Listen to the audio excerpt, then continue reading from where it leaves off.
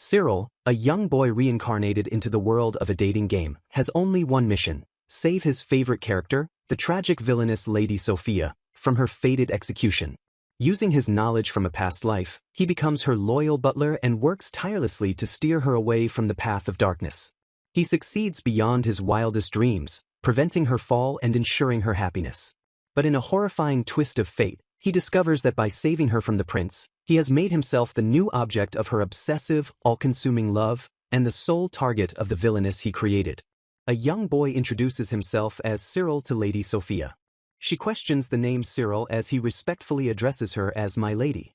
Cyril reveals his true purpose as an apprentice butler is to ensure he can prevent Lady Sophia from meeting her grim execution ending. He explains that he has been reincarnated into the world of an otome game he once played called The Espressivo of Light and Darkness. She is 6-year-old Sophia Rosenberg, the daughter of a marquis and the prince's fiancée, while Cyril recalls his past life in a technologically superior world where he studied magic. Cyril knows that at age 16 the prince will fall for the game's main heroine, which will cause Sophia to be consumed by darkness. Her intense jealousy drives her to harass the heroine, which eventually leads to her being discovered by the prince and executed alongside her butler accomplice for her villainous actions. Cyril possesses this knowledge because his sister in his previous life was an avid gamer who had forced him to play this specific otome game.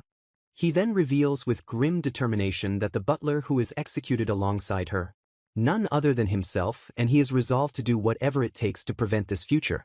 Cyril thinks that avoiding his execution would be simple, but there is a real challenge. He admits that Sophia is his favorite character from the game because beneath her villainous role she has a kind heart, and her tragic backstory, which involves being harassed by maids, was designed to make players sympathize with her. He therefore decides he must also save her from her tragic fate and bows with a renewed sense of purpose. To save her, he must first prevent her personality from becoming twisted by removing the source of her suffering, and he also needs to enhance her charms so the prince won't be swayed by the main heroine. Cyril knows there is another major obstacle to overcome later, but for now his priority is to gain Sophia's trust and guide her away from her dark destiny as quickly as possible, since in the original story he only becomes her butler at age 15, which would be too late. By combining his game knowledge with his natural talents, he managed to prove his exceptional abilities and earn the position of her apprentice butler at the young age of 6. A curious Sophia asks what a butler is, and Cyril explains it is someone who does everything for you and is always there for you. Sophia then asks if he will always be there for her, and Cyril kneels and solemnly promises that he always will. On Sophia's birthday, Cyril reassures her that he will always be by her side to protect her at any time and any place before she shyly asks if he will celebrate with her. Cyril smiles warmly and promises to celebrate her birthday this year, next year, and every year that follows while he straightens his suit. He presents a single perfect rose to Lady Sophia as he wishes her a happy 6th birthday. Sophia beams with genuine happiness as she accepts the rose and thanks him, and Cyril feels he has succeeded in winning her trust, although he knows this is only the first step in changing her fate. He realizes his next critical task is to get rid of the maid who constantly harasses Sophia, which has caused her to become isolated and disliked by the other staff in the mansion. A distraught and tearful Sophia runs to Cyril claiming that the head maid was being mean to her again, while he comforts her and gently offers to wipe away her tears. The maid quickly denies the accusation, insisting that Sophia simply tripped and fell while accusing the young lady of lying as other maids whisper about Sophia's supposed dishonesty. The head maid's expression turns sinister as she scolds Sophia for telling lies, leaving the young girl looking shocked and insisting she is telling the truth. Cyril steps protectively in front of Sophia and sternly warns the maid that a servant of the Rosenberg house should never betray their master. The maid dismisses Cyril's intervention, claiming Sophia is merely throwing a tantrum, but Cyril retorts that it's obvious the maid is taking out her own frustrations on the innocent child by cornering her with lies. The maid scoffs, confidently asking who would believe a young boy over a long-serving trusted maid, and smugly declares that the answer is obvious. Cyril calmly replies that the question of who is more trusted is irrelevant because what truly matters is that a servant who betrays their master is unforgivable. Guards suddenly appear and apprehend the bewildered maid, who cries out in shock and demands to know what is happening. Cyril produces an official-looking letter revealing that he and the head butler Cedric have investigated her and found her guilty of embezzlement. The maid is stunned by the accusation of embezzlement, but Cyril tells her it is useless to pretend ignorance because he knows she has been inflating the costs of household supplies. He coldly informs the terrified maid that she will now spend the rest of her life as a criminal slave as she weakly protests that it was only for a small amount. Cyril mockingly questions her definition of a small amount, suggesting her sense of numbers is quite peculiar. He then holds up a document as proof and adds that she also damaged the young lady's reputation by branding her as a liar. He asks her if she still thinks she is more trustworthy than him or the young lady after it has been revealed that she was deceiving everyone and stealing from the household. With a serious expression, Cyril declares that she has betrayed her master's trust in the most fundamental way. The maid's face fills with despair as Cyril announces that her time at the mansion is over. Cyril turns to Sophia and gently reassures her that everything is all right now because the mean maid is gone for good. Overwhelmed with relief, Sophia throws her arms around Cyril in a tight hug. Through tears of gratitude, Sophia thanks Cyril for believing her and always being on her side, and he calmly replies that it was a given.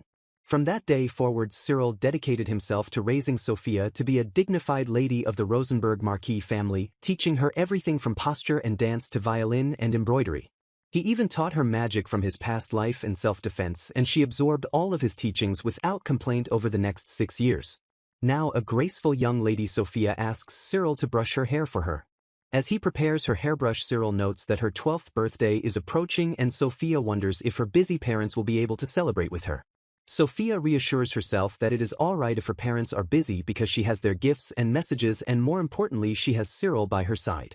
Cyril reflects that the lonely, isolated girl from the game no longer exists, and he tells Sophia that the entire mansion staff joins him in wishing her a happy birthday. Sophia blushes and confesses that having him celebrate with her is what makes her the happiest, and Cyril replies that the pleasure is all his. As he leaves her room for the night, Cyril feels confident that he has prevented her from falling into darkness and has given her the charm to captivate the prince, but he knows one final challenge remains. That challenge is the first prince's upcoming birthday party, where Sophia is fated to meet the second prince just as he falls in love with the main heroine. In the original story, the second prince saves the heroine from an aggressive nobleman at the party, and though they don't learn each other's identities, they feel a connection that deepens when they meet again at the academy. With a fierce look of determination, Cyril vows to completely destroy any chance of that fateful meeting from ever taking place. Standing in the magnificent ballroom, he knows this is the critical moment to secure Sophia's future and ensure the prince is never stolen from her. Sophia, now 12 and dressed in a beautiful gown, asks Cyril why he is walking behind her, reminding him that as her escort he should be walking proudly by her side. Cyril is taken aback by her request, realizing it's highly unconventional for a commoner butler to serve as a noble lady's escort, which is a role usually reserved for family or a fiancé. He notices her anxious expression and deduces that she chose him because she doesn't trust anyone else and feels safer with him by her side. Sophia interrupts his thoughts by turning to him and asking if she looks beautiful. Cyril assures her she is captivatingly beautiful, while Sophia thinks to herself that as long as he sees her that way, no one else's opinion matters. She then asks if he too finds her beautiful, and he confirms with a smile that he has also fallen under her spell, admiring how much she has grown. Nearby guests whisper in admiration about the Marquis's daughter, praising her beauty, intelligence, and mature demeanor. Cyril smiles, feeling a sense of accomplishment that their grand entrance was a success, just as a young man with white hair politely asks to pass. Both Cyril and Sophia are surprised to see it is the second Prince Alforth who is trying to conceal his identity by introducing himself simply as Al. Sophia gracefully curtsies and introduces herself as being from the Rosenberg household. Cyril watches them with pride, thinking that his 6 years of dedicated effort have all led to this moment where Sophia's first love can finally begin. The prince then asks Sophia for a dance, throwing Cyril into a silent panic since she is supposed to dance with her escort first, but refusing a prince could damage her reputation. Sophia glances at Cyril for guidance, and he gives her a subtle nod of encouragement, so she decides to accept. She claims she will dance with the prince for one song and assures Cyril she will return shortly. As they head to the dance floor, Sophia politely tells Sir Al that she looks forward to the dance, and he nervously agrees. Onlookers admire the stunning couple at the center of the ballroom, commenting on their beauty and wondering about the identity of her handsome partner. The two of them dance together gracefully under the admiring gazes of the crowd, while Sophia blushes as she looks at the handsome prince. Cyril watches from a distance as Sophia and the prince dance together, feeling a sense of accomplishment that the villainess who was fated for execution no longer exists. As Sophia happily dances with the prince, Cyril considers his main objective fulfilled, but he then notices a nobleman bothering another young woman and realizes there is still one more thing he needs to do. Cyril observes the situation and reflects that because he successfully changed his lady's fate, he has also spared himself from his own inevitable execution. He steps in to intervene as a nobleman tries to persuade a young woman to leave the party with him, and Cyril firmly tells the man to stop because she is clearly uncomfortable. The nobleman becomes angry and asks what gives Cyril the right to speak to him that way, demanding to know if he was aware that he is the son of Count Reed. Cyril calmly threatens to report the nobleman's behavior directly to his father, which immediately silences the man, who walks away in frustration while Cyril turns to check on the young lady. The girl he rescued is Alicia, the heroine of the Otome game, and Cyril realizes that because he successfully diverted the prince's attention to Sophia, he inadvertently took the prince's place in this key scene. Alicia stammers her thanks, and Cyril checks to see if she is alright, thinking to himself that he couldn't just leave her because he would feel guilty if she ended up turning to the dark side. The young woman shyly introduces herself as Alicia, the daughter of Viscount Lindbergh. Alicia then looks at him with wide, curious eyes and sweetly asks him for his name. Cyril is stunned by her question because he remembers from the game that she and the prince were supposed to part ways without ever learning each other's names. He introduces himself as just Cyril, a butler, hoping to downplay his role, but Alicia seems intrigued by his name. Alicia quickly reassures him that his being a butler doesn't bother her at all since her own family is not from the high nobility, while Cyril apologizes for making her feel awkward. She then explains that she doesn't know anyone else at the party and shyly asks if he would be willing to dance with her. Cyril is surprised by her request because in the original game the heroine's first dance doesn't happen until much later, and it's unusual for a noble's daughter to have never danced before. He knows that a woman asking a man to dance is frowned upon in their society, but he can't bring himself to refuse and embarrass her, so he reluctantly agrees to her request. They begin to dance together, drawing the curious gaze of a nearby nobleman and his smiling companion. Cyril maintains a polite smile but is internally bewildered by the unexpected turn of events. Alicia proves to be quite clumsy and accidentally stomps hard on his foot, but he reassures her that it is okay as she apologizes profusely. She continues to apologize over and over as they stumble through the dance moves, clearly embarrassed by her mistake. To calm her down, Cyril suggests she take a deep breath and then tries to distract her by asking about her family's territory.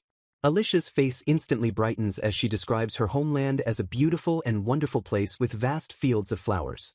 Cyril feels his heart flutter and tells her that she looks even more wonderful when she smiles, which makes her blush shyly and thank him. As the musicians play, Alicia wonders aloud with genuine concern if the prince also had his feet stepped on during their dance. The music ends with a final flourish, and as the other couples applaud, Cyril gives Alicia a polite bow. Alicia thanks him for the dance, and he responds in kind just as a voice from behind them says, "I finally found you." A breathless Sophia appears looking distressed, and Cyril is surprised, telling her she didn't need to search for him. She sternly reminds him that she had asked him to wait for her and questions why he didn't follow her simple instruction. Cyril immediately kneels to apologize, thinking she is upset about her dance with the prince, and assumes from her aggressive tone that His Highness must have stepped on her feet. Sophia glares down at him with an intense, unsettling expression and angrily demands to know why he won't look at her. Cyril freezes in shock as he realizes her words are the exact same ones she speaks to the prince in the game just before her descent into darkness, but now they are aimed directly at him. A horrifying thought crosses his mind as he wonders if he has somehow managed to steal the prince's role in this twisted story. With a pained expression, Sophia asks him to tell her it's just her imagination and reminds him of his promise to always stay by her side. Her jealousy erupts as she asks if the girl he was dancing with is better than her, and Cyril frantically tries to explain that he was only helping Alicia out of a difficult situation. Alicia confirms his story, but Sophia only latches onto the idea that Cyril is a kind boy, which sends a wave of panic through him as he realizes his worst fears are coming true. Sophia looks at him with a possessive glint in her eye and says she would prefer he reserve his kindness only for her, causing Cyril to choke in disbelief. He now understands without a doubt that Sophia has developed romantic feelings for him, a love that is doomed by their difference in social status. The dark side flag he thought he had destroyed has reappeared with a vengeance as he sees Sophia is now intensely jealous of the heroine. Cyril tries to take a deep breath and calmly assess the chaotic situation he has created. He briefly thinks that even if she turns to the dark side, she is skilled enough to eliminate her target without getting caught. Then the terrifying reality of his situation hits him like a ton of bricks as he realizes that since the heroine would never fall for him, he is the one who will be annihilated by Sophia's jealousy. He frantically recalls that in all the game's routes Sophia becomes jealous and commits evil acts no matter who the love interest is, which means she will inevitably turn to the dark side. He understands with dawning horror that by taking the prince's place he has made himself the sole target of her rage. The story ends with Cyril looking utterly terrified as he realizes he is the only one who will be eliminated. Cyril reflects on his reincarnation into the world of a popular otome game called The Espressivo of Light and Darkness, where he was reborn as the butler to the story's Villainess. He recalls how he used his knowledge of the game to prevent the various flags that would lead Lady Sophia to her execution, which was originally set in motion after she and the prince fell in love at a party. Despite his best efforts to steer events correctly, the party ended with the heroine Alicia asking him for a dance while a shocked Sophia demanded to know why he wasn't looking at her. Cyril wonders with a grimace how things went so wrong and why Sophia became so focused on him instead of the prince as he stands outside the Grand Rosenberg mansion. He politely knocks and enters the study to meet with Sophia's father. Inside the study, Grieve, the stern head of the Rosenberg family, is busy writing at his desk. Grieve asks Cyril why he waited to interrupt since he knew he was there, and Cyril respectfully explains that he saw his master glance his way and knew his presence was already acknowledged. Grieve seems impressed by the boy's sharp perception, attributing it to his training as a personal butler since the age of 6 before getting down to business regarding the events of the party. Grieve clarifies that he wishes to discuss Cyril's role as Sophia's escort, making the young butler visibly nervous. Grieve offers his thanks for Cyril's service, but Cyril humbly declines any reward, insisting that he failed in his duties because Sophia had to leave the party prematurely. Cyril takes the blame for the incident, explaining that his actions caused Sophia to feel unwell and ultimately brought disgrace upon her. Grieve casually dismisses his concerns, saying that many of the other children also left early and that her departure was not a problem. In fact, Grieve explains that her leaving was the right decision because her dance with the second prince was drawing far too much attention from the other guests. When Cyril asks why this was an issue, Grieve passionately exclaims with fatherly pride that it was because his beautiful daughter was dancing with the grace of an angel. The proud father continues to excitedly repeat the word, angel, completely lost in his admiration for his daughter.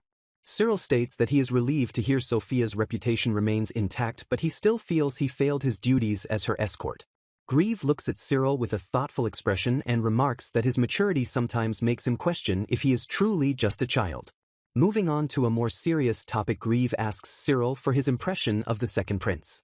Cyril is caught off guard, realizing the question is more than just a simple inquiry about the prince's fascination with Sophia's beauty. Grieve admits he is considering a potential betrothal between Sophia and the second prince and wants to hear Cyril's opinion to help him decide.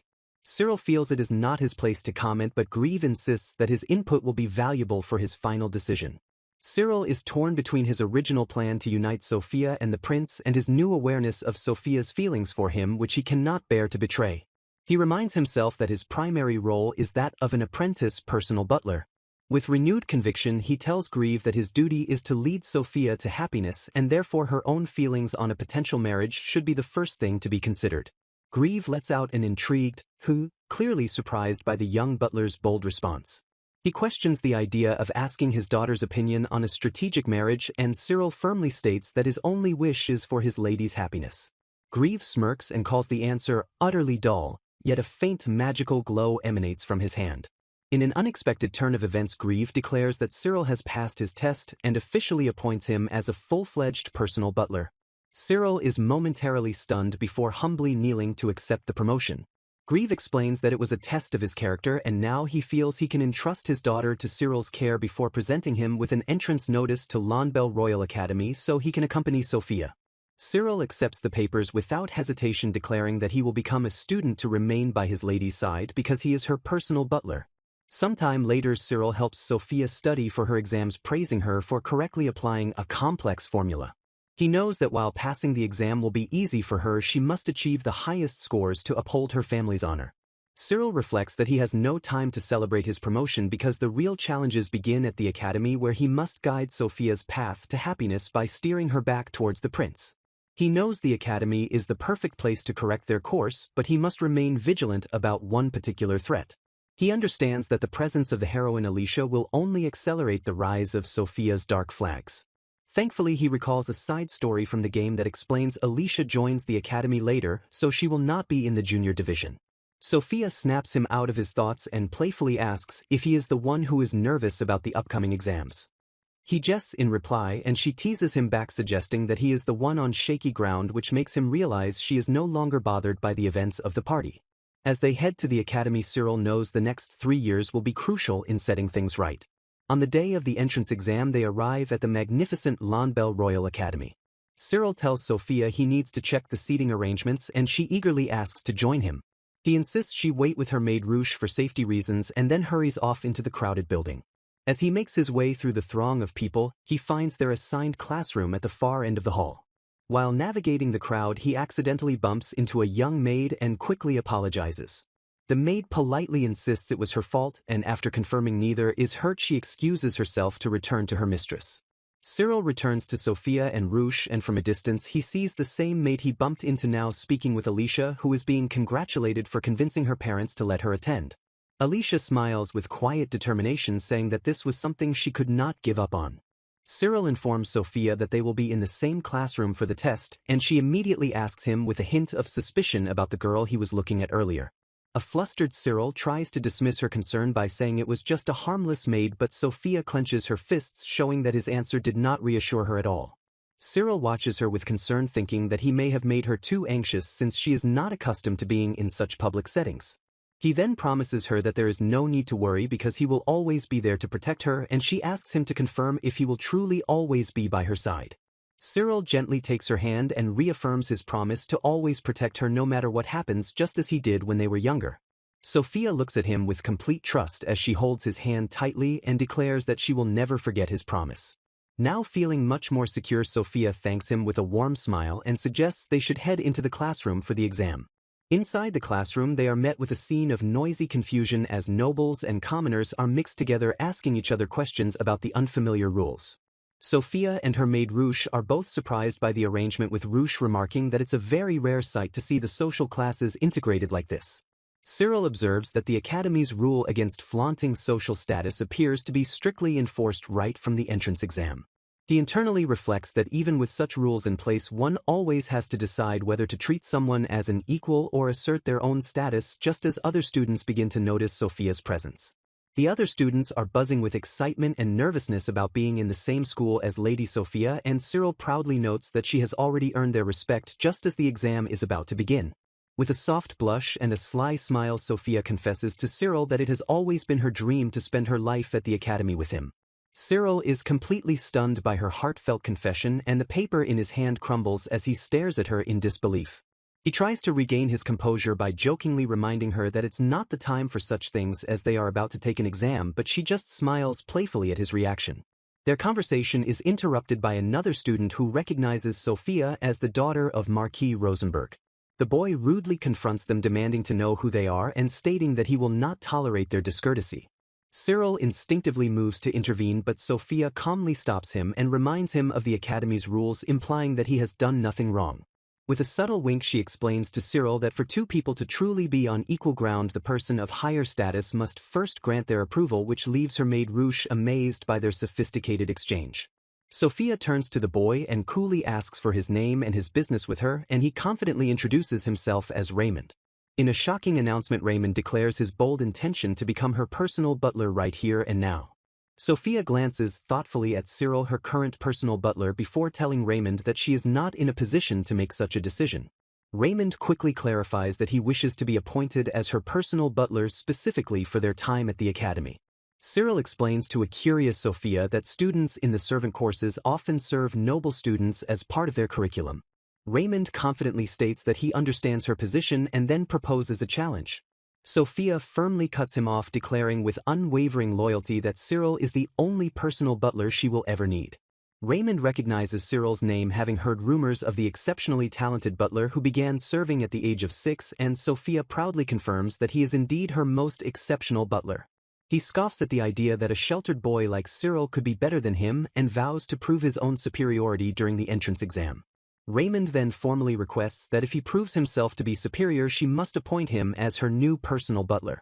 Sophia calmly agrees to his challenge, stating that she will appoint him as her butler if she deems him to be better for the job, which makes him grin triumphantly. Raymond gives Cyril a smug and challenging look as they prepare to take their seats for the exam. As he walks past Cyril, he confidently states that he will use this exam to prove once and for all that he is the one most fit to be her personal butler. Ruche whispers her concern to Sophia about the promise she just made, but Cyril advises her to consider the exact words his lady used. Cyril explains to the maid that Sophia's promise was cleverly worded to be based on her own subjective opinion of who is better, not simply on the test results, meaning she was never in any danger of having to replace him. Sophia admits with a pout that listening to Raymond belittle Cyril has thoroughly soured her mood. Cyril agrees that he also found it quite irritating that Raymond would imply she is a poor judge of character, and Sophia tells him that it is now up to him to prove how wrong he is. With a dazzling and confident smile, Sophia commands Cyril to show Raymond and the entire academy that her butler is the best in the world, and he accepts her challenge with a determined grin. The maid Ruche is shocked by Sophia's command, realizing it means Cyril must score incredibly high on the entrance exam to prove his greatness to the entire academy. Sophia wonders aloud if that's even possible for him, but Cyril confidently reassures her that it is, while internally reflecting that his knowledge from a past life's magic academy makes the written test easy. Cyril explains that the student with the highest exam score becomes the new student representative, and if he performs at his best he might take that position from her. With a charming smile, Sophia tells him she has no interest in a position given out of pity and encourages him not to hold back. An announcer declares that the exam will begin in 10 minutes, and as Sophia urges Cyril to go, she looks ready for the challenge ahead. Cyril understands that while his wish is for his lady to take the top spot, her true desire is for him to perform at his absolute best, so he instructs a supportive Ruche to wait for them outside. As they sit down for the written portion of the exam, Cyril realizes that if he intentionally holds back to let Sophia win, it would go against her wishes. With a determined smile, the exam begins, and Cyril picks up his pen ready to face the challenge she has set for him. Later, during the practical violin exam, Sophia introduces herself as examinee number 16 and gives Cyril a playful, challenging glance before she begins. She plays the violin with beautiful and effortless skill, her serene expression reflecting her complete mastery of the instrument. As she finishes her performance with a graceful flourish, she politely thanks the examiners for their time. The examiners applaud enthusiastically, and Cyril rushes over to congratulate her by playfully ruffling her hair. She winks and tells him he doesn't need to take care of her during the exam, but he reaffirms his unwavering loyalty as her exclusive butler. When examinee number 17 is called, Cyril borrows a violin from another student, certain he will score perfectly on the written exam to make up for any shortcomings here. Cyril introduces himself to the examiners and takes his place, knowing that the violin test will be his most difficult challenge. He begins to play for the stern-faced examiners. He internally admits that despite having the technical skills down, he completely lacks any natural musical talent. His performance is clearly inferior to Sophia's, producing screeching sounds that make the examiners wince in disapproval. Suddenly, one of the violin strings snaps with a loud twang, shocking everyone in the room. An examiner jumps to his feet in alarm and shouts that the string has broken. Cyril stays surprisingly calm even though his E string snapped during a critical part of the song. With quick thinking and a flash of inspiration, he decides to continue playing by using the A string instead, which leaves the examiners looking completely bewildered. The examiners give him a round of applause, praising him not only for his technical skill but also for the incredible mental strength he showed by not faltering under pressure. Sophia pouts, playfully complaining that she thought she had finally won in the violin exam, and calls his unexpected success cheating, while he just humbly claims it was luck. After the dance portion of the exam, Cyril compliments Sophia on her beautiful performance with her senior partner. She thanks him but gives all the credit to her excellent dance partner. Cyril observes that the seniors acting as partners seem to have a similar rhythm, and that Sophia's partner was a particularly good match for her, making the dance look effortless. Sophia seems intrigued by the idea that her partner was similar to him, but then playfully teases that at this rate she might actually beat him in the overall score. When it's Cyril's turn, he notices that his assigned partner, a pale girl named Fall, seems very nervous. He politely introduces himself to Fall, and she shyly returns the greeting. They begin to dance together, and Cyril expertly leads her through a series of complex and graceful turns. He is impressed by her ability to follow his lead perfectly and realizes she must be a very skilled dancer on par with Sophia herself. He is puzzled by her talent, wondering why such a skilled individual never appeared in the original game, and she teases him for being distracted. She smiles at him sweetly, her cheeks flushing with a light blush. Fall remarks that while the rumored Sophia is impressive, Cyril himself is quite something, and asks if he was the one who taught Sophia how to dance. He asks her why she thinks that. And she explains that she gets the feeling that she and Cyril are the same, which triggers a shocking realization in him. With a confident smile, Fall suddenly takes the lead in their dance, pulling him into a new sequence of steps and leaving him utterly stunned. The examiners look on with confused expressions as they witness the unprecedented shift in the dance's lead. Cyril is momentarily panicked, realizing he needs to regain control of the dance before the examiners notice, but then decides against it after a glance at Sophia's hopeful face. Fall is surprised that he has stopped resisting her lead. She reminds him that the man is supposed to lead and that he might get a bad score, but he says he has a different idea of what leading truly means. He asks her what her idea is, and she seems taken aback by the question. He knows that to guide his lady away from her dark fate, he cannot simply lead her by the hand down a path he chooses. He must be prepared to walk with her even if she chooses a path covered in thorns. His true duty as a butler, he decides, is to make his partner shine, and so he tells Fall that if she intends to lead, he will follow her completely. He asks her to let him help her shine even more brightly, even if it means bending the rules of logic itself. Fall looks at him with surprise and then apologizes for testing him, offering to hand the lead back over to him. She spins away gracefully and Cyril accepts her offer, responding with, "Your wish is my command," as he prepares to resume the lead. His eyes widen in shock as he processes the incredible exchange that just occurred. Fall's movements become a dazzling display of skill far beyond what he could have imagined. Cyril quickly explains to the concerned examiners that the young lady has fainted and he is only trying to protect her from the fall. The examiner expresses her concern and Cyril reassures her that the girl isn't hurt, but suggests that her personal maid or butler should be called. A maid rushes to the girl's side, calling her Lady Pamela, as she gently tries to wake her. The maid introduces herself and agrees to take her mistress to the infirmary after Cyril notes that Pamela is still breathing and seems conscious despite her pale appearance. Pamela's maid thanks Cyril profusely for his help and promises to properly show her gratitude at a later time.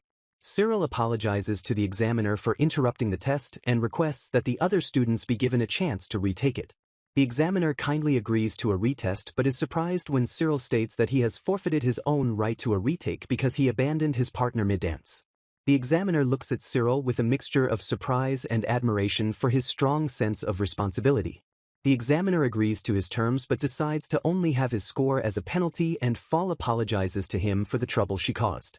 Fall then tells him that she doesn't think what he did was rude at all and expresses her disappointment that they couldn't finish their dance together.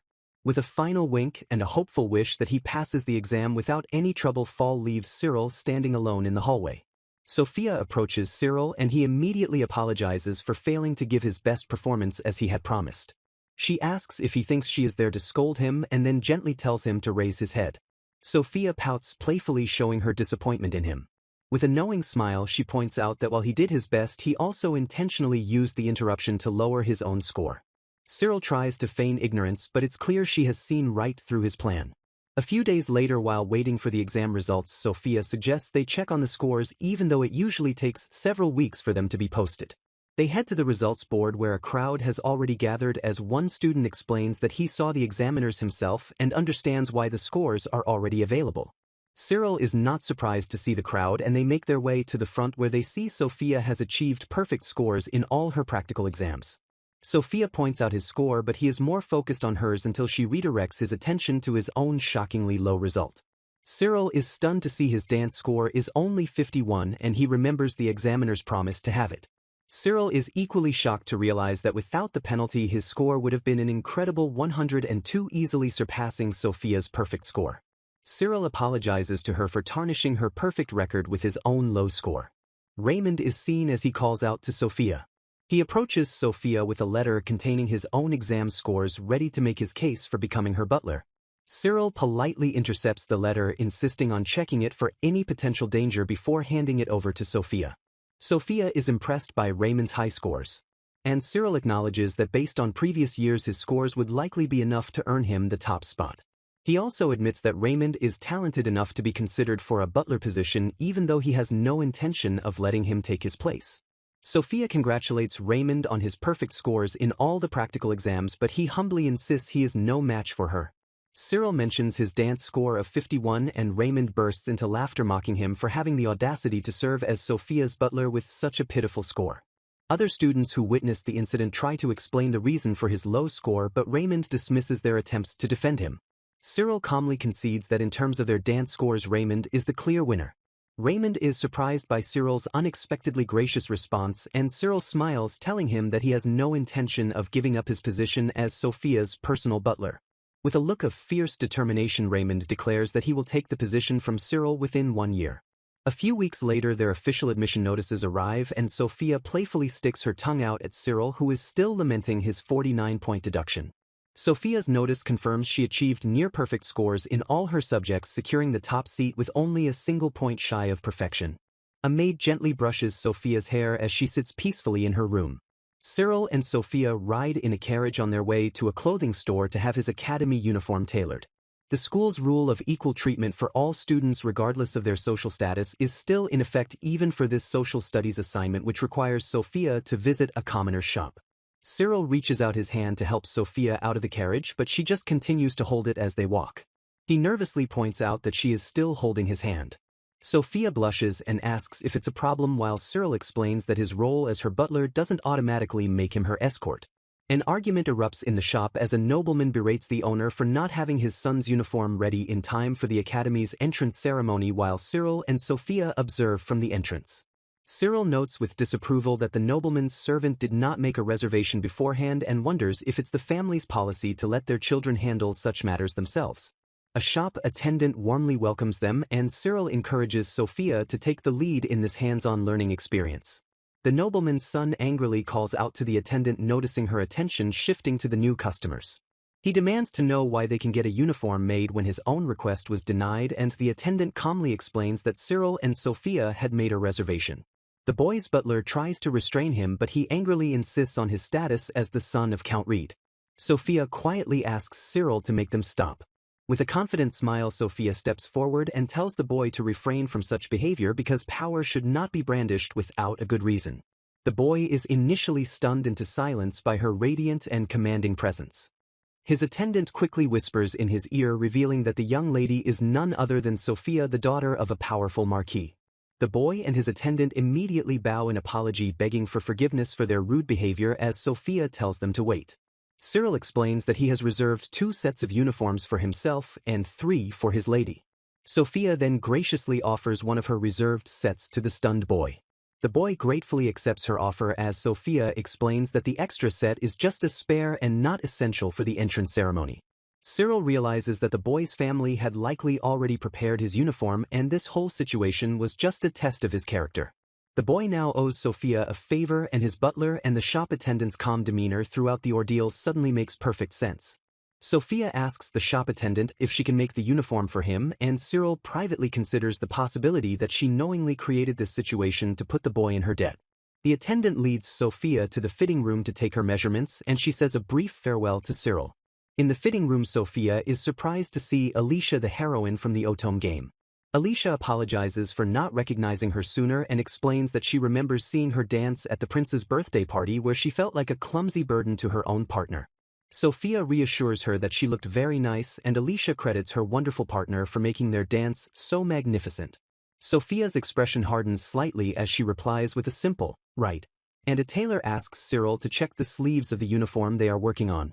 Cyril strikes up a conversation with the tailor, learning that Alicia is also a freshman at the academy, and begins to hope that she and Sophia might become friends.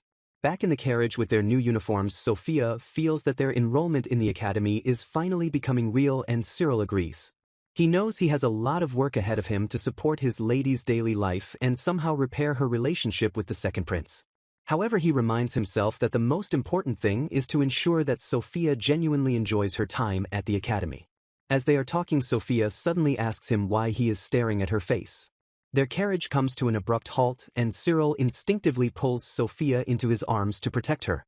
The driver calls out in apology, explaining that some children suddenly jumped out in front of them. Cyril's expression darkens as he sees the word children and senses that something is wrong. He instructs Sophia to stay in the carriage for her safety and steps out to assess the situation while noticing 2 suspicious-looking men observing them from a distance. Cyril realizes that the children were used as a distraction to lure him out of the carriage, creating a perfect opportunity for an attack. He approaches the 2 frightened children and asks if they are all right, and they defensively ask if he is an enemy. Cyril calmly replies that he is not their enemy, and the children ask if he is one of the people chasing them. He realizes that the suspicious men are not targeting him and Sophia but are actually after the two children. He asks the children why they are being chased, and the boy tearfully explains that his sister is in danger. He reveals that their parents sold his sister to the Dark Guild, and they are now running away from them. Cyril is shocked to learn that they are from the slums, a common but dark element in the world of the Otome game. He understands that just as the gaudy nobles represent the light, the Dark Guild, and the slums represent the ever-present darkness, that if this is a story event from the game, he knows he must handle it with extreme care because the Dark Guild was a key factor in his own fated ruin. Sophia calls out from the carriage asking if the children are okay.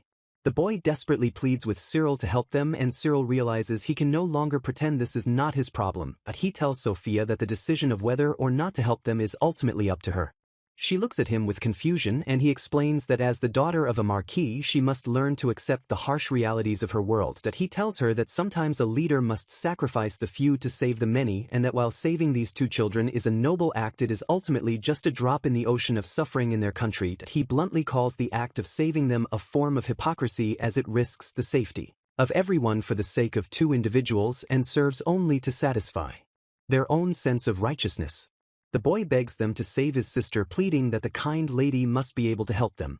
The boy's desperate plea hangs in the air as he begs them to help. With a determined look in her eyes, Sophia makes her decision. She asks Cyril to help them. She acknowledges that her actions may be hypocritical and conceited, but she cannot simply look away when she has the power to save someone within her reach. She then reminds Cyril of his own words, telling him that if her words have the power to decide, then she is deciding to help. Cyril is taken aback by her newfound resolve, seeing that she is no longer the young girl who blindly followed his lead. With a proud smile he bows to her and accepts her command. He turns to the children and in the name of his lady he promises to protect them. The girl finally speaks her brother's name in relief, and he embraces her happily. Cyril knows that by helping them he is essentially stealing from the powerful and dangerous Dark Guild, a problem he cannot afford to leave unresolved. He decides that he must pay a visit to the Dark Guild's headquarters in the slums. A few hours later, two boys discuss the strange events of the day, noting that a high-ranking noble took two slum kids home with her. One of the boys, a blonde-haired youth with a confident smirk, comments that her actions are almost too good to be true. His companion suggests it could be a trap, but the first boy dismisses the idea with a casual, "Dunno." The blonde boy closes a pocket watch and declares that they must discover her true intentions, because if she is genuinely on the commoners' side, they must win her over before the elites do. He looks out the window with a determined expression, ready to see what comes next. A new character named Liber, one of the game's capture targets, is introduced, and he looks out a window with a confident smile, promising to see Sophia Rosenberg in school soon. Cyril stands in the heart of the slums, where he knows there must be a Dark Guild base nearby, and he can hear the hushed whispers of the locals as they watch him with suspicion. A shadowy figure in a fedora warns Cyril that this is no place for a young boy and advises him to leave before he gets into trouble. Cyril confidently introduces himself as a butler from the esteemed Rosenberg house and explains that he has come to discuss the recent case involving the two siblings. The man scoffs at the idea of negotiating with a child, but Cyril calmly counters that if he wishes to speak with his very busy lady, he must come to the mansion. With a sly smile, Cyril reminds the man that just as he is a representative, so too should his own leader come alone. The man reluctantly agrees and leads Cyril to a nearby building, remarking that he truly is just a young boy. Cyril finds himself face to face with Nameless, the intimidating guild master, who sits with a woman on his lap and confirms that he already knows why the young butler is here. Cyril is unfazed by the guild master's unexpectedly polite demeanor. He quickly deduces that the muscular man in front of him is merely a body double, and the real Nameless is the man standing silently behind him. Cyril recalls from the game that Nameless is a former noble who was stripped of his status after being framed, now leading a life of thievery and harboring a deep hatred for the powerful nobles who wronged him. He is confident that as long as he can make Nameless understand his argument, they can avoid any unnecessary conflict. A woman from the guild approaches Cyril and playfully offers to take care of him until he gets back home. Cyril politely declines her advances and gets straight to the point, asking if there is any chance of them returning the girl who ran away. He clarifies that he has no intention of interfering with their human trafficking business, but his lady has already promised to take care of the girl, so returning her is not an option. He places a stack of coins on the table and offers to buy the girl's freedom, understanding that the guild currently owns the rights to her. He clarifies that he is not actually buying her, but rather politely asking for the rights to her to be transferred to them. The guild members are amused by his attempt at a negotiation, and one of the women examines the single gold coin he has offered. Nameless understands Cyril's intention but refuses the offer. The guild master then makes a counteroffer of 30 gold coins, shocking Cyril and the woman beside him. Cyril calmly accepts the offer without hesitation, and the guild master slams the coins down on the table in a show of power. As the coins are being counted, the Nameless quietly asks Cyril what they plan to do with the siblings. The body double explains that human trafficking is an essential part of the slums economy and they cannot simply let the siblings go for such an outrageous price. Cyril interrupts their conversation and proposes a new plan to raise the siblings as loyal servants of the Rosenberg house, ensuring they will never betray his lady. The guild master agrees to the deal, but as Cyril is about to leave, he stops him with one final question. He asks if Cyril plans to save the children while abandoning their parents who still have outstanding debts. Cyril confidently explains that his previous statement about raising them as loyal servants was meant to imply that their parents' debts would also be taken care of. He looks at Nameless with a challenging gaze and asks if he had expected too much from him. The real Nameless looks at Cyril with a new level of respect, and his body double glares at him with renewed intensity. The body double violently slams his hand on the table, furiously demanding to know how a young boy dared to speak to him in such a manner. As the bald man expresses his anger, the real Nameless places a restraining hand on his shoulder, causing the agitated man to look back in surprise. Then the body double begrudgingly tells Cyril that they will accept the deal as it is, his irritated expression clearly showing his displeasure with the arrangement. Cyril smiles warmly and thanks them, expressing his sincere feeling that they will all enjoy a lasting and prosperous relationship from this day forward. From an unseen location, a voice comments on the encounter, remarking with amusement what a cheeky and audacious brat Cyril is.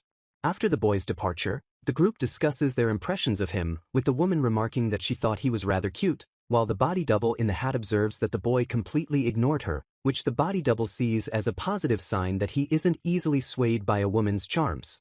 The body double reflects on the deal, admitting that while it mostly went according to their plan, he had a moment of panic when he first heard that a noble had taken the children, but is now relieved that they have successfully gained a connection to a powerful marquis.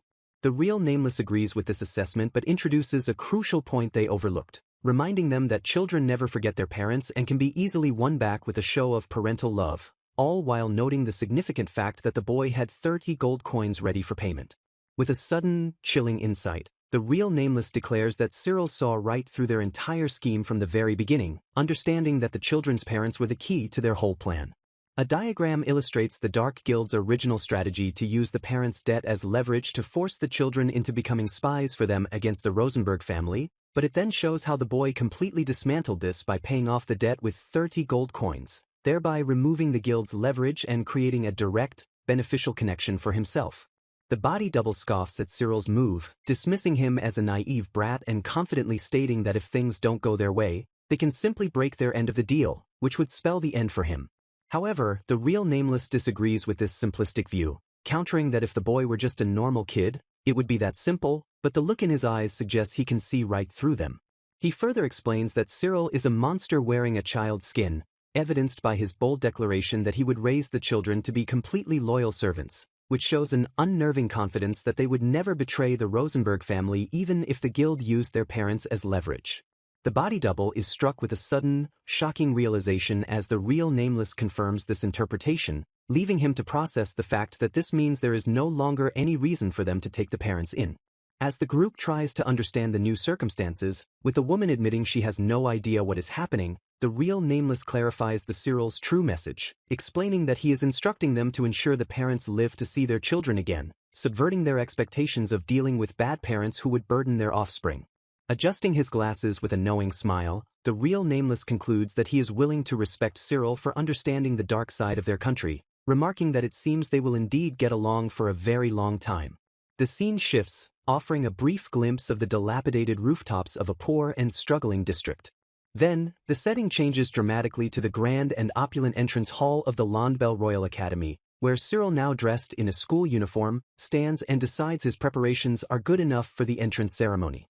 Cyril places a hand over his heart and reaffirms his purpose, noting that while the path here wasn't easy, his academy life is finally starting, and it is time to devote himself fully to supporting his lady. He looks up the grand staircase towards Sophia waiting for him, and he acknowledges her presence, stating that he has been waiting for her. Sophia looks down at him with a blush and shyly asks for his opinion on how she looks in her dress. Cyril responds with a poetic compliment, telling her that any person who saw her would surely question the rumors about a certain saint who graced the ballroom, implying her beauty surpasses even that of legends. Sophia, however, presses him further with a flushed face, making it clear that she is not asking about what other people might think, but specifically wants to hear his personal opinion, Cyril's opinion. Understanding that for someone in her high position, simple flattery might seem meaningless, Cyril thoughtfully observes that no one is looking before pointing out that her hair ornament is a little bit off. He then closes the distance between them and pulls her into a gentle, reassuring hug, whispering into her ear that there is absolutely no way his lady, the one he has raised, wouldn't be cute. Completely flustered and blushing deeply, Sophia can only stammer his name, Cyril, while he smiles and playfully brings a finger to his lips, telling her that what he just said is a secret between them. A radiant and happy Sophia quickly agrees to his request, and Cyril then asks if he may have the honor of escorting his lady to her carriage. Cyril formally takes her hand in his, and together they turn and walk towards their destination, ready to begin their new life at L'Anbel Royal Academy. The Academy's headmaster begins the entrance ceremony with a warm welcome to the new students who have all passed the difficult entrance exams. The student representative welcomes Sophia to the stage with an outstretched hand praising her for her efforts. The long-awaited entrance ceremony at L'Anbel Royal Academy officially begins, and Cyril reflects that his academy life is finally starting, but he has no time to rejoice. The students whisper among themselves, surprised that the freshman representative is the Marquis's daughter and not one of the elitist children. Cyril knows he must spare no effort to ensure his lady has a peaceful academy life and avoid her execution by navigating the two opposing factions at the academy: the elitists who favor a noble-centered society and the plebeians who seek equality. He remembers a route in the game where Sophia became a radical elitist due to the maid's harassment and was ultimately executed after being exploited by her own faction, so he knows that maintaining neutrality is the safest option. His second challenge is to solve the problem of him being in the prince's position, as Sophia should originally be in love with the second prince, but he is relieved that the heroine won't enroll for another 3 years. He listens as Sophia, the freshman representative, begins her speech, and he is confident in her abilities because she is naturally talented and he has already helped her prepare. With a bright smile, Sophia begins her speech by stating that originally she should not be the one standing on the stage, which leaves Cyril momentarily stunned. She speaks of her lonely and miserable childhood, believing her parents didn't love her and being constantly harassed by her maids, which shocks and confuses Cyril, who wonders what she is saying. She then reveals that it was thanks to a kind person who reached out to her and taught her countless things that she is able to stand here today, and more importantly, she realized that her parents truly did love her. She concludes her speech by promising to do her best as a substitute for the person who truly deserves this honor, which earns her the admiration of the crowd. Cyril realizes with a grimace that her emotionally charged speech has turned into a chaotic mess that could be misinterpreted as a declaration against the commoners.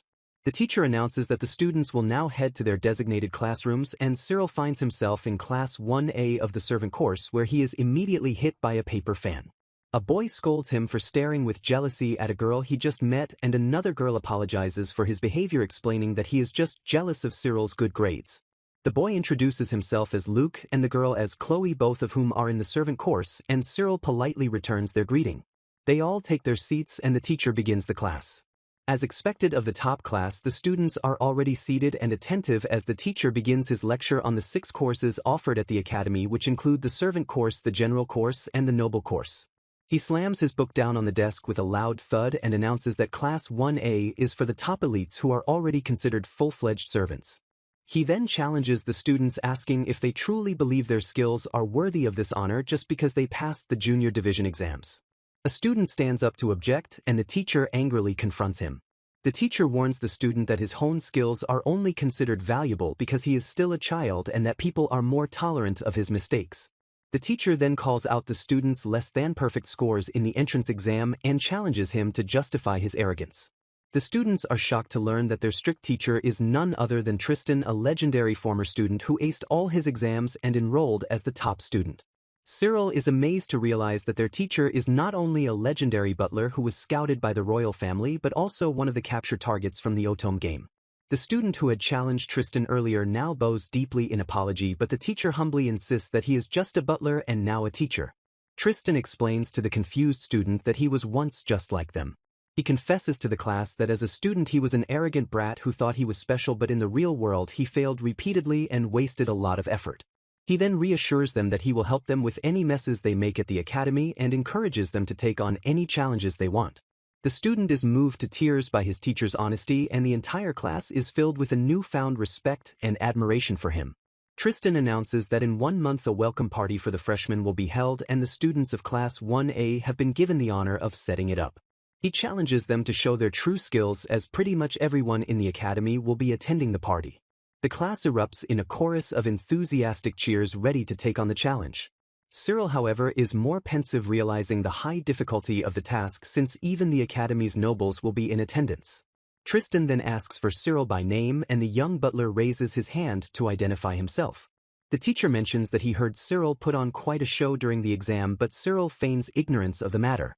Tristan then declares that since Cyril is the top student in the class, he will be in charge of leading them to a successful party, but is interrupted by a loud clatter. Raymond, who also happens to be in Class 1A, angrily demands to know why Cyril is the top student when he only ranked second in the whole academy. He points out with outrage that Cyril only scored a 51 on the dance exam. The other students begin to whisper among themselves about how he could be the top student with such a low score, and Tristan grins mischievously as he asks Cyril to explain. Cyril knows that telling the truth would harm his lady's reputation, so he cleverly dodges the question by stating that he is not an examiner and therefore has no knowledge of the grading process. Tristan seems to accept his answer and tells him to prove his skills by setting up the party, which prompts the other students to protest. He then asks for all those who disagree with his decision to raise their hands, and a sea of hands shoots up. Tristan announces that those who raise their hands will be in charge of the preparations in the courtyard, while Cyril remains the top student. He then slyly suggests to the dissenting students that they could gain immense pleasure by making the courtyard setup even better than the main hall. The student who had initially challenged him now understands Tristan's true intention, and a wide grin spreads across his face. He vows to peel off Cyril's false disguise, and another student chimes in that it should be we, not just I. During break time, the other students complain about their terrible top student, and Cyril knows he cannot afford to lose to the courtyard team, as it would stain his lady's reputation. He gathers the remaining students and asks them to share what they excel at and what they would like to do for the party. Luke then asks Cyril if he wants the party to be a success, which Cyril replied of course, and asks why. But Luke explains that to ensure the party's success they must utilize everyone's strengths. Chloe points out that Tristan had encouraged them to take on new challenges, and Cyril agrees, reassuring the group that if they fail he will be there to cover for them. Luke jokingly asks for Cyril's position, but then agrees to be his aide when Cyril offers him the role. They shake hands, sealing their new partnership, and Luke expresses his excitement about working together. The other students are amused by Cyril's unconventional methods, and Chloe comments that it looks like it will be a fun experience. The students begin to eagerly volunteer for different roles, with one boy excitedly offering to arrange the machine for the party and a girl confidently offering to take charge of the music. Luke throws his arm around a surprised Cyril and comments on how his push was stronger than necessary and that his formal speech makes him feel like a stranger. He then presents a summarized list of everyone's roles to Cyril and asks for a second look. Cyril reflects on how he has always been surrounded by people older than him in this world and has never had a moment of rest in his duty to his lady, who is the only one around his age. He had always believed that this was his given role in this new life, but now surrounded by his peers he feels a sense of belonging he has never experienced before. Luke asks if there is something wrong with the roles they have chosen, and Cyril with a small smile says that there is nothing wrong. He walks down the sunlit hallway feeling that this kind of experience is a welcome change of pace. Sophia sits at a desk with a thoughtful expression, a young boy with light hair and glasses standing beside her. Luke bursts into the classroom with a lunch bag, excitedly suggesting that he and Cyril spend their lunch break organizing the party. Cyril apologizes and tells a surprised Luke and Chloe that he has other things to take care of, leaving the party planning in their hands. Luke wonders why he left in such a hurry, and Chloe reminds him that as a personal butler, he also has to attend to his mistress in the noble class. Cyril arrives at the noble's classroom, and Sophia remarks that she had told him he didn't need to come during his lunch break. He explains with a bow that as her personal butler it is only natural for him to worry about her. Sophia then asks him to brew some tea, and as he goes to prepare it, another student remarks on his young age. He politely introduces himself as a first-year student in the servant class, and the girl is delighted to hear of his devotion to his mistress. Sophia proudly adds that he not only is devoted but also brews the best tea she has ever had. The other noble girls are intrigued and ask if they can have some of the tea as well, and Sophia agrees. Cyril wonders about their true motives for accepting the invitation to the impromptu tea party. He dismisses his worries and focuses on his duty as her butler preparing the tea in the academy's kitchen. With a focused expression, he uses his wind magic to evenly steep the tea leaves in the kettle. He then uses his magic to keep the teacups warm and carefully measures the brewing time with an hourglass. He carries the tea set back to the classroom knowing he can't be too far away in case of any attempts to poison the guests. He carefully pours the tea, ensuring the last and most delicious drop goes into his lady's cup, and presents the local specialty of the Rosenberg territory. He recommends that they drink it without milk or lemon, and Sophia proudly calls him her butler as she takes a sip. One of the girl's attendants warns her not to drink the tea, but her mistress, a girl named, and is already captivated by its aroma. The attendant named Ferris is accused of putting something in the tea, but she insists it's not suspicious at all, and is amazed by the incredible taste and fragrance of the tea, declaring it the best she has ever had. She asks for confirmation that it is indeed just black tea, and Sophia graciously allows her to confirm its authenticity, and becomes possessively attached to her cup of tea, declaring that every drop is hers. The other attendants are equally amazed by the tea's incredible taste and apologize for their earlier suspicions. A girl with long black hair who had previously been dismissive of the tea from a viscount's house is now completely stunned by its quality. Cyril realizes that the knowledge of tea in this world is not as advanced as in his previous life and that his high standards have set him apart. The other students are curious about where he learned such skills, and Sophia proudly explains that he has been great at it since they were children. The other students are impressed that he is self-taught, and Sophia offers to have him teach their servants how to brew the same tea. He understands her unspoken intention to share the technique without giving it away cheaply. She adds that while they are free to use the knowledge at their own tea parties, they must always give credit to Cyril as its originator. Cyril knows that this is a brilliant move on Sophia's part, as it will spread her name and his own throughout the noble circles. With this simple act of sharing, she has laid the foundation for her own faction at the academy. He is impressed by her strategic thinking and realizes she is a force to be reckoned with. Two of the noble girls are discussing the recent events, and one of them is unsure if the other ladies even realize that a faction is already forming around Sophia. Cyril then presents a plate of crepes with various toppings, a dessert that is completely new to them. The girls and their attendants are amazed by the unfamiliar dessert, and Cyril suggests they consult with their mistress about her preferred toppings. As the girls enjoy their crepes, one of them asks Sophia if her maid could also be taught how to make the tea. Sophia agrees and announces that their servants will be the first to learn the new techniques. Cyril sees that with just one tea party, Sophia has made herself known, and it is only a matter of time before a powerful faction forms around her, but he still wonders about her true intentions. As they walk down the hallway after classes, Sophia tells him she will see him later. Cyril stops her and asks what she is planning. She explains that the second prince is surrounded by people who favor the elitist faction. He has gathered them so quickly and obviously that it can only mean he also favors the absolute rule of the privileged class. She reveals that she is aware of his efforts to create a faction for her and that she understands the need to distance themselves from both sides. She then tells him that to do so she will also have to distance herself from him, since he is not a noble, which she would hate to do. Cyril is stunned by her cold logic and asks why she would suggest such a mean thing.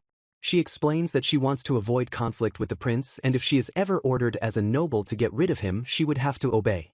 With a look of fierce determination, she declares that she will turn against even the gods to change her fate. She tells him that she will take back her previous words and will make sure she doesn't have to fight the gods to save him. Cyril decides to trust her with building her own faction while he focuses on avoiding conflict with the two established sides. He knows the best way to do this is to keep a safe distance from the elitists while secretly approaching Libert, a key member of the commoner faction. He realizes that the upcoming welcoming party for new students is the perfect opportunity for a natural meeting without any strings attached. As the new students' welcome party begins, the various characters with their conflicting motives gather within the glorious academy. The day of the party arrives, and Cyril is pleased to see that the preparations are going smoothly as he congratulates his classmates on a job well done. The students are amazed at how far they've come, and they all agree that it would have been impossible without Cyril's perfect advice and expertise in all fields. Cyril humbly insists he was just supporting their work and thanks them for their efforts, reminding them to stay focused until the party is over. As his classmates head off to get some rest, Cyril prepares for his own final checks. Luke approaches him and asks where he is going, and Cyril explains that he is doing a final check on the state of things with his own eyes.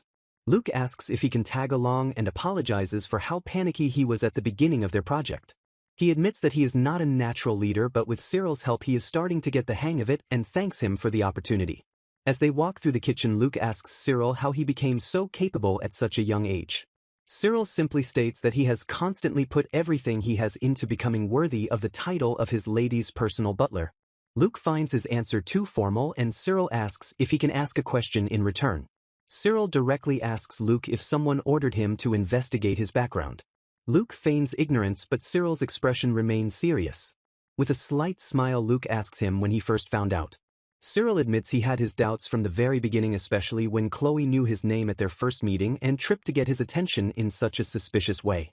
Luke asks what he plans to do now that he knows the truth, and Cyril confesses that while he has seen him at work all month, he still has no idea what his true objective is. He adds that he has no reason to get rid of him when he is so earnest and capable, and it's not surprising that people would try to gather information on the Marquis' household. Luke is impressed by his maturity and reveals that his mentor is his master's teacher, but he cannot say more for now. Cyril is flattered when Luke says he is glad they are on the same team, and he learns that Raymond has been acting like a slave driver with the courtyard team. He hears that the courtyard team is complaining about Raymond's dictatorial leadership and asks Luke to check on them tomorrow. Luke is surprised by the request, but Cyril explains that if a problem they can't manage were to occur, it would be their responsibility to deal with it. He reminds Luke that the courtyard team are still their classmates, and as the top student he cannot simply ignore their blunders. As the party begins, a worried Sophia runs to Cyril for help. She explains that there is a quarrel in the courtyard, and though they are trying to manage it, problems keep piling up. A friend of Sophia's suggests that it's a messy situation and he might be better off going himself. Cyril knows that if he goes, Raymond will likely snap at him for his low dance score, so he decides to let Luke handle it. As they are talking, another student informs Cyril that Sophia has come to visit him. Cyril is torn between his duty to his post and his concern for his lady, but Chloe reassures him that she will handle things in his absence. He entrusts the main hall to her and rushes to meet his lady. Sophia is waiting for him at the entrance to the ballroom, and he apologizes for keeping her busy.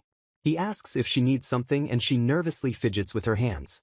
She asks if there is something wrong with the dance hall, and he realizes with a blush that she wants to dance with him. He feels sorry for her as he knows he cannot dance with her because he is a servant and one of the organizers. As he is trying to figure out what to do, a voice interrupts them.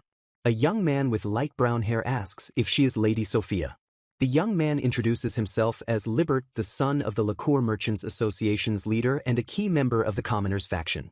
Libert asks Sophia for a dance, and Cyril is immediately on high alert, knowing that if she, a noble of high standing, dances with a commoner, it will be seen as a declaration of her allegiance to their side. Just as he is trying to think of a way to handle the situation without provoking the elitists, he hears a familiar voice. Alicia, the heroine of the Otome game, appears and asks Cyril to dance with her. The other guests are shocked to see a noble girl inviting a butler to dance, and Cyril is stunned by her unexpected appearance as he knows she wasn't supposed to enroll for another 3 years. He sees Sophia's expression darken and realizes she is on the verge of falling to the dark side. He tries to calm the situation by reminding himself that as an organizer he cannot dance with anyone, but his thoughts are interrupted. The second Prince Alforth appears with a bright smile and asks Sophia to dance with him. Libert is taken aback by the prince's sudden appearance, and Alforth playfully chides him for not being able to read the mood. Cyril is shocked to see the prince and Libert standing side by side as he knows the prince is the core of the elitist faction. Alicia and Sophia are equally surprised to see each other again after their brief meeting in the fitting room. Cyril knows that this situation is a tangled mess of rival factions and romantic interests, and that he, as Sophia's personal butler, must find a way to navigate it without bloodshed. He is caught in the middle of a complex web of relationships with the villainous heroine and their respective love interests, all vying for his attention. With a final look of grim determination, he steels himself for the challenges ahead, knowing that he is the only one who can guide them through this mess. The key players have gathered at the academy, with Alicia, the heroine, unexpectedly enrolling 3 years early, the second Prince Alforth already smitten with Sophia, and Libert, the leader of the Commoners faction, making his move. Cyril finds himself in a precarious situation far beyond his expectations. A simple diagram illustrates the current tangled web of relationships with the villainous heroine and the leaders of the 2 opposing factions, all requesting a dance. As the Academy's faction upheaval is about to begin, Cyril stands in the middle of it all, surrounded by the key players. The prince's plea for a dance with Sophia is so earnest that it's far beyond Cyril's wildest dreams. Cyril knows he can't step in front of the second prince to help his lady. He is confident that Sophia can handle the situation well and reassures her that he is by her side. Sophia gracefully curtsies and tells the prince that while she is honored by his invitation, she is currently in a discussion and will come to see him later. Cyril is impressed by her response as she subtly asserts her own standing without being disrespectful to the prince. She cleverly navigates the delicate social situation by promising to come to him later, a passionate response that is sure to please the prince. Cyril knows that the prince must be on cloud 9 after receiving such a response. The prince, however, is completely bewildered by her answer and asks, "Why the hell?" Cyril realizes that the prince may be trying to assert his dominance as a member of the elitist faction by interfering with the opposing faction in public. He then dismisses the idea as he sees the prince's lovesick expression and realizes he is just a clueless boy in love who completely missed the subtlety of her message. The prince's lackey then steps forward and condescendingly asks if Sophia is planning to reject His Highness's invitation. Sophia coolly asks if he is suggesting that she should ignore her current company to accept the prince's invitation. The lackey is speechless and the prince is left fidgeting nervously. Sophia apologizes to Libert for the interruption and Cyril sees that she can no longer say no to the prince. Libert smiles and tells her it's no matter at all. As an apology, Sophia offers to have her personal butler accompany him in her place. The prince's lackey then suggests that they open up the center of the dance hall for them. Cyril apologizes to Alicia on behalf of his lady and offers her his utmost hospitality while internally struggling to deal with Libert. Alicia agrees to give up on the dance but asks if he would at least have a conversation with her. Libert finds her request amusing and tells her he doesn't mind at all. Alicia with a bright smile asks what the problem is if he's a commoner. Cyril recognizes this scene from the game as the moment where the noble-hating Libert starts to grow interested in the heroine Alicia. He realizes with a jolt that if these two start liking each other, it will lead to the route where his lady is framed with false accusations and executed. He knows he must readjust their course, but ruining their relationship would only widen the gap between the nobles and commoners. After her dance with the prince, Sophia says she needs to go back to Libert. One of the prince's attendants kneels before her and asks her to stay. The attendant then asks if she realizes the meaning of his request. Sophia is annoyed by the interruption but knows she would be overstepping her boundaries if she were to rebuke him. Cyril is frustrated by her inability to remember her promise to a commoner and knows that completely neglecting their faction is even worse than avoiding conflict. He realizes that the difference in the amount of trust they direct at him is the root of the problem. Libert, however, seems to understand her intentions. He calmly accepts the situation and tells Cyril to keep his promise in mind. He then excuses himself, saying he has other business to attend to. As he leaves, Cyril is left alone with Alicia, who he had completely forgotten about. She asks him why he enrolled in the academy and he realizes his mistake too late. With a blush, she confesses that she enrolled because she thought she might see him again. Cyril is horrified as he remembers that this is the line she says to the prince in the game as they head towards the happy ending. He tries to politely refuse her request for a dance by explaining that as a butler he is not in a position to do so. Alicia is disappointed but doesn't give up. She tells him she understands but asks for a promise in exchange. She confesses that she is bad at dancing and asks him to teach her later, claiming it is a butler's duty to raise poorly educated girls like herself. He tries to politely refuse again, but she grabs his hand and excitedly declares it a promise. He finally relents and agrees to teach her if the chance ever comes. As he is escorting a tired Sophia to a nearby room to rest, she thanks him for his help. She accepts a drink from Ruche with a weary sigh. As she takes a sip of her drink, she asks Cyril how things went with Libert. Cyril apologizes for his incompetence and explains that Libert is now under the impression that she is making light of the commoners because of his actions. Sophia tells him there is no need to apologize and expresses her frustration that he would make such a judgment after she put her trust in him. Cyril quickly reassures her that her responses were appropriate and that it was his fault. He then apologizes for failing to convince Libert and for making her dance against her will. With a menacing smile, Sophia declares that if the commoners are going to harass him, she will crush them with the elitists. Ruche is shocked by her sudden declaration, but Sophia explains that it would be an easy way to end the faction war and ensure no one gets between her and Cyril. She asks him if he would still follow her if she was serious, and he bows deeply, declaring that he will follow her no matter where she goes. With a gentle smile, she tells him she was just joking and that they should now discuss their future policy. She acknowledges that today's incident has caused a misunderstanding with Libert, but it may have also caused her own faction to sway. She admits that she was naive and decides to explain the circumstances to her friends. She thanks Ruche and tells Cyril that she is fine to go back to the venue. She knows that the problem is how to deal with Libert now and that it would be best to make another attempt at making contact with him. She asks Ruche to give him a letter on her behalf and Cyril agrees to prepare one as soon as they return to the mansion. With a renewed sense of determination, Cyril vows that they will pull through this pinch and avoid the execution ending. As they are about to leave, Sophia stops him and asks if he was enjoying his conversation with Alicia earlier.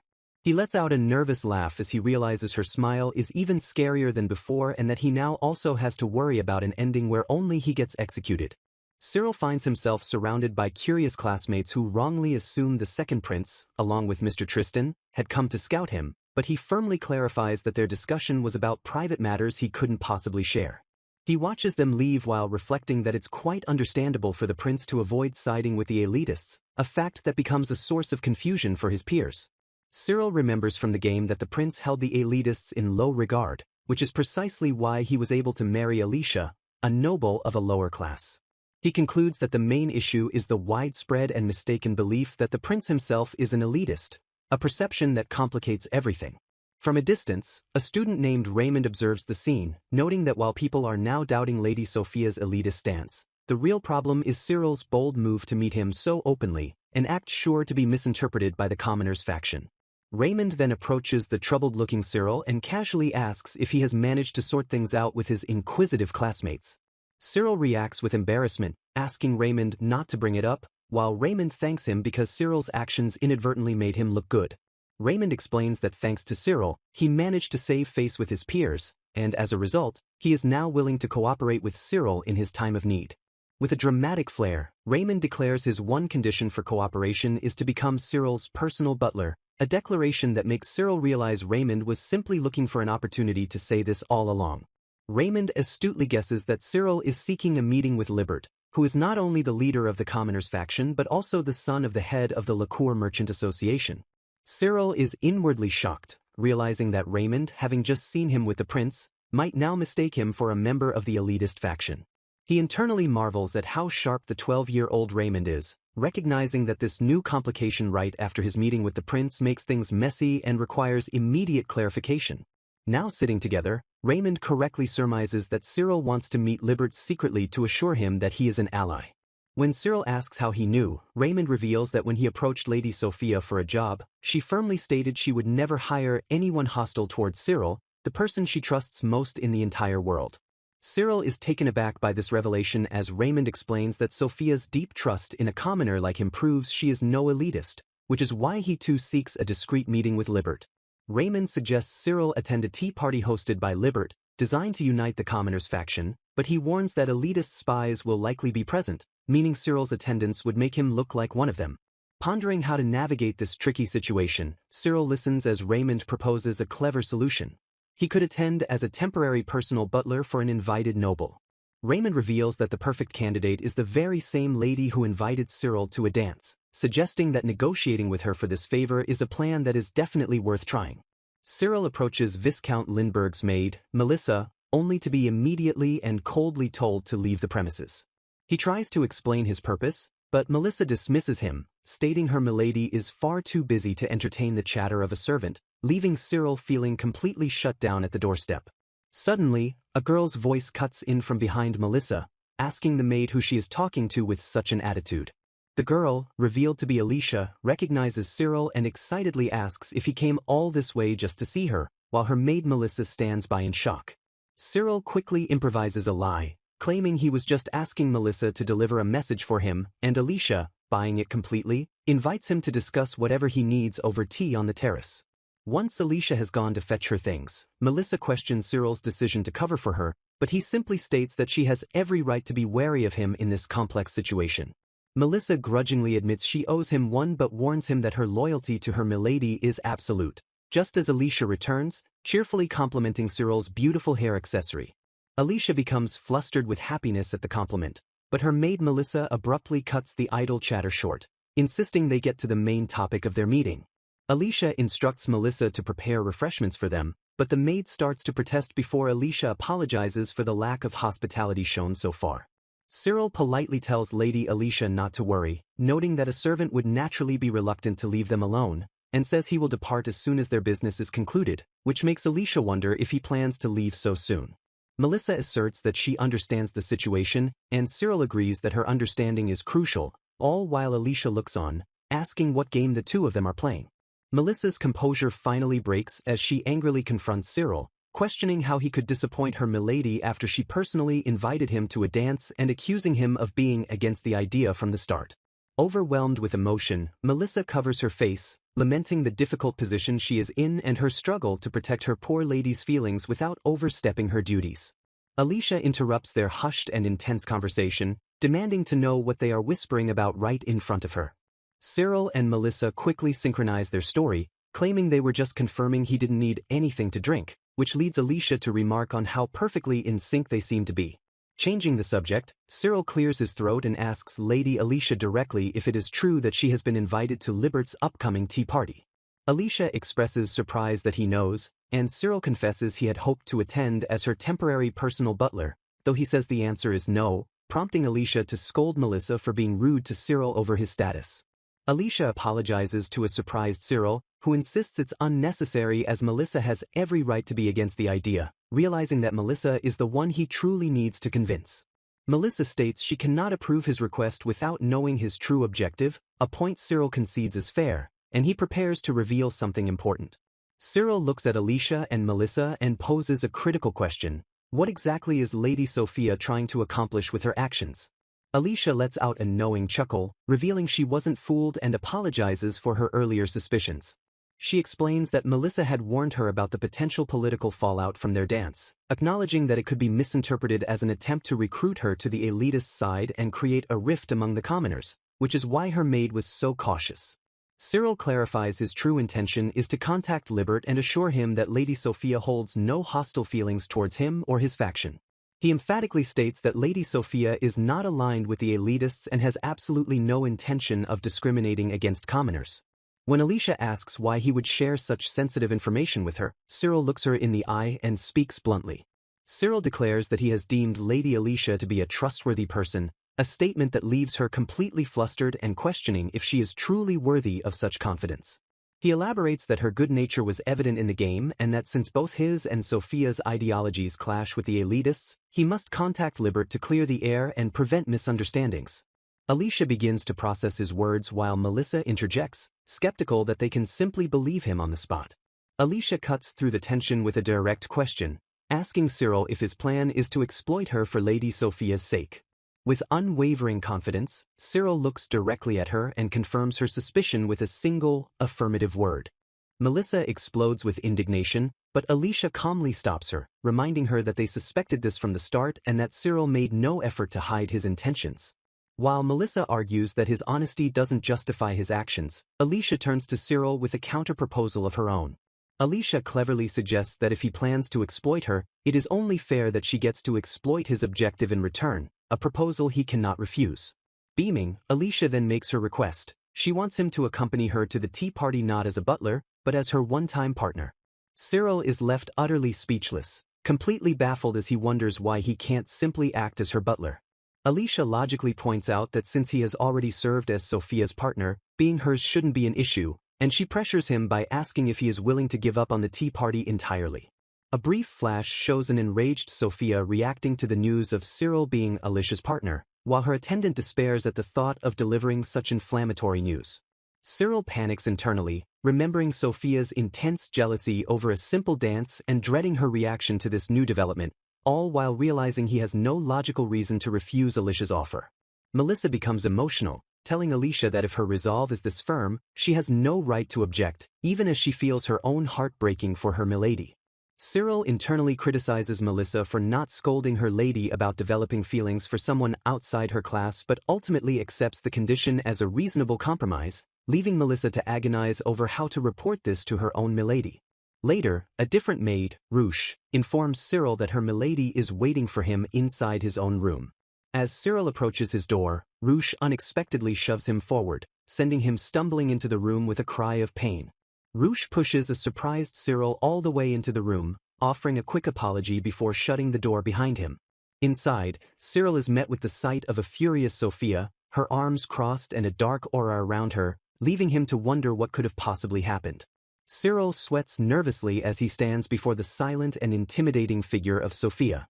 Sophia finally breaks the silence, her voice dripping with menace as she asks Cyril just where he has been, while he frantically thinks about his efforts to arrange a meeting with Libert. With a terrifyingly calm demeanor, Sophia reveals she knows he was flirting with Alicia to arrange a meeting with Libert, sending Cyril into a full-blown panic as he wonders how she could have possibly found out while a dark energy crackles around her. Staring at the enraged and magically charged Sophia, Cyril feels a growing sense of dread as he realizes that something is terribly wrong with the situation. With her face contorted in rage, Sophia angrily demands to know why Cyril refuses to look at her. The new chapter, titled Tea Party, opens with Cyril facing Sophia, who is visibly upset and radiating a dangerous aura in the middle of his room. Cyril observes her with growing concern, realizing that she is not merely angry but that there is something deeply and frighteningly abnormal about her current state. As Sophia lunges toward him in a fit of rage, demanding his attention, Cyril desperately shouts for her to calm down, warning her that she must not give in to her volatile emotions. He quickly grabs her by the shoulders, startling her as his face comes very close to hers, and he gently urges her to take it easy and look directly into his eyes. Holding her firmly but gently, Cyril asks Sophia if she is even aware that she has completely lost control over her magical energy, which is now running wild. A confused Sophia questions what he means by mana, and Cyril calmly instructs her to relax and focus on breathing slowly and deeply to regain her composure. Cyril reminds her of the magic control techniques he previously taught her, telling her she needs to release all the excess mana that has built up inside her body, which she obediently agrees to do. Following his guidance, Sophia exhales deeply, and the shimmering excess mana flows out of her body as she gradually calms down, her intense anger finally subsiding.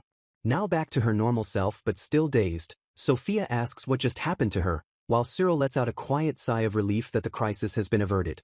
Cyril explains that she suffers from a rare condition known as mana overcharge, where her body produces far more mana than it can contain, causing these volatile episodes. He elaborates that while the condition itself isn't dangerous, prolonged periods of mana saturation make it difficult for her to control her emotions, but this can be managed by regularly expending the excess energy. He remembers from the game Espressivo of Light and Darkness that this affliction would cause her to adopt a dark persona, a detail he had mistakenly assumed was just a part of her personality until now.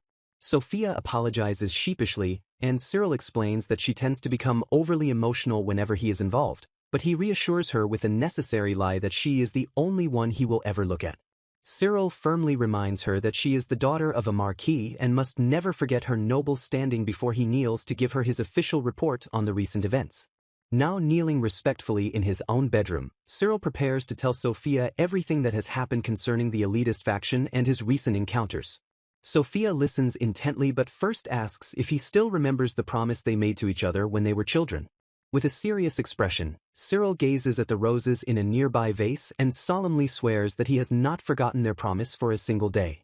A wave of relief washes over Sophia as she clenches her fist, comforted by his unwavering loyalty and their shared secret. With her composure fully restored, Sophia gives him permission to proceed, and Cyril begins to deliver his detailed report. He starts by explaining that it is highly likely the second prince does not share the elitist's ideology, a revelation that leaves Sophia completely stunned. After he finishes his summary, Sophia expresses her frustration that the prince is seen as an elitist simply because he cannot manage his followers, while Cyril questions the lack of guidance from his tutors and servants. Cyril clarifies that the situation is complex, suggesting that some of the prince's mentors might intentionally let him make mistakes to learn, while others might be secretly hoping he fails. Sophia then shifts the topic to Libert's faction, and Cyril assures her he will make contact within a few days, prompting her to ask him to investigate the matter thoroughly. He then reports that Lady Alicia was invited to Libert's tea party and that he offered to go as her butler, but she refused and insisted he attend as her partner instead. An intense wave of fury washes over Sophia as she looms over a terrified Cyril, demanding to know how he could agree to such an arrangement without her permission. Cyril defensively explains that he did it for her sake, a statement that makes Sophia pout as she complains it's an unfair excuse she cannot argue with. He sincerely apologizes and offers to make her tea, but she dismisses it as not enough to placate her, so she cheekily suggests he could make her favorite shortcake, an offer that immediately captures her full attention. Realizing she has been caught, Sophia quickly tries to regain her stern demeanor, insisting that she cannot be bribed with food, while Cyril mentally notes that he was just one step away from calming her down completely. Seeing through her act, Cyril smiles and asks what he can possibly do to earn her forgiveness for his actions. Sophia slyly proposes that he must promise to fulfill one request for her at some point in the future, a condition he must agree to. Cyril gets a sinking feeling about this vague promise, but Sophia simply states that she hasn't decided what her request will be just yet. Despite the uncertainty, Cyril assures her that he will make her wish come true, no matter what it is, because it is his duty as her loyal servant. A few days later, at the much-anticipated tea party, Cyril notices that Alicia is dressed far too extravagantly for what is supposed to be a simple commoners' gathering. Alicia nervously asks if her blue dress is unsuitable, but Cyril reassures her that it's perfect, complimenting how it resembles the night sky and beautifully matches her hair. The compliment makes Alicia blush with delight, looking as graceful as a fairy, which only makes her more flustered, while her maid thanks Cyril for his help. Alicia lets out a little laugh and asks if she was being rude, and Cyril notes that she is acting less like his partner and more like he is her butler. With a hint of jealousy, Alicia remarks that Lady Sophia must be fortunate to have him serve her tea all the time, a task her own maid usually handles. Cyril playfully asks if she would prefer him to switch into full butler mode, which causes Alicia to panic and insist that he remains her partner for the day.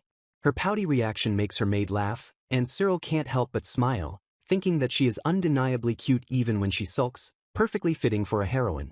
Their light-hearted moment is interrupted when Libert approaches, his eyes narrowed as he questions why the butler of the Marquis's daughter is attending his party. Alicia quickly apologizes to Libert and explains that she invited Cyril as her partner, while Cyril boldly states he came to investigate the enemy. Libert coolly responds that he remembers Cyril's promise to help him, adding that he doesn't consider everyone at the party to be his ally anyway.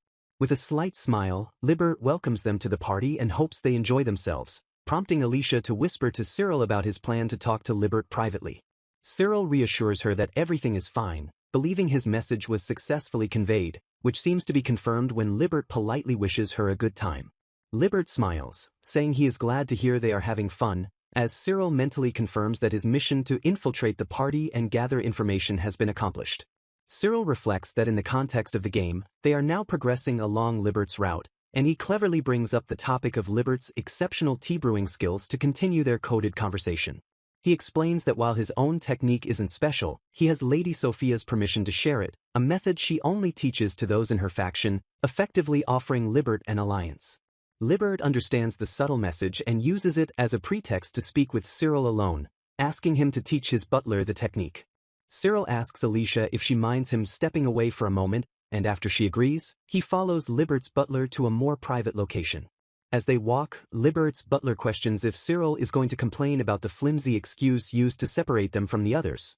The butler then reveals that Libert wanted a private chat with Lady Alicia, confirming that the tea brewing lesson was just a convenient pretext. The butler formally introduces himself as Nicola, Libert's right-hand man, and Cyril admits he had suspected as much but wasn't certain until now. Cyril recognizes Nicola as a character from the game, the one person whom Libert trusted enough to be his second-in-command. Cyril questions why Nicola would pose as a butler, remarking that he didn't think Libert would engage in such theatrics, but Nicola cryptically suggests the current lineup of people should provide a clue. The pieces click into place for Cyril as he understands that Libert leaving his guest with his most trusted butler is a significant gesture of trust. A shocked Cyril realizes that Nicola, and by extension Libert, knew from the very beginning that Lady Sophia implicitly trusted him. The revelation stuns Cyril, as he understands that this new information creates numerous contradictions with what he previously believed to be true. Cyril now understands that Libert's earlier display of displeasure was a calculated act to fool any onlookers. Nicola confirms that Libert was aware of the situation and acted accordingly, aiming to align with Sophia's goals without openly antagonizing the elitists. The public argument was a carefully orchestrated performance to deceive the elitist spies. Had Libert been friendly, they would have discovered Sophia's allegiance to the commoners' side, so the quarrel served to create a false impression of hostility. Cyril marvels at the elaborate deception, recognizing it as a sign of Libert's extreme caution and strategic thinking. However, Nicola clarifies that Cyril's assessment is only half correct, leaving him to wonder about the other part of the truth. When Cyril asks for the other half, Nicola explains that Libert is genuinely wary of him due to past betrayals, a fact that Cyril finds understandable. Nicola asks Cyril to overlook Libert's intense caution, explaining that it stems from a tragic event where a pure and innocent girl he cherished was killed by a noble pretending to be his ally. Cyril's objective, therefore, was to communicate their alliance without causing any friction with the elitists, a task made more complex by Libert's deep-seated trauma. Nicola hands Cyril a sealed letter, acknowledging the risk but stating it's necessary to achieve their shared objective, warning him to guard it carefully if he wants to maintain their alliance. Cyril asks if there's any other message for Libert, and Nicola blushes while cryptically mentioning that he met him the other day and that spring is coming soon. Nicola quickly realizes his slip of the tongue, connecting spring with love and the beautiful Rosenberg roses that symbolize Lady Sophia. Cyril is impressed by Nicola's sharpness, while Nicola offers his personal view that the prince is simply pure-hearted and struggling to control his subordinates. This confirms Cyril's suspicion that the real problem lies not with the prince himself, but with his uncontrollable lackeys. Just as their conversation concludes, Nicola stops Cyril from returning to the party, asking him to wait a moment. Nicola nervously stalls for time, creating a sudden sense of unease in Cyril, who starts to worry that Libert might be planning something harmful against Alicia. His fear seems to be confirmed when Nicola anxiously asks if it's true that Mr. Libert has taken a liking to Alicia. Nicola frantically clarifies that it's not a romantic interest but rather his own observation that Libert hasn't enjoyed talking to someone so much in a very long time. He then asks for Cyril's opinion on love between people of different social statuses, prompting Cyril to recall that a happy ending with Libert was achievable in the game. With a knowing smile, Cyril responds that as long as both parties are resolute in their feelings, he sees no reason to stand in their way. Pleased with the answer, Nicola compliments Cyril's wisdom and decides to give Libert and Alicia more time alone together. Nicola explains that with Alicia and Libert potentially getting together, the risk of Cyril being framed and executed is significantly reduced, which is also convenient for him, and he promises to cooperate more in the future. However, Nicola stops Cyril from leaving, reminding him that he is Alicia's partner for the day and must honor the promise they made, as it was a crucial part of their agreement. As Cyril finally walks away, Nicola sighs and mutters to himself that Cyril certainly knows how to be irritating. An unknown man in a fedora enters a room and announces to another man standing by the window that he has brought a guest. The man by the window turns to greet the newcomer, simply stating his name, Cyril. The man in the fedora remarks that instead of the guild master, it is Cyril who is keeping him company today, a statement Cyril deflects by asking if there are crying children who need their parents. With a smirk, the man acknowledges that Cyril has already figured out his true identity, making his attempt at a coded introduction unnecessary. He then gets down to business, explaining that he has brought a job perfectly suited for the Dark Guild, piquing Cyril's interest. The new chapter, titled Growing the Faction, shows the leaders of the Dark Guild, who operate from the shadows to carry out their own form of justice. Cyril confirms he understands the job is to take a stand against the troublesome lackeys, and the man in the fedora casually agrees, finding it a fair enough task. 2 weeks have passed since Libert's tea party, and now it is Sophia's turn to host one for her own expanding faction. The camera pans over a lavishly set table, surrounded by a group of young noblewomen engaged in conversation. Sophia's faction has grown to 10 members with the addition of 5 new young ladies, and Cyril takes notice of one in particular. He recognizes Pamela, the daughter of Count Ford, whom he had saved during the entrance exam, and notes her repeated thanks for his help. Alicia proudly observes that their neutral faction is steadily growing, positioned strategically between the commoners and the elitists, and Cyril notes another significant development. A young woman named Cyril appears at the door of the general course classroom, much to the surprise of the other students. She cheerfully holds up a lunch bag and asks Cyril if they can eat together, causing a stir among his classmates. The students are shocked to see another noble visiting Cyril, especially after the prince's recent visit, and Cyril internally laments the unwanted attention while realizing he must refuse due to his duties. Melissa, Alicia's maid, appears and scolds her for being so forward, but Alicia defiantly declares she wants to eat with Cyril, leaving the maid to exasperatedly comment on how stubborn her lady can be. Alicia remains determined to have lunch with him even after preparing it herself, while Cyril tries to politely decline, explaining that today is not a good day and that he will arrange another time. Cyril mentally notes that while Alicia is proactive, she lacks the basic skill of arranging a simple promise, a flaw that he finds both endearing and frustrating. As Alicia leaves, Cyril thinks about the new promise concept that didn't exist in the original game and how her repeated visits will draw too much unwanted attention, potentially upsetting the delicate balance between the factions. With newfound resolve, Cyril reports back to Sophia, who is furious that he wants to make Alicia a member of their tea parties now that they have a bridge to the commoners and know the prince isn't an elitist. Cyril passionately argues that this is their chance to expand their influence, as Alicia's strong ties to the commoners would be a valuable asset to their faction. Sophia glares at Cyril with suspicion, accusing him of using facts and logic simply to get closer to Alicia, a claim he vehemently denies while insisting his suggestion is for her own benefit. Alicia happily sips her tea, remarking how delicious it is and expressing surprise that Cyril was the one who brewed it, while Sophia smugly confirms that her personal butler is indeed very talented. Sophia finds it moving to see two people who were never supposed to get along now enjoying tea together, and Alicia blushes as she expresses her envy that Cyril makes tea for Sophia every day. Cyril watches them interact with a sense of dread, terrified of the day Sophia might accidentally step on a conversational landmine and cause an explosion. Despite the worrying moments and the constant tension, Cyril can't help but feel that Sophia has finally found herself a good friend. Later, Cyril discreetly finds Melissa, Alicia's maid, who looks surprised to see him, and he apologizes if their invitation to the tea party caused her any trouble. Melissa assures him that having her lady be friends with Lady Sophia is a good thing and that her household is actually grateful for the connection. She then admits that the real reason for her milady's participation in the tea parties is something she hasn't heard yet, and she groans in frustration, prompting Cyril to comment on their shared difficult circumstances. As Cyril walks away, he reflects on how he was just rejected after thinking they shared common ground, firm in his decision not to be dragged into the root cause of this whole mess. A few days later, Cyril enters Sophia's room at the Rosenberg villa to find her brushing her hair. He announces that an invitation has arrived from the second prince, a development that is sure to bring more complications.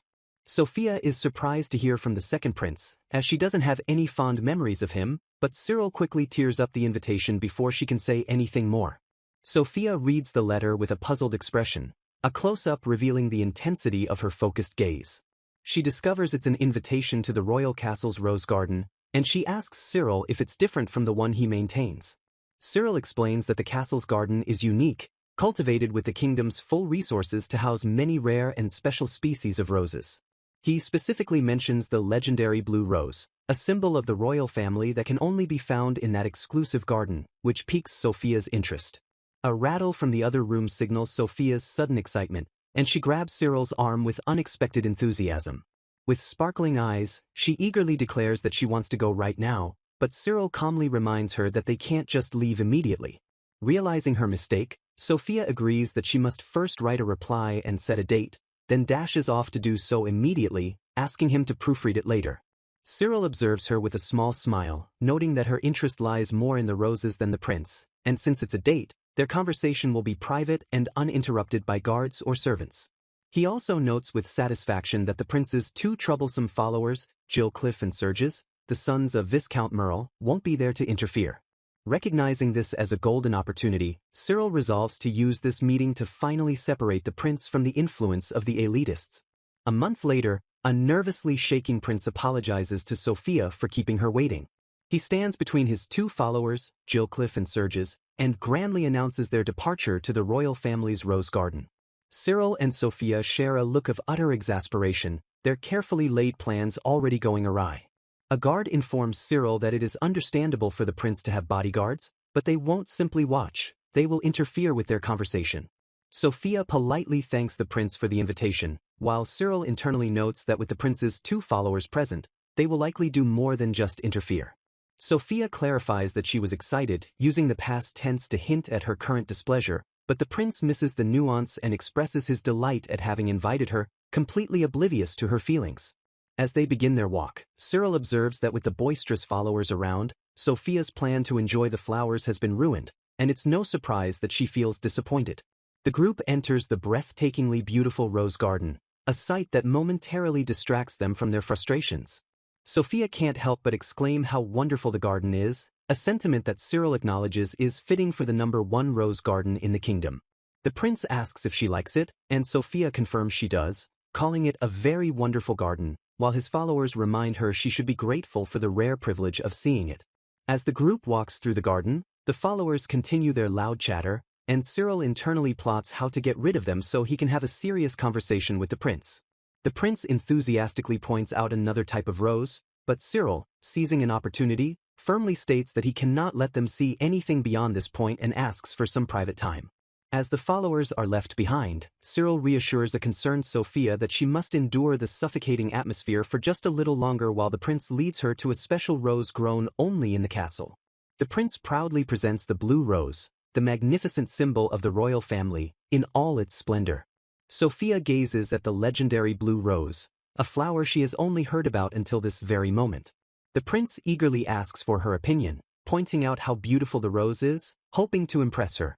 Sophia acknowledges its beauty and thanks him for showing her such a precious flower, one that she knows only grows within the castle walls.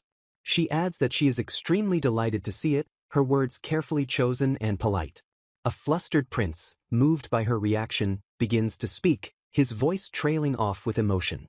Overcome with joy, he impulsively offers to give her one of the rare and symbolic roses. The prince's offer sends shockwaves through the group, with Cyril and Sophia looking stunned while the followers react with disbelief and anger. Sophia, now with an audience, enthusiastically accepts the offer of a blue rose, a symbol of the capital, putting the prince in a difficult position. Cyril observes that the prince, unaware of the implications, has essentially made a public proposal, and if Sophia were to refuse now, it would bring immense shame upon him.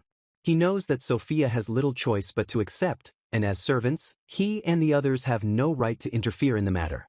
However, Cyril's true plan is for Sophia to eventually marry the prince, the man she loved in the game, but he clenches his fist, realizing she doesn't wish for that at this moment. Visibly distressed, Sophia stammers, clearly at a loss for words and unsure how to handle the sudden, public proposal. Cyril steps forward, asking for permission to speak on her behalf, ready to navigate this delicate situation. He points out that he has heard taking a blue rose from the castle premises is forbidden without the king's direct permission, a fact that would put the prince in a reprehensible position. Cyril stands his ground, knowing that defying the royalty is a grave offense, but he resolves to protect his milady, even if it's the last thing he does. The prince, taken aback, humbly agrees to discuss the matter with his majesty first, and the tension finally eases for the day. However, one of the followers, Gilcliff, furiously confronts Cyril, berating him for daring to intrude on a conversation between nobles. The prince is shocked by his follower's outburst, while Cyril calmly apologizes for overstepping his boundaries, though Sergius dismisses him as a mere plebeian butler. Gilcliff, pointing an accusatory finger, demands that Cyril get on his knees and show his sincerity for the offense.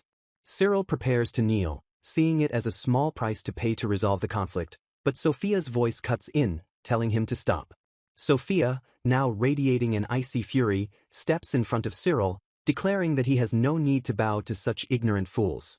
She angrily berates the followers for constantly interrupting her conversation with the prince and questions their audacity to speak of common sense. Sergius tries to protest, but Sophia silences him with a powerful command, her voice filled with authority.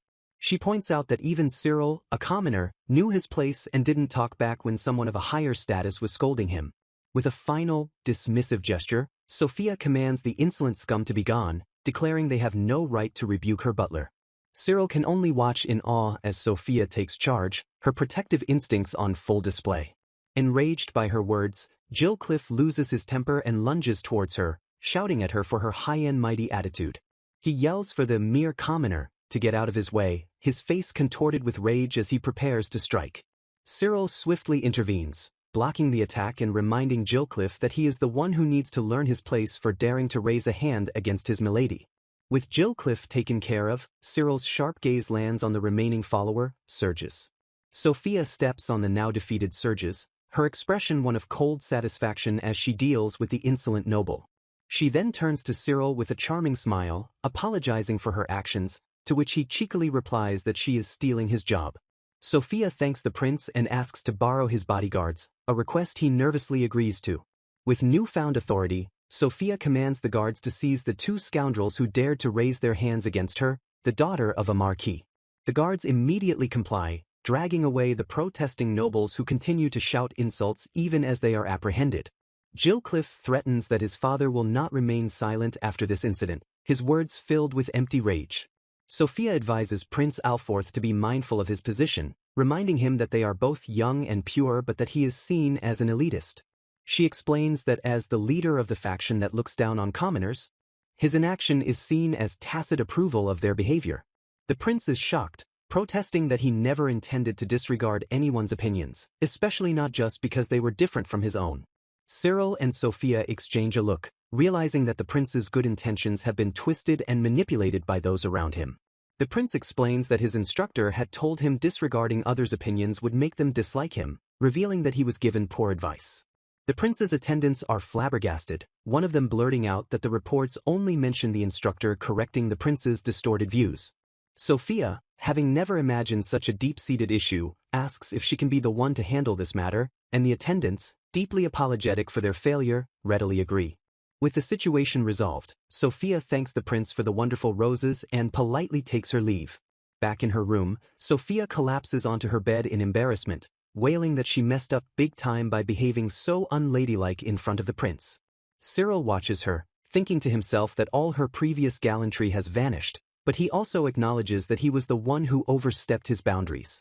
Sophia worries about the trouble she might have caused for him and her father, but Cyril reassures her that it was the prince's duty to scold his followers, and since he didn't, it wasn't wrong for her to do so. Cyril then compliments her, and she bashfully asks if he really thinks so, her earlier outburst completely forgotten.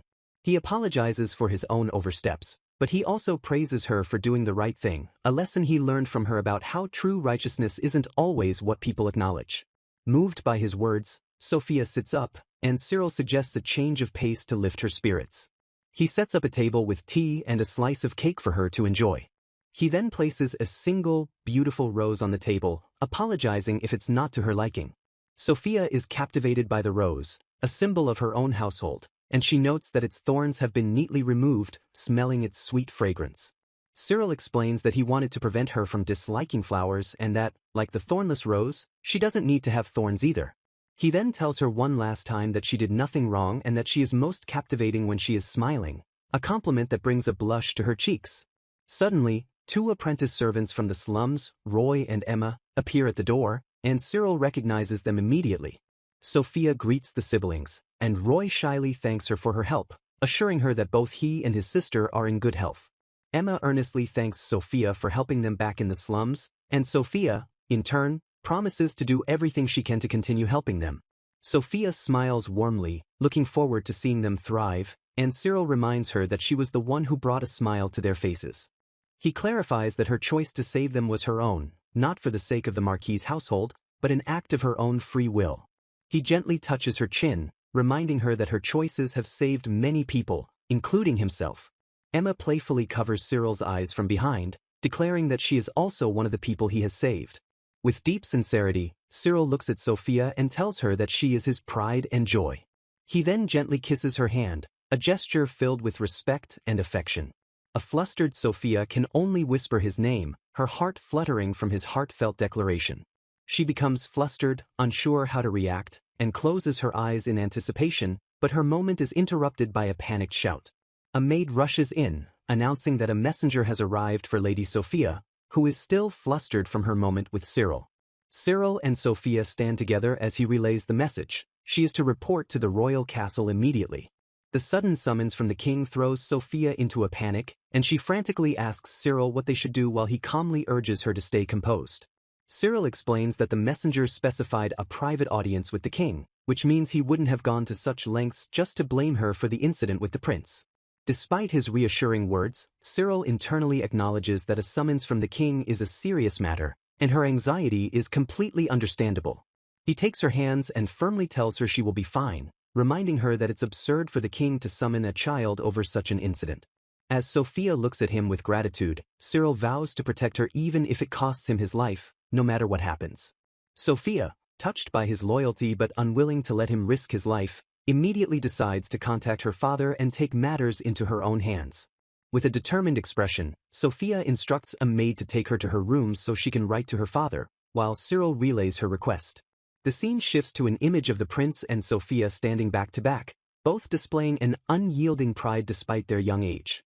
Half a day later, a maid rushes in with a reply from Sir Glaive, and Cyril, who was about to leave, thanks her for her speed. Cyril reads the short and blunt reply, "Just do something about it," and realizes that he needs Sir Glaive to act as Sophia's guardian in this serious matter. The letter reveals Sir Glaive's difficult position. A past deal with Sophia prevents him from intervening directly, and he suggests it would be better if Cyril handles the situation, leaving Cyril to deal with the king's potential wrath alone. Sir Glaive's letter further explains that due to his daughter's remarkable actions, he is now under suspicion of manipulating events from the shadows and must avoid any direct interference to clear his name. The letter concludes with a challenging question, asking if Cyril can truly remain by Sophia's side if he can't even handle such a trivial matter, a clear test of his capabilities. The next morning at the royal castle, Cyril and Sophia prepare for their audience with the king. A guard instructs them to wait, leaving them in a grand antechamber to anticipate their summons. They are greeted by Mr. Tristan, the king's butler, who asks to what he owes the pleasure of their visit. Mr. Tristan informs them that he heard they were scheduled to meet with His Majesty and gestures for them to follow. However, he stops Cyril, explaining that as her butler, he cannot accompany Sophia any further, a statement that shocks her. Sophia protests that Cyril is her personal butler, but Mr. Tristan clarifies that the king wishes to have a private conversation with her alone. Cyril and Sophia exchange a worried glance, the weight of the moment settling upon them as they are separated. As Cyril begins to offer his hand for support, he hesitates and pulls back, while Sophia simply says, "Never mind." With newfound resolve, Sophia assures Cyril that she will be fine and will put an end to this whole ordeal herself. Cyril watches her with a sense of pride, marveling at how much she has grown since the previous day. He realizes that she has become so strong that she can now face her own execution ending without his help, a stark contrast to her past self. Just as she is about to leave, Cyril stops her and hands her a good luck charm, assuring her that it will protect her. Cyril and Mr. Tristan wait in a separate room, a tense silence hanging between them. Mr. Tristan breaks the silence, remarking that even Cyril can get nervous, but Cyril deflects, saying it's not surprising given that his milady was summoned by the king himself. Tristan then asks if Cyril was actually the mastermind behind everything, a question that confirms Cyril's suspicion that he is being doubted. Cyril remains composed, understanding that Mr. Tristan, knowing his excellent grades and his role as Sophia's tutor, would naturally be suspicious, but he calmly denies any manipulation. Tristan then reveals that the waiting room is currently occupied, and Cyril correctly guesses that the prince is inside. The prince and his guard emerge from the room, and Tristan asks if anything is the matter before the prince requests a private word with Cyril. The prince tries to explain himself, but Tristan cuts him off, reminding him of his social standing and the need for proper formalities. However, Cyril interjects, asking Tristan to allow the prince to speak his mind, curious to hear what he has to say. Over tea, the prince asks Cyril for advice on how to deal with Sophia's anger, a question Cyril finds surprisingly straightforward. Cyril clarifies that while Sophia was indeed angry, her anger was directed at the count's sons, not at the prince himself. The prince is relieved to hear this, and Cyril asks if he can ask a question in return. The prince asks why a butler from another household would be asking him such a question, and he confesses that after learning his tutor had lied to him, he no longer knows who to trust. Cyril understands that the prince is indirectly placing his trust in him, a significant gesture given their respective positions. The prince then asks why Sophia is angry with him, and Cyril realizes he's just looking for a way to make up with her. Cyril explains that it's only natural to apologize when you've done something wrong, a simple truth the prince seems to have forgotten. The prince acknowledges that he is inexperienced but not a fool, and he asks for Cyril's harsh but honest advice on how to become a person worthy of being a prince. Mr. Tristan is shocked by the prince's humility, but the prince insists that he is ready to hear the truth, no matter how difficult it may be. Cyril agrees to be frank, explaining that Sophia is not angry but deeply disappointed in the prince for letting his followers run amok. He reminds the prince of their previous conversation, where he had mistaken him for an elitist, and the prince admits he remembers. Cyril explains that his roundabout advice was meant to make the prince more aware of his behavior and how it is perceived by others, including those in his own circle. He then points out the fundamental difference in their statuses. One is a prince, and the other a commoner, a reality that dictates their interactions. Cyril clarifies that the Academy's supposed irrelevance of social standing is just a facade, and the prince's tacit approval of his followers' actions sends a clear message. The prince finally understands, realizing with a jolt that his inaction led Sophia to be disappointed in him. He hangs his head in shame, asking what he should do to rectify his mistakes and earn back her trust. Cyril advises him to be more aware of his position and to learn to understand nuanced statements, and the prince, humbled, accepts the criticism without protest. The prince asks if he can regain Sophia's trust if he changes, and Cyril, seeing his genuine remorse, asks if he can be truly honest with him. After a moment of contemplation, Cyril decides that telling the truth is for the best, both for the prince's own good and for the sake of his milady. He then delivers a harsh but necessary truth. The prince never had Sophia's trust in the first place because he was unable to read the atmosphere and acted with innocent yet selfish behavior. The weight of Cyril's words hangs in the air, leaving the prince to quietly thank him for his honesty. Cyril tells the prince that he can begin building that trust now, starting from this moment. He reassures the prince that his mistakes are not irreversible and that with effort, he can surely earn Sophia's acknowledgement and trust. The prince, filled with a newfound sense of hope, clenches his fists and wonders if he can truly become the kind of person Sophia would respect. Cyril smiles, assuring him that if he makes a genuine effort, fate will undoubtedly be on his side. The prince looks up, his eyes filled with determination and a hint of tears. With a bright and hopeful expression, the prince declares that he will start over and give it his all. Meanwhile, the king and queen discuss the situation with the queen, Adele, confirming that she and the king are on the same page regarding their son's unreliable nature. The king, Theodora, states he has no intention of blaming Sophia for the incident, and the queen asks why he decided to accompany her to the audience. The queen explains that she has received reports about the suspicious activities of Viscount Earl's sons and Alfortha's tutor, who are all aligned with the elitists. She concludes that she has no reason to punish Sophia for her actions in the Rose Garden. The king laments that the situation is not so simple, as it is all part of a larger power struggle between the factions backing his two sons. He reveals that Viscount Earl is backing the first prince and likely used his sons as pawns to trip up the second prince, a plan that succeeded with the previous day's incident. The queen questions if the plan truly bore fruit since the boys were caught, but the king explains that it's all just make-believe for now and they won't be restrained for long. He predicts that once they are released, they will run to their father and place all the blame on the Marquis's daughter. The queen realizes that to protect Sophia, who did nothing wrong, they will have to show approval of her reprimanding Alforth. This, in turn, will lead to Viscount Earl criticizing Alforth, ultimately forcing him out of the power struggle. A moment of silence passes between the king and queen as they contemplate the complex political web they are caught in. The king declares that while he doesn't care which of his sons takes the throne, he will not forgive anyone who robs his son of his future and tarnishes the royal family's name over a petty power struggle. The queen adds that by interfering, they risk being seen as playing favorites, which is why she had been observing silently until now, but that time is over. For the future of the country and the honor of the royal family, the king must now judge Sophia with his own eyes. He must decide whether she is someone worth joining forces with, even if it means making an enemy of Viscount Earl. The king grimly considers the alternative, placing all the blame on Sophia and giving her a suitable punishment to appease the other factions. Sophia stands calmly before the king and queen, a picture of composure despite the gravity of the situation.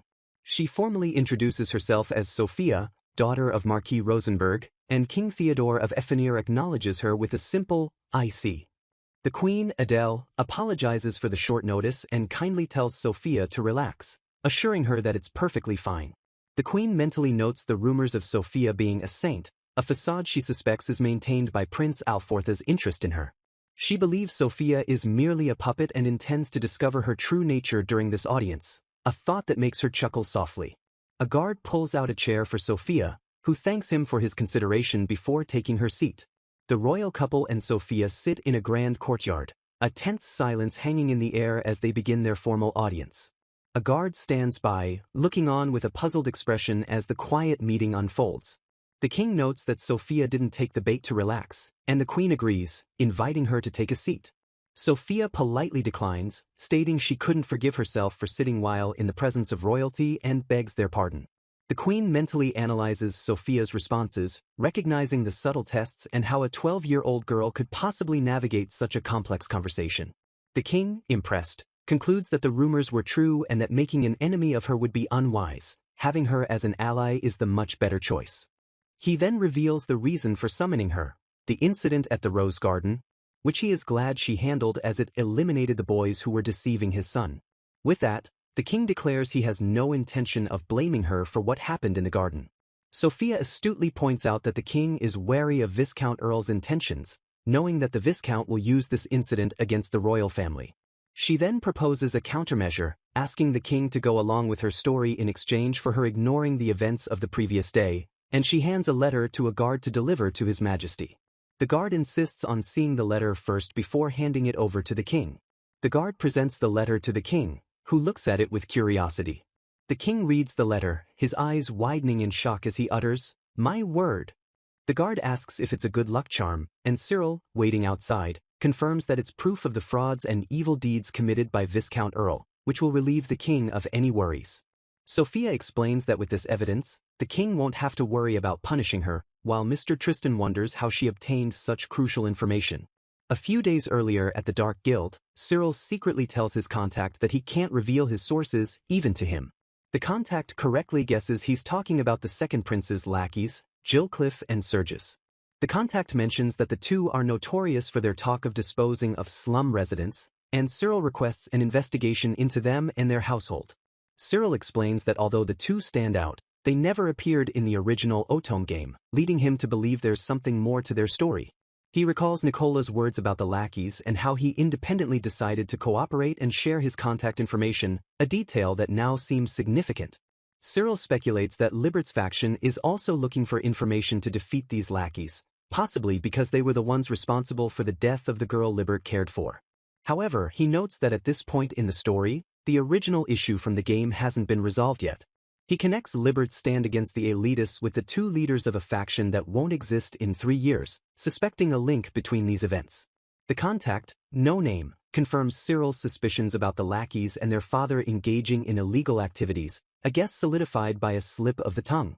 The king silently reads the detailed report on Viscount Earl's crimes, the evidence laid bare before him.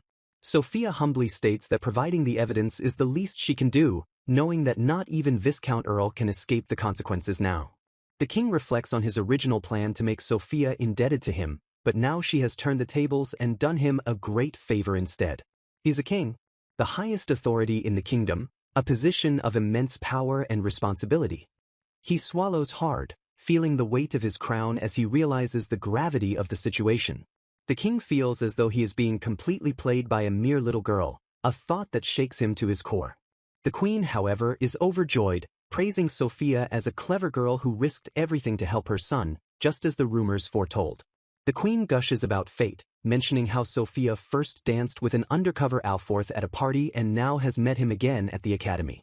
The king looks at his wife in disbelief, silently questioning if she has gone mad for suggesting such a thing. The queen is essentially proposing an engagement between Sophia and Alforth, a move the king thinks is just as foolish as his son's earlier actions. He knows he must stop her from making such a rash decision, but a part of him is intrigued. Despite his reservations, the king is impressed by Sophia and wants her in the royal family, but he clenches his fist, determined to hear her answer first. The moment of tension is broken as Sophia speaks, her voice filled with a quiet determination. She explains that there is someone she wants to walk beside, a person who is always watching over her but is also far ahead, someone she is doing everything she can to catch up to. The queen realizes with a jolt that Sophia is not talking about Alforth, but about someone else entirely.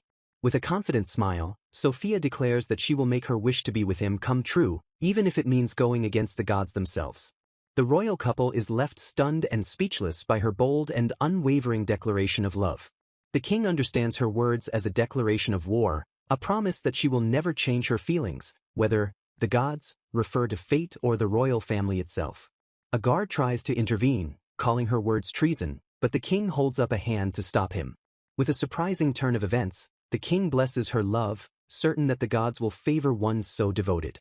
Sophia rushes out of the audience chamber and is immediately greeted by a worried Cyril, who calls out her name. She is surprised to see Prince Alforth also waiting for her, a detail that Cyril had not anticipated. The prince quickly apologizes for interrupting, explaining that he was just chatting with Cyril and will now take his leave. Cyril asks Sophia how the audience went, and she reassures him that everything is fine now, though she apologizes for worrying him. The prince quietly mumbles that he was right, that Cyril is the only one Sophia truly trusts. His guard is shocked by his informal address to Miss Sophia, a clear sign of his newfound humility. The prince bows deeply, apologizing for everything that has happened and promising to make a proper apology at a later date. Sophia is surprised by his change in demeanor, and after he leaves, she asks Cyril what happened to him. With a slight smile, Cyril simply states that the prince is starting to reflect on his actions. Back in the throne room, the king muses on Sophia's unwavering devotion, finding it a shame that she is not destined for his son. The king claims that he wanted Sophia as part of their household. He wonders who Sophia loves so much.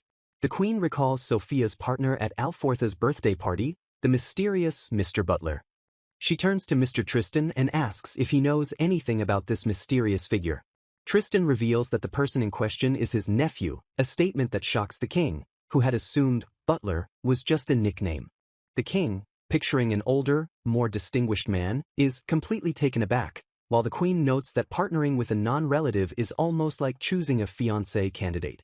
Tristan clarifies that his nephew is 12 years old, just like the prince, and is also a student in his class.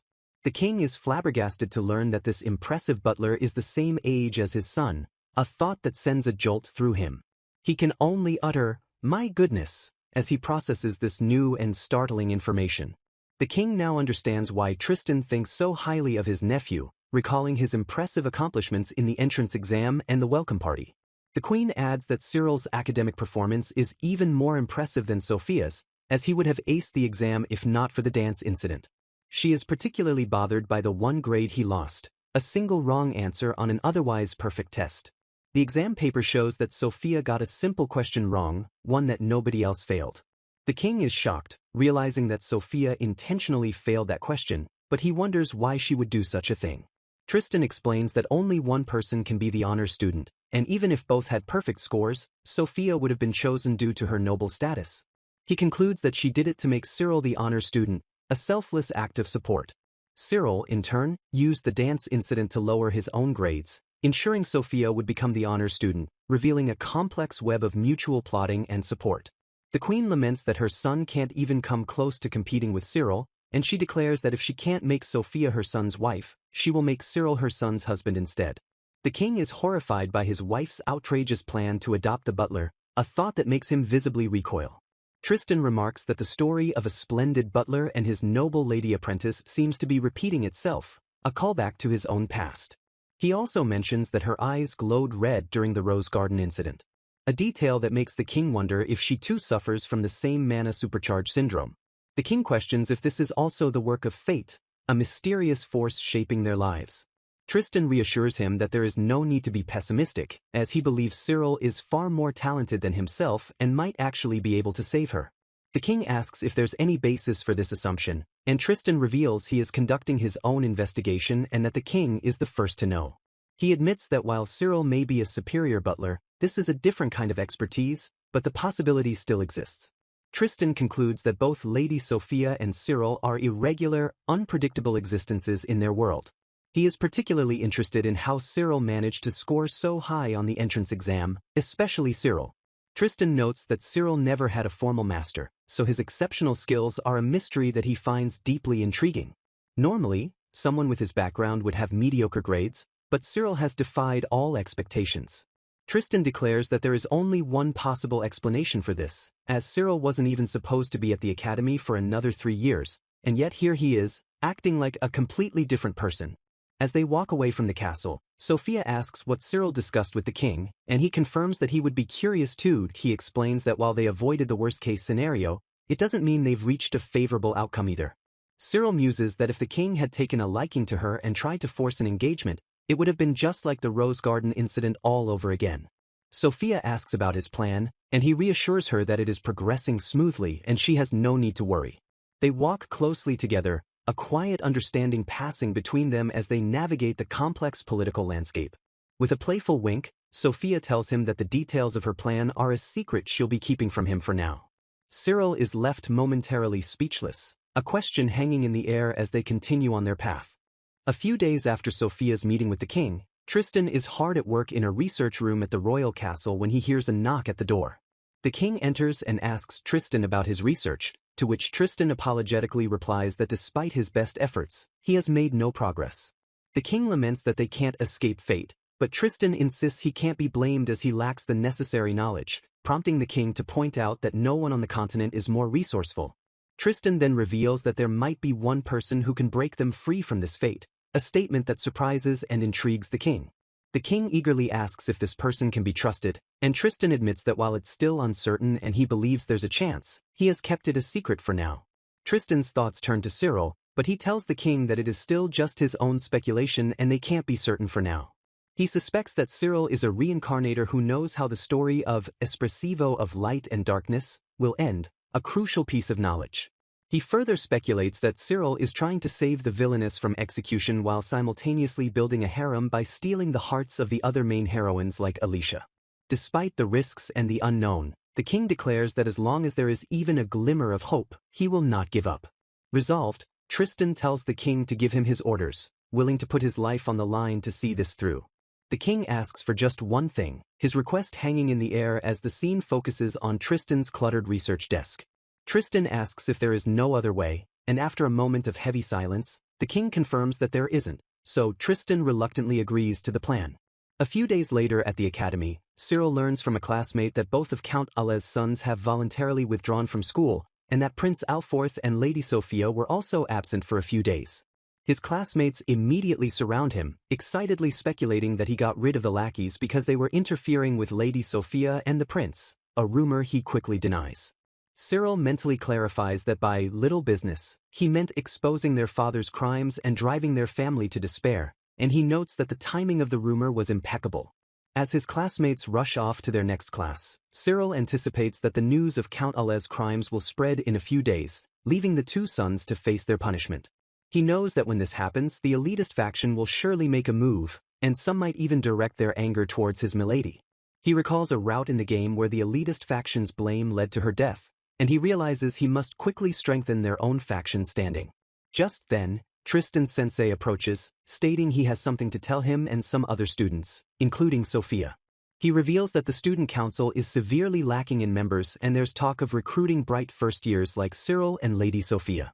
Cyril remembers the student council being a factor in the faction battles in the game, organized by the second prince in the high school division, and is surprised to learn it also exists in middle school. Tristan reassures him that he and Lady Sophia would get along well with the president, and Cyril, curious, asks who is in charge of the student council.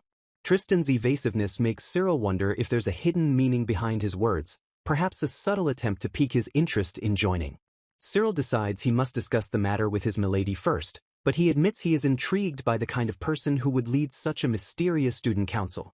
Sophia is surprised to hear about the student council recruiting new members, a topic that hadn't come up in the noble class. She explains that she's heard the current student council only has one member from the teacher, but she's never seen any recruitment notices, making her wonder why they are being invited. Cyril finds the situation strange, as his own investigation into the student council president revealed someone not quite as trustworthy as Tristan Sensei had described, leaving him to question the teacher's motives. He then turns to Sophia and asks if she is interested in joining the student council, regardless of the strange circumstances. Sophia confirms that she is and asks if he wants to know her reason, a request he politely accepts. With a playful wink, she declares that her reason is a secret she won't tell him, leaving Cyril momentarily speechless, though he resolves to go along with her wishes. As they stand before the ornate doors of the student council room, Sophia asks who the sole member is, and Cyril mysteriously replies that they have both met them once. Cyril opens the door, and Sophia is surprised to see who is inside, her eyes wide with recognition. The sole member, a girl with distinctive hair clips, turns around, and Sophia is shocked to see her. The girl, Foal, the third-year student council president, greets them, remarking that it's been a long time since they met at the dance test. Cyril remembers her as the upperclassman he was paired with during the dancing portion of the entrance exam. He notes that her background seems to be hidden, but he suspects she is an excellent commoner being raised by a noble, a common custom, yet he wonders why Tristan Sensei was not more forthcoming with this information. Foal bluntly tells them that she doesn't need their help and that they should just go back, leaving Cyril and Sophia completely stunned. Sophia, recovering from the shock, asks for a reason for the refusal, explaining that their teacher had asked them to join.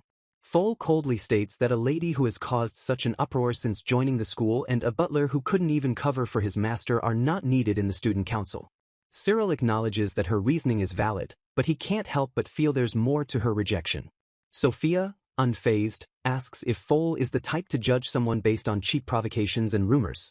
She then challenges Foal, suggesting it would be more proper to test them to see if they are truly as useless as the rumors claim. Cyril is taken aback by his milady's persistence, wondering what her true motive is for wanting to join the student council so badly. He also notes that Foal should know about them from the entrance exam and that she was quite favorable towards them at the time, making her current hostility all the more puzzling. Foal looks at them with a conflicted expression, a clear sign that there is a deeper reason for her opposition. Foal Sophia directly asks why Sophia wants to join the student council, even with an unpleasant upperclassman like her present, and Foal explains that she has an objective she must reach.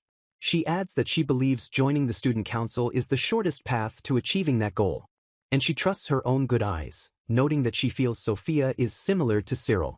Sophia's praise of Cyril's kindness, despite his harshness, leaves Foal questioning what kind of education he has given her, while Cyril wonders if he has somehow become the bad guy in this situation. Cyril realizes that Foal has her own reasons for provoking them and that pushing any further would be pointless, so he respectfully tells her he understands.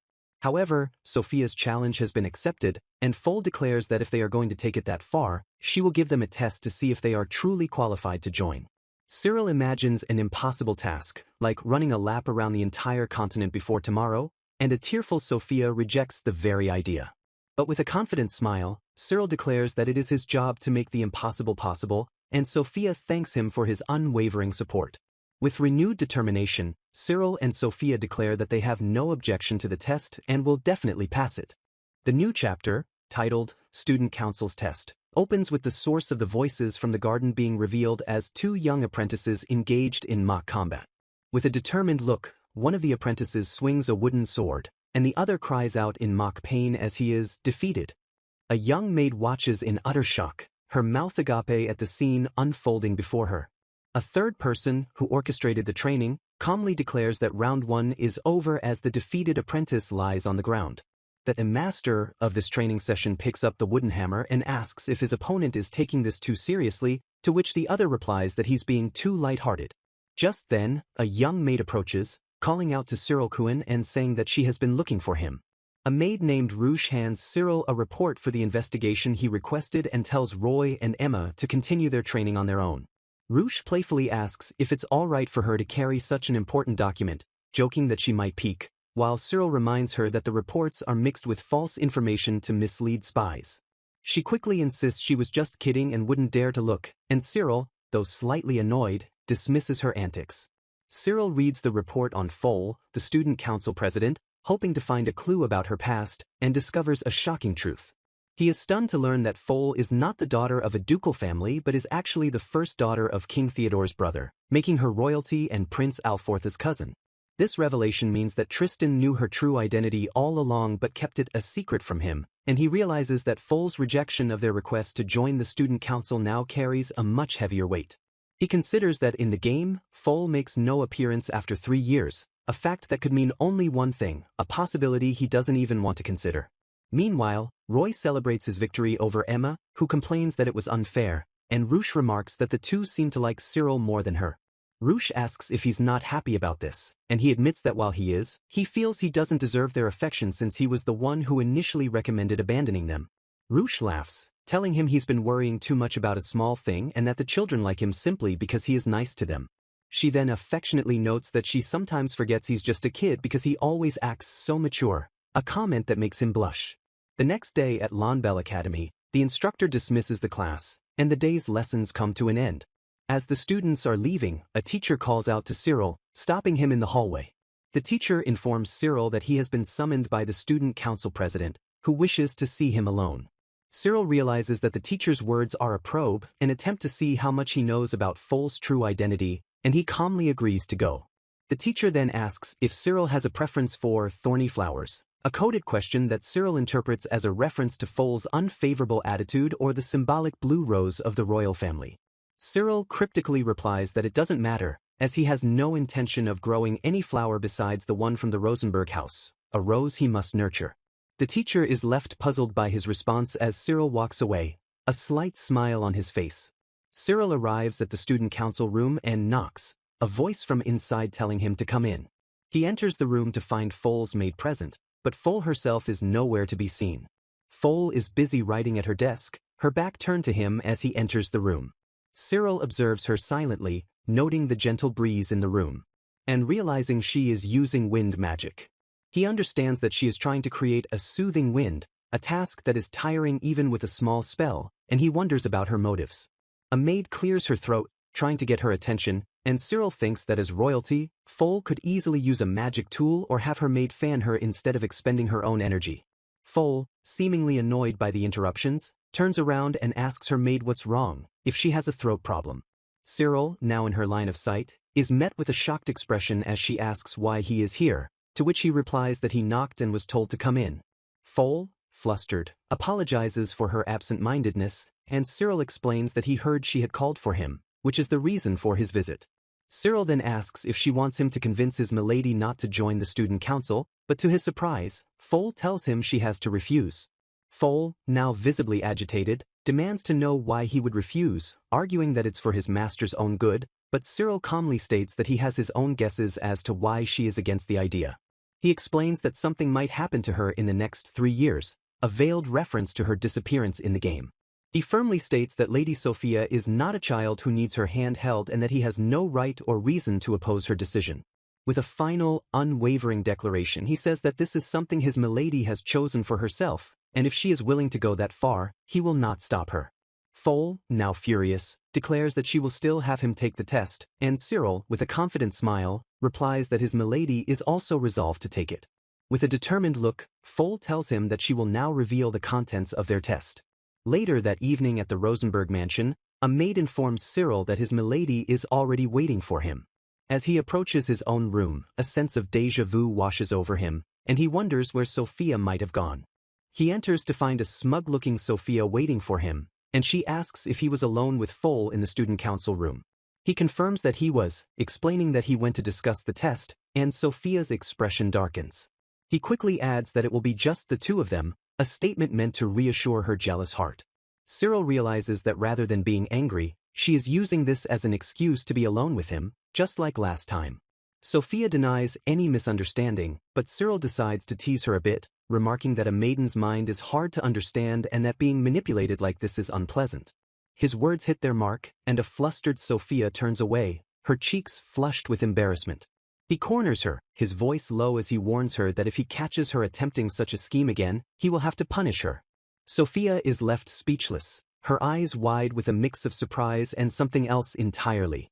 Just as the tension reaches its peak, Roosh enters the room, and Cyril calls for her to come in. The maid suggests he return to the main topic, reminding him not to go along with his milady's pranks. While Sophia covers her face in embarrassment, the maid asks what he did to her milady, and he simply replies, "Nothing in particular," a vague answer that only adds to the mystery.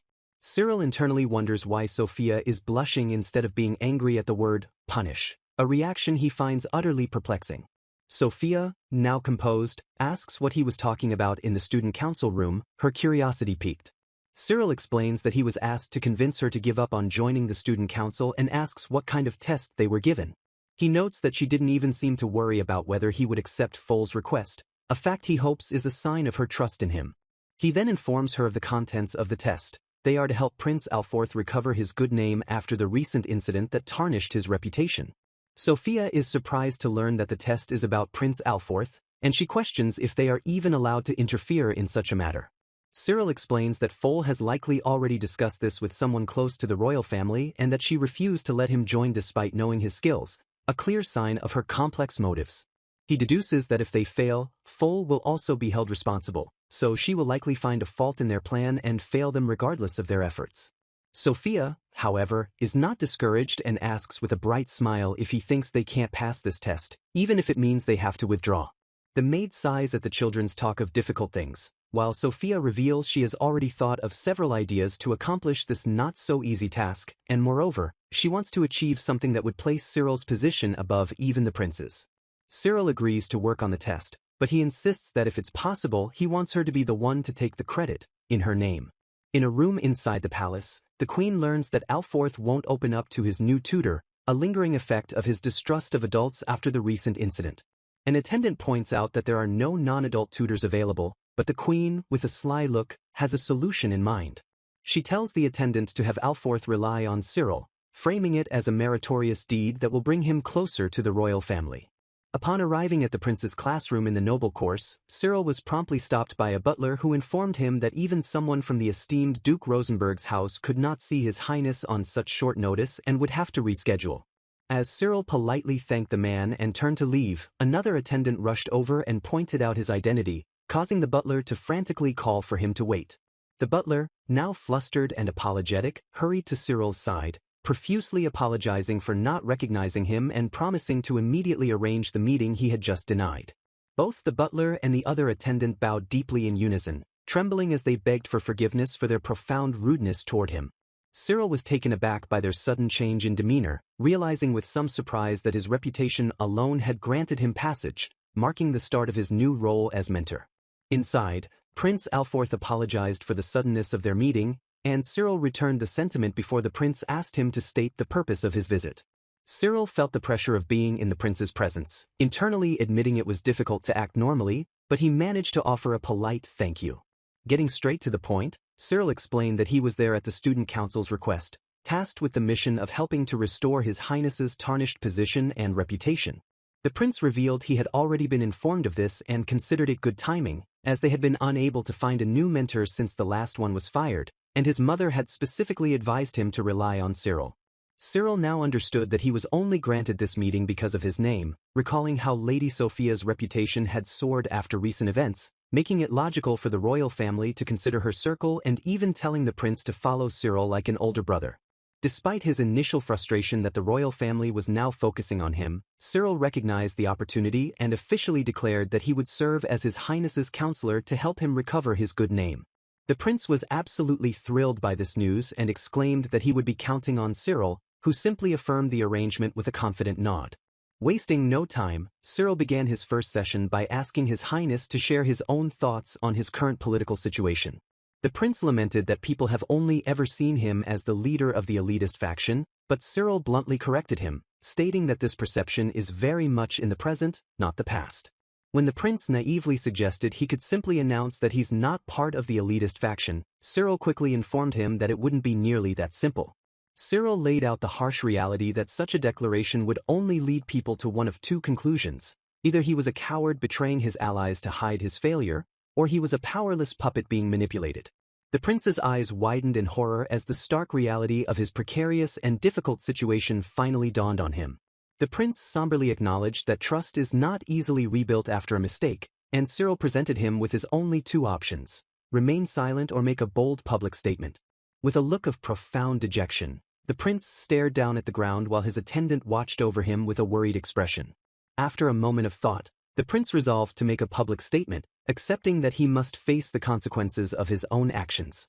Cyril questioned the prince's certainty, but the prince firmly explained that because he was the leader, the elitist faction had acted without restraint, and he felt responsible for the suffering they caused.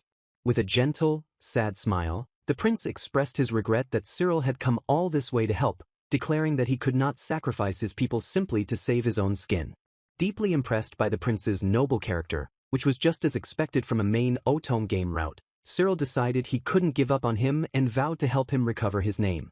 The prince and his ever-present butler stood together under the trees, sharing a moment of quiet contemplation.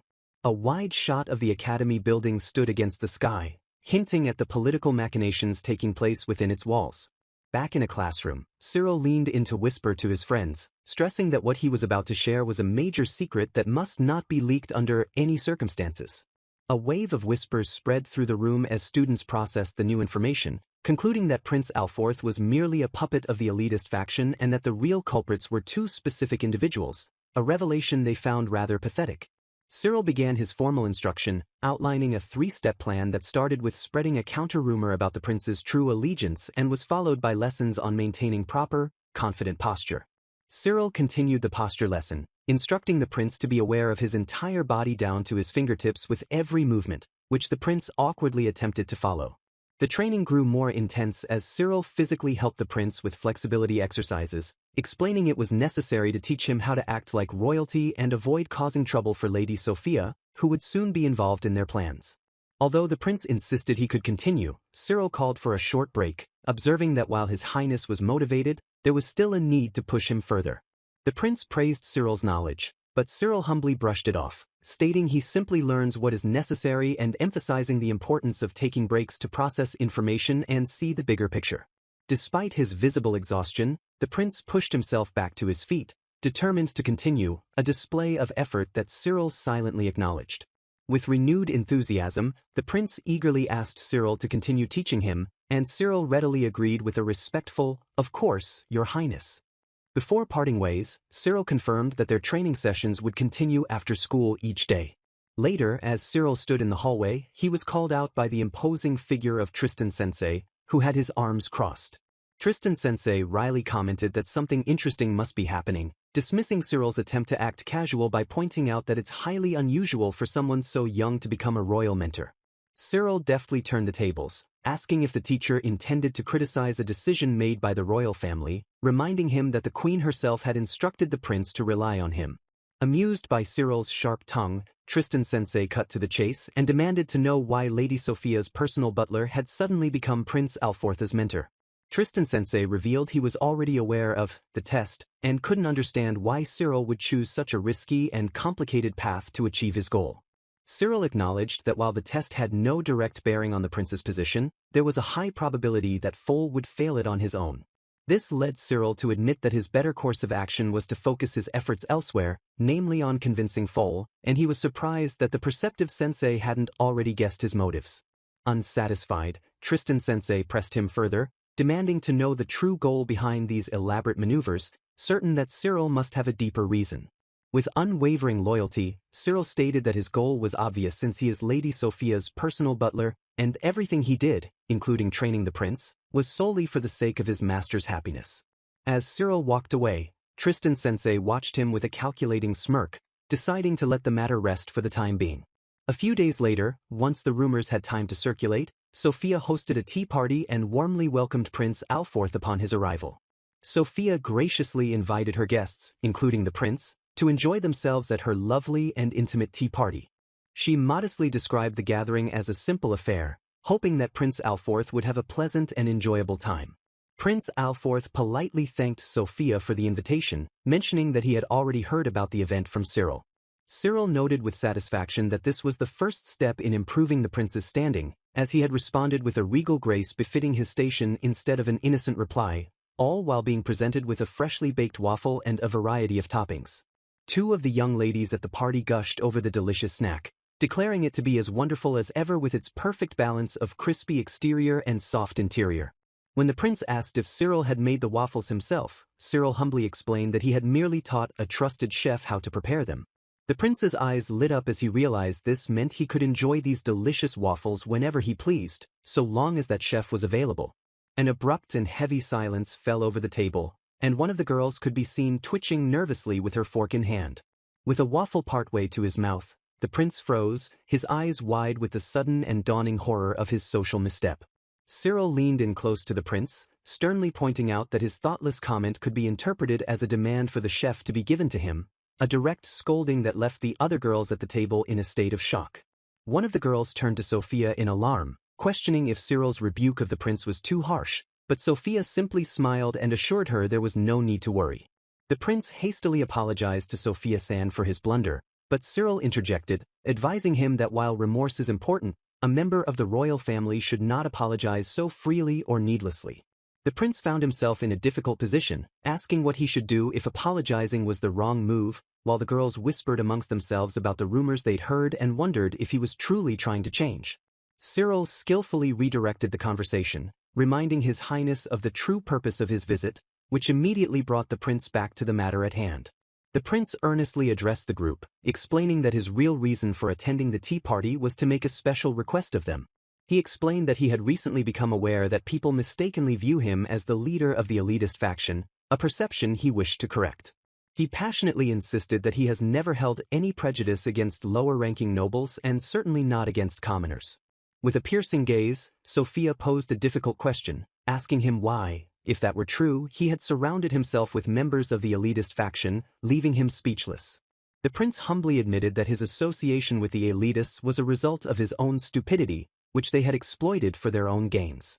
Bowing his head low over the table, the prince sincerely declared that he wanted to apologize to everyone for all the trouble he had caused. Sophia reflected that although royalty should not apologize lightly, the prince's genuine gesture of lowering his head had surely touched everyone's heart, transcending the potential emptiness of mere words. The prince then passionately declared that he wants to act as a middleman to bridge the gap with the commoners, and he needs the help of Sophia's faction as the first step in this endeavor. Sophia quickly grasped his proposal, understanding that His Highness wished to establish a line of communication with the commoners, and in return for her faction's help in creating that opportunity, they would also secure their own influential position. Turning to her friends who were all smiling in agreement, Sophia sought their confirmation on this new alliance, asking if her understanding was correct. With a look of fierce determination, Sophia formally announced that she would happily accept the role of acting as the bridge, much to the prince's astonishment and relief. The prince stammered his thanks as he realized that Sophia's faction had officially agreed to connect him with the commoner faction, a significant victory, but he knew this was only the beginning. The group then discussed their next obstacle, identifying the influential commoner, Libert-san, as the primary problem, and while Alicia offered to speak with him, Cyril expressed doubt that a direct approach would work and noted the limitations of her involvement. Alicia conceded that she lacked the skill for rhetorical tricks and wouldn't be a very effective negotiator on her own, which was why she needed assistance. With a determined blush and a hopeful expression, she turned to Cyril and earnestly asked him to accompany her on this crucial mission. Alicia pumped her fist in the air and cheerfully declared for them to go, while Cyril broke out in a nervous sweat, lamenting how it always seemed to end up being just the two of them and getting a very bad feeling about their impending endeavor. As they walk through the academy grounds with the intention of convincing Libert to join forces with Alicia, she questions why Cyril-san is trailing behind her, and he humbly responds that it is his place as her servant. Alicia admits she doesn't know the location of the Commoner Course's classroom and requests that Cyril lead the way, an instruction he promptly follows by showing her the correct path. Suddenly, Melissa appears and urges Cyril to do something about the situation, as he wonders aloud why Alicia is now walking right next to him while she seemingly pretends not to notice the maid's presence, causing him to sigh in frustration. Alicia voices her uncertainty about suddenly seeking out Libert like this, and Cyril agrees that it's highly irregular for a noble to visit the Commoner Course, yet he reaffirms their decision to proceed with the plan. Alicia remarks on how amazing it is that even Prince Alforth trusts Cyril-san, though he dismisses it as pure coincidence and believes his role as her butler is the main reason, clarifying that their goal is to ambush Libert, which makes this a special situation. A look of realization dawns on Alicia as she pieces something together about His Highness, while Sophia directly asks if she's right in assuming that he has feelings for Cyril-san, and though the prince didn't specify, Cyril has a strong hunch about his intentions. Alicia then bluntly asks if Cyril-san also loves Sophia-sama in return, and while he's slightly taken aback, he proudly states that he values the trust his milady has in him and feels no need to conceal his feelings on the matter. With a wistful expression, Alicia confesses that she is incredibly jealous of their special relationship, a comment that leaves Cyril looking on impassively. Cyril's gaze sharpens as he focuses intently on the scene unfolding before him in the hallway. Down the corridor, two students are walking together and one of them can be heard defensively stating that he is not hiding a thing. Cyril politely interrupts the two students and asks if they would be so kind as to call for Libertsen, prompting one of them to cry out in surprise upon noticing a servant in their midst. The student's shock intensifies as he makes the connection that the girl accompanying the servant must therefore be a noble lady. The sudden appearance of the beautiful Alicia-sama creates a stir among the commoner students, and Libert calmly approaches, noting that they've caused quite a ruckus and mentioning that a summons would have been sufficient to bring him to them. Cyril apologizes for the disturbance but presents an invitation letter as proof of their resolve, which Libert accepts, remarking that he is surprised Cyril allowed her to come here personally. Cyril then reveals that Sophia-sama is hosting a tea party for her faction soon, and she specifically requested that Libert be invited to attend. Libert clarifies that Prince Alforth is also set to attend, sparking whispers among the other students who wonder if the rumors of a commoner faction are true and voice their suspicions that the prince could be a spy from the elitist faction. Holding the letter, Libert considers the possibility that this tea party for nobles could ultimately be some kind of scheme targeting the commoner faction. Libert directly questions Cyril about his intentions, asking if this is a trick to get them into trouble, to which Cyril calmly assures him they have no such plan. With an intimidating glare, Libert presses further, asking why he would be invited when he has heard that the second prince despises commoners, suggesting his attendance would only ruin the prince's mood. Just as the tension mounts, Alicia steps forward and calls out Cyril-san's name, effectively cutting into the heated exchange. Cyril clarifies that there have been some unfortunate misunderstandings and Prince Alforth truly wants a good relationship with him, which is why he asked Sophia-sama to mediate, leaving Libert to wonder if the prince really said such a thing. Looking Libert in the eye, Cyril firmly states that His Highness himself expressed a desire to establish a good relationship with him. Internally, Cyril praises Libert's sharp intellect, acknowledging that he is indeed a very skilled person who immediately grasped his true objective and posed the exact question needed to advance his plan. Cyril reflects on their current position, recognizing that with so many commoners listening, he has successfully broadcasted the fact that Prince Alforth asked Sophia-sama to act as a bridge to their faction. In a flashback, Cyril recalls that while staying neutral was once considered, the Rose Garden incident solidified his milady's opposition to the elitists, making it preferable to fully align with the commoners, a move that parallels Libert's desire to secure an alliance by asking for a dance during the new students' welcome party. Libert accepts the invitation and inquires about the number of people he can bring, to which Cyril confirms there's no limit provided they are notified in advance, leading Libert to conclude he can bring whomever he wishes. The condition that Libert must take responsibility for his guests immediately makes him suspicious of a trap, but Cyril smoothly explains that while it's wise to be cautious, he has no intention of causing any unnecessary sparks, even as Libert voices his distrust. As the two boys face off, Alicia calls out to Libert-san, her voice cutting through the tense atmosphere between them.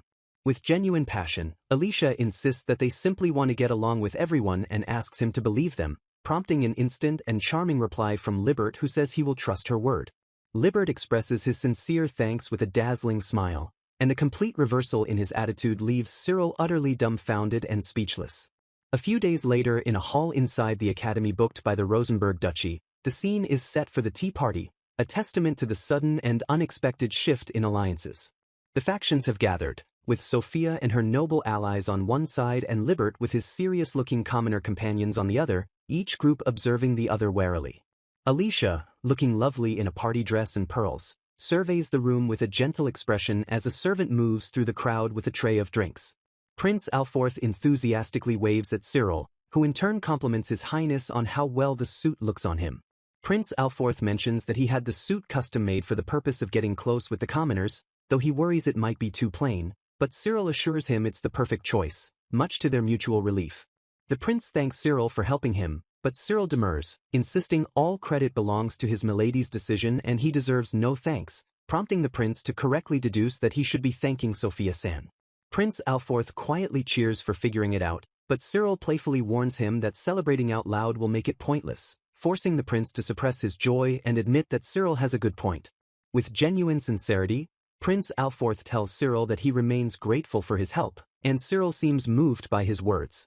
As Prince Alforth cheerfully departs to say hello to Sophia-san, Cyril observes the party proceeding smoothly, with guests from all classes mingling and chatting without any sense of worry. Whispers ripple through the crowd as the other guests watch on, their attention focused on the unfolding events. At last, the three key figures of the gathering, Sophia, Libert, and Prince Alforth, are seated together at the same table, marking a pivotal moment. An uneasy silence hangs in the air as Prince Alforth and Libert exchange nervous, sidelong looks, neither one willing to speak first. Cyril observes the predictable tension between the two, who are simply standing there silently, and knows he must intervene to break the awkward silence. The reason for Milady's arrival at the table becomes clear as she gestures to the snacks, explaining that they are called crepes and were created by her butler Cyril, before inviting everyone to please have a taste. Prince Alforth expresses his admiration that Cyril could create such a thing, and Libert offers a simple "oh" after taking a bite, while Sophia marvels at her butler's surprising culinary talent. Beaming with pride, Sophia declares that her personal butler is simply the best, while Libert thoughtfully asks if a dish like this crepe could gain popularity among the commoners. After a moment of contemplation, Libert concludes that the taste of the crepe is flawless, but the primary obstacle to its popularity would be the high cost of its ingredients. He continues his assessment, reasoning that regardless of its delicious taste, an overly expensive product would never be widely accepted by commoners. Sophia wholeheartedly agrees with his point and immediately summons Cyril, who then presents a document detailing the estimated production costs. Cyril clarifies that he has prepared two proposals, one for the crepe served today and another on the right, which has been modified to be more affordable for commoners. After reviewing the details, Libert agrees that if what's written is accurate, the crepe could indeed become popular with commoners, and Cyril concurs, adding that it should be well received as long as it is marketed correctly. Cyril understands that Sophia is essentially proposing to entrust the sales of the crepe to Libert due to his merchant background, and in response, Sophia declares that she will entrust the recipe to Prince Alforth.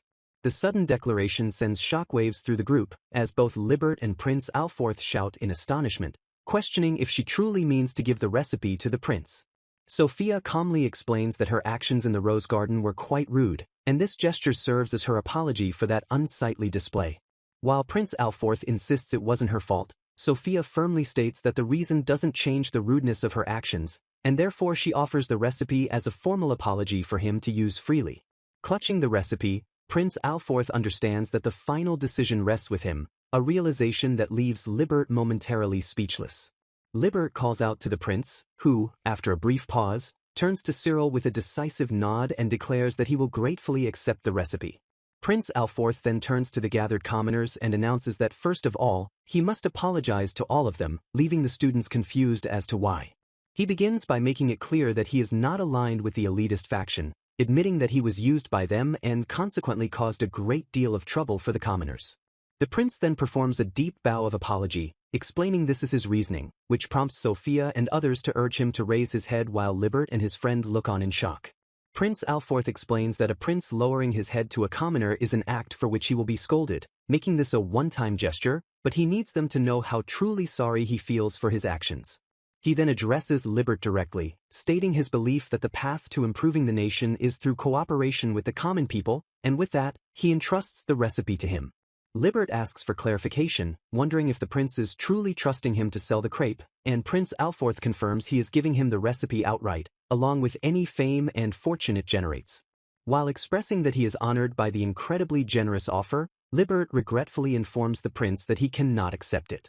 Prince Alforth is left stunned and wide-eyed, completely taken aback by the unexpected refusal of his offer.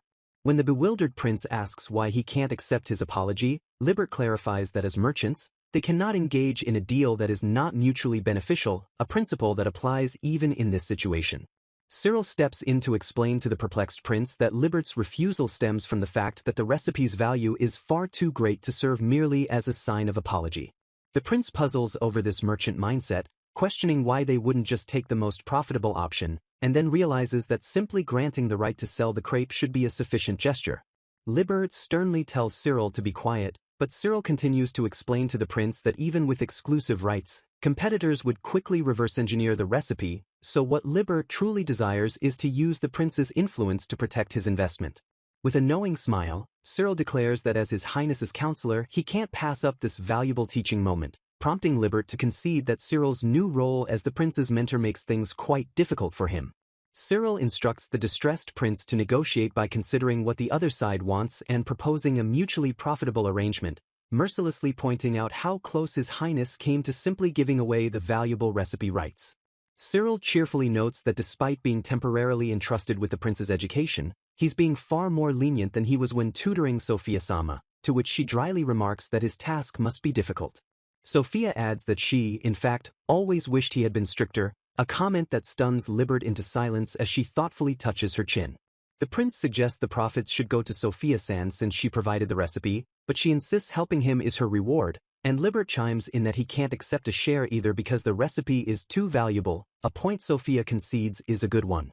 Libert stands firm, stating he cannot accept an unfair deal and they need to decide on profit sharing, while the prince maintains that he is content with just holding the rights. A symbolic image shows Sophia entangled in thorny vines, a visual metaphor for the isolation she endured in the past. Cyril emotionally reflects on the profound change from the original story, where his milady was completely isolated, to now, where she is surrounded by caring friends. Cyril politely asks Sophia-sama if he may leave his post for a little while, and she readily grants him her permission. A moment of silence falls over Sophia, Libert, and the prince as they remain at the table, now left to continue their discussion alone. Cyril takes up a violin and begins to play, the enchanting melody instantly capturing the attention of the nearby party guests. He reflects that with all the big actors now engrossed in their own intense discussion, the rest of the attendees would likely become bored without a distraction. By providing this musical performance, Cyril believes Sophia-sama and the others can continue their negotiations without disturbance until he hears another instrument joining his melody. He turns to see Sophia playing her own violin alongside him, their instruments weaving together in a graceful and unexpected duet. Cyril asks if her negotiations have concluded, but she replies that they have only settled on a basic outline for now and will handle the specifics later, blaming him for the interruption. She explains that she couldn't simply stand aside and watch while he was having so much fun, admitting that to be honest, playing together like this seems very enjoyable. As they continue their duet, Sophia looks at Cyril with a knowing smile and reminds him that she had wanted to dance with him at the new students' welcome party. He recalls that she was already aware of his feelings and knows he cannot answer her question, because the moment he recognizes that feeling he will no longer be able to remain as just her personal butler, leaving their shared melody to express all the sentiments left unspoken between them. The performance concludes, and the room fills with the sound of applause from the butlers and Sophia. As the unending ovation continues, Cyril and Sophia stand side by side, and he graciously thanks everyone for their attention before inviting them to enjoy the remainder of the tea party. Alicia excitedly approaches Cyril, declaring that his performance was absolutely amazing, which earns a slightly flustered thank you from him as Sophia looks on. Alicia enthusiastically elaborates on the performance, explaining how Sophia-sama completely captivated the audience, and then Cyril-san's playing gently embraced hers, creating a wonderful and complementary duet that was absolutely beautiful. Sophia smiles, pleased that their duet was a success, while Alicia shyly confesses that she too would like to have the chance to perform with Sophia-sama someday. With her hands clasped together nervously, Alicia acknowledges that she may not be as skilled as Cyril-san, but she still sincerely wishes to perform with Sophia-sama and timidly asks if that would be alright.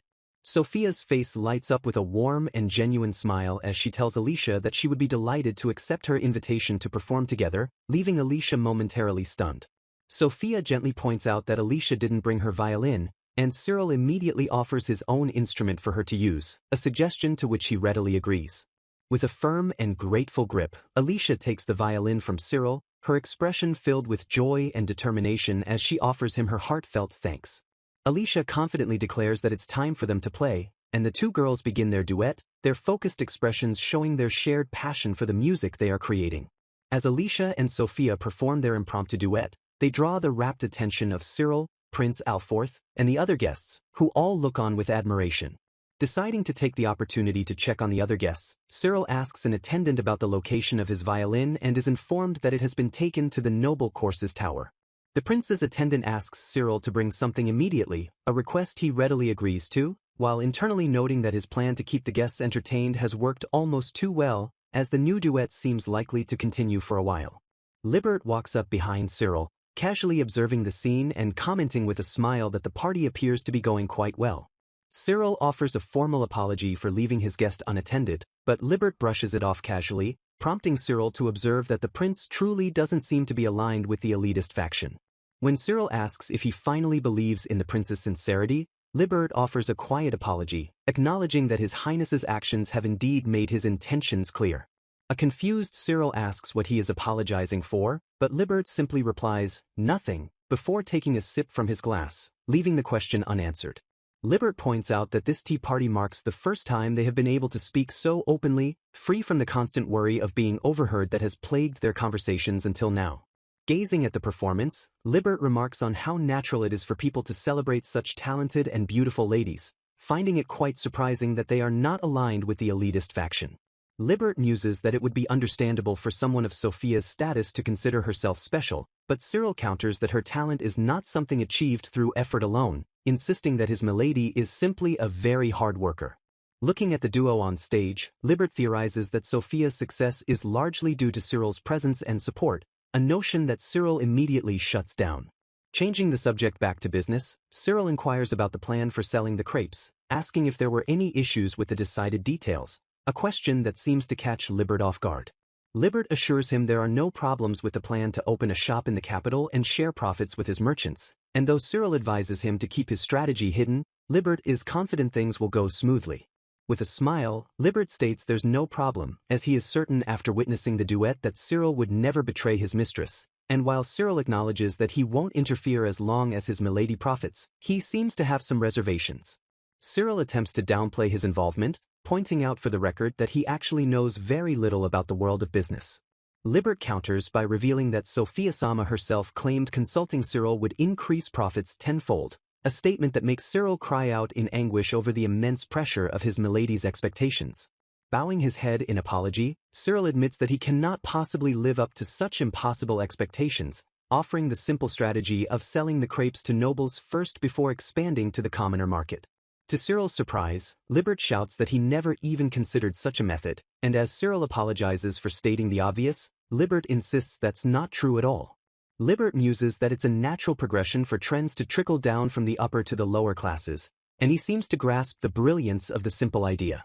Feeling helpful, Cyril further suggests creating exclusive crepes and a seasonal menu before deciding to return to his milady, while Libert reflects on how the vast lifestyle gap between classes makes the idea of marketing to nobles first a non-obvious strategy for a commoner. Just as Cyril begins to walk away, Libert reaches out and grabs his arm, firmly telling him to wait. His merchant soul now fully ignited, Libert stares at Cyril with fiery intensity and demands to be told everything he knows, vowing to pay any price for the valuable information. When Cyril tries to leave to attend to his milady, Libert reveals he already has her permission for them to talk, leading Cyril to finally understand why she had so much faith in his ability to boost sales, as Sophia and the prince now perform a duet of their own. Sophia remarks that their discussion has been insightful, while the prince, fumbling with his violin, seems to grasp that this partnership could indeed increase their sales tenfold. With a quick glance towards the stage and a pleased smile, Cyril expresses his satisfaction that his input has been well received. Cyril curiously asks Libert if he doesn't intend to play a duet with Alicia-san as well, but Libert simply states that he will hold back for now. Cyril presses for a reason, certain Alicia would be happy to play, but Libert confesses that after witnessing the beautiful duet with Sophia-sama, he feels he lacks the courage to make such an offer and decides to mingle with other nobles instead. Prince Alforth is shown with an expression of complete and utter misery, clearly distraught over his own performance. Reading the dejected slump of the prince's shoulders like a book, Cyril deduces that he's messed up again and gently asks if something is troubling his highness. With tears welling in his eyes, the prince asks if the skill gap between them wasn't painfully obvious during their duet, confirming for Cyril that his highness is acutely aware of his own shortcomings. Alicia suddenly appears, crying out that she completely understands his frustration because she felt the exact same shock and despair over her own inadequacy when she danced with the far more skilled Cyril-san. As the prince wallows in his own pathetic feelings, Alicia gently encourages him to cheer up, which seems to spark a sudden realization in him. Brightening up, Alicia suggests they should train together to avoid future frustration, an idea that is met with enthusiastic agreement from the prince and the other girls, much to Cyril's apparent consternation. Watching the exchange, a flustered Melissa whispers to Cyril that Alicia has audaciously just used the prince of their nation as a stepping stone for her own goals. Two students observe that the prince seems to genuinely be trying to get along with common people and treats them no differently, a result that brings a proud smile to Cyril's face as he congratulates Alicia on her success. Cyril approaches the elegant Foal-sama, who stands beneath a magnificent chandelier, and politely greets her, stating that it is nice to see her again. With a wry smile, Foal expresses her surprise, admitting that she had hoped to catch him off guard with her unexpected presence. Cyril expresses his surprise at her presence and asks how she got in, but she playfully calls it a secret, leading him to ask the Miss Mysterious what brings her here today, to which she coyly replies that mystery adds to a girl's charm. Dropping the playful demeanor, Foal states with conviction that her purpose for being there is, of course, to witness the outcome of the test. She turns away and acknowledges that he has done well in creating the impression that Prince Alforth is not part of the elitist faction, noting that she has heard nothing but compliments about his work. Cyril finds her praise surprisingly reserved, while Foal muses that recovering the prince's position was always a rather vague and open-ended task to begin with. With the symbolic slam of a gavel, Foal asserts her ultimate authority, declaring that public opinion is irrelevant because the final judgment of success or failure rests solely on her evaluation. She reveals that her plan was to use the tea party as a public demonstration of their success, which would then be reported to the king and queen for their judgment, leveraging their authority to force Foal's hand. Cyril realizes that Foal's true intention was to fail them preemptively, but even so, she has completely upended his expectations by declaring without hesitation that they pass and she has no objections whatsoever. Stunned by the unexpected outcome, Cyril can only stammer out a question of whether they truly passed, to which Foal simply reaffirms her decision. Looking out over the successful party, Foal admits with genuine admiration that she never expected him to create such a wonderfully effective scene. When Cyril wonders aloud if the violin duet was the deciding factor, Foal playfully accuses him of intentionally orchestrating the performance to move her heart. With a knowing smile, she adds that she never would have expected him to be such a cunning bully. Cyril has a flash of insight, realizing that despite her longing for human connection, Foal pushes people away, struggling to sever any attachments as if she knows she is destined to die. The prince and Alicia notice Foal and approach, with the prince warmly greeting her as Foalne, while Alicia politely asks what she is doing there. With a mischievous glint in her eye, Alicia leans in close to a shocked Cyril and playfully threatens to tell Sophia-sama that he was fooling around with another beautiful girl. Cyril clarifies that the woman is Foal-san, the head of the middle school student council, and explains that their entire effort to connect the prince and the commoners was a test for him and Sophia to join the council, which makes Alicia realize Foal's important position. Cyril formally introduces the young lady of the Viscount Londbell house, Alicia-sama, to the student council president. Internally, Cyril resolves to keep the fact that Alicia is Prince Alfortha's cousin a secret for now, as not even his own milady is aware of this connection yet. Putting the pieces together, Alicia realizes Cyril's plan to join the student council and, with a burst of enthusiasm, declares that she wants to join as well, stunning Cyril into silence. Alicia explains that because Sophia-san and Cyril-san have been such a great help to her, she wants to return the favor by joining the student council, but Foal politely apologizes, stating there are currently no open positions. Just as the matter seems settled, Prince Alforth steps in, confidently stating that Foal's claim should not be the case. He reveals that he has heard she is the only current member, whereas the student council should normally have 5 or 6 people, a fact that clearly catches the surprised Foal off guard. Cyril tries to interject, knowing it's poor form to press the issue when Foal's rejection was a gentle way of handling her difficult situation, but the prince, undeterred, boldly requests to join the student council himself. When Foal questions his desire to join, the prince confirms he wants to work with everyone, leading her to realize he understood her predicament and still chose to make this supportive suggestion.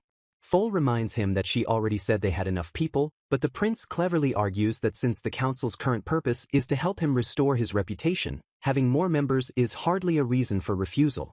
Cornering her with logic, the prince declares that joining the student council is the perfect way to improve his reputation, an argument that leaves a flustered Foal completely speechless. While acknowledging it's not a bad strategic move, Cyril gently advises the prince to stop pushing the issue, lest it appear that he is using his royal status to force his way into the council. Taking the council to heart, the prince immediately concedes that Cyril is right and offers a sincere apology for his forceful approach. Undeterred by the politics, Alicia passionately declares her desire to join the student council in any capacity, even offering to do grunt work, just to be a part of it. Foal looks at Alicia with a stunned expression, her composure clearly rattled by the girl's earnest and straightforward plea. Cyril keenly observes Foal's hesitation, correctly deducing that her reluctance is not born from any sort of animosity towards them. He realizes that her true motivation is a selfless desire to avoid burdening others with the negative fate she believes awaits her in the future. That said, a look of resolve hardens in Cyril's eyes as a new plan begins to form.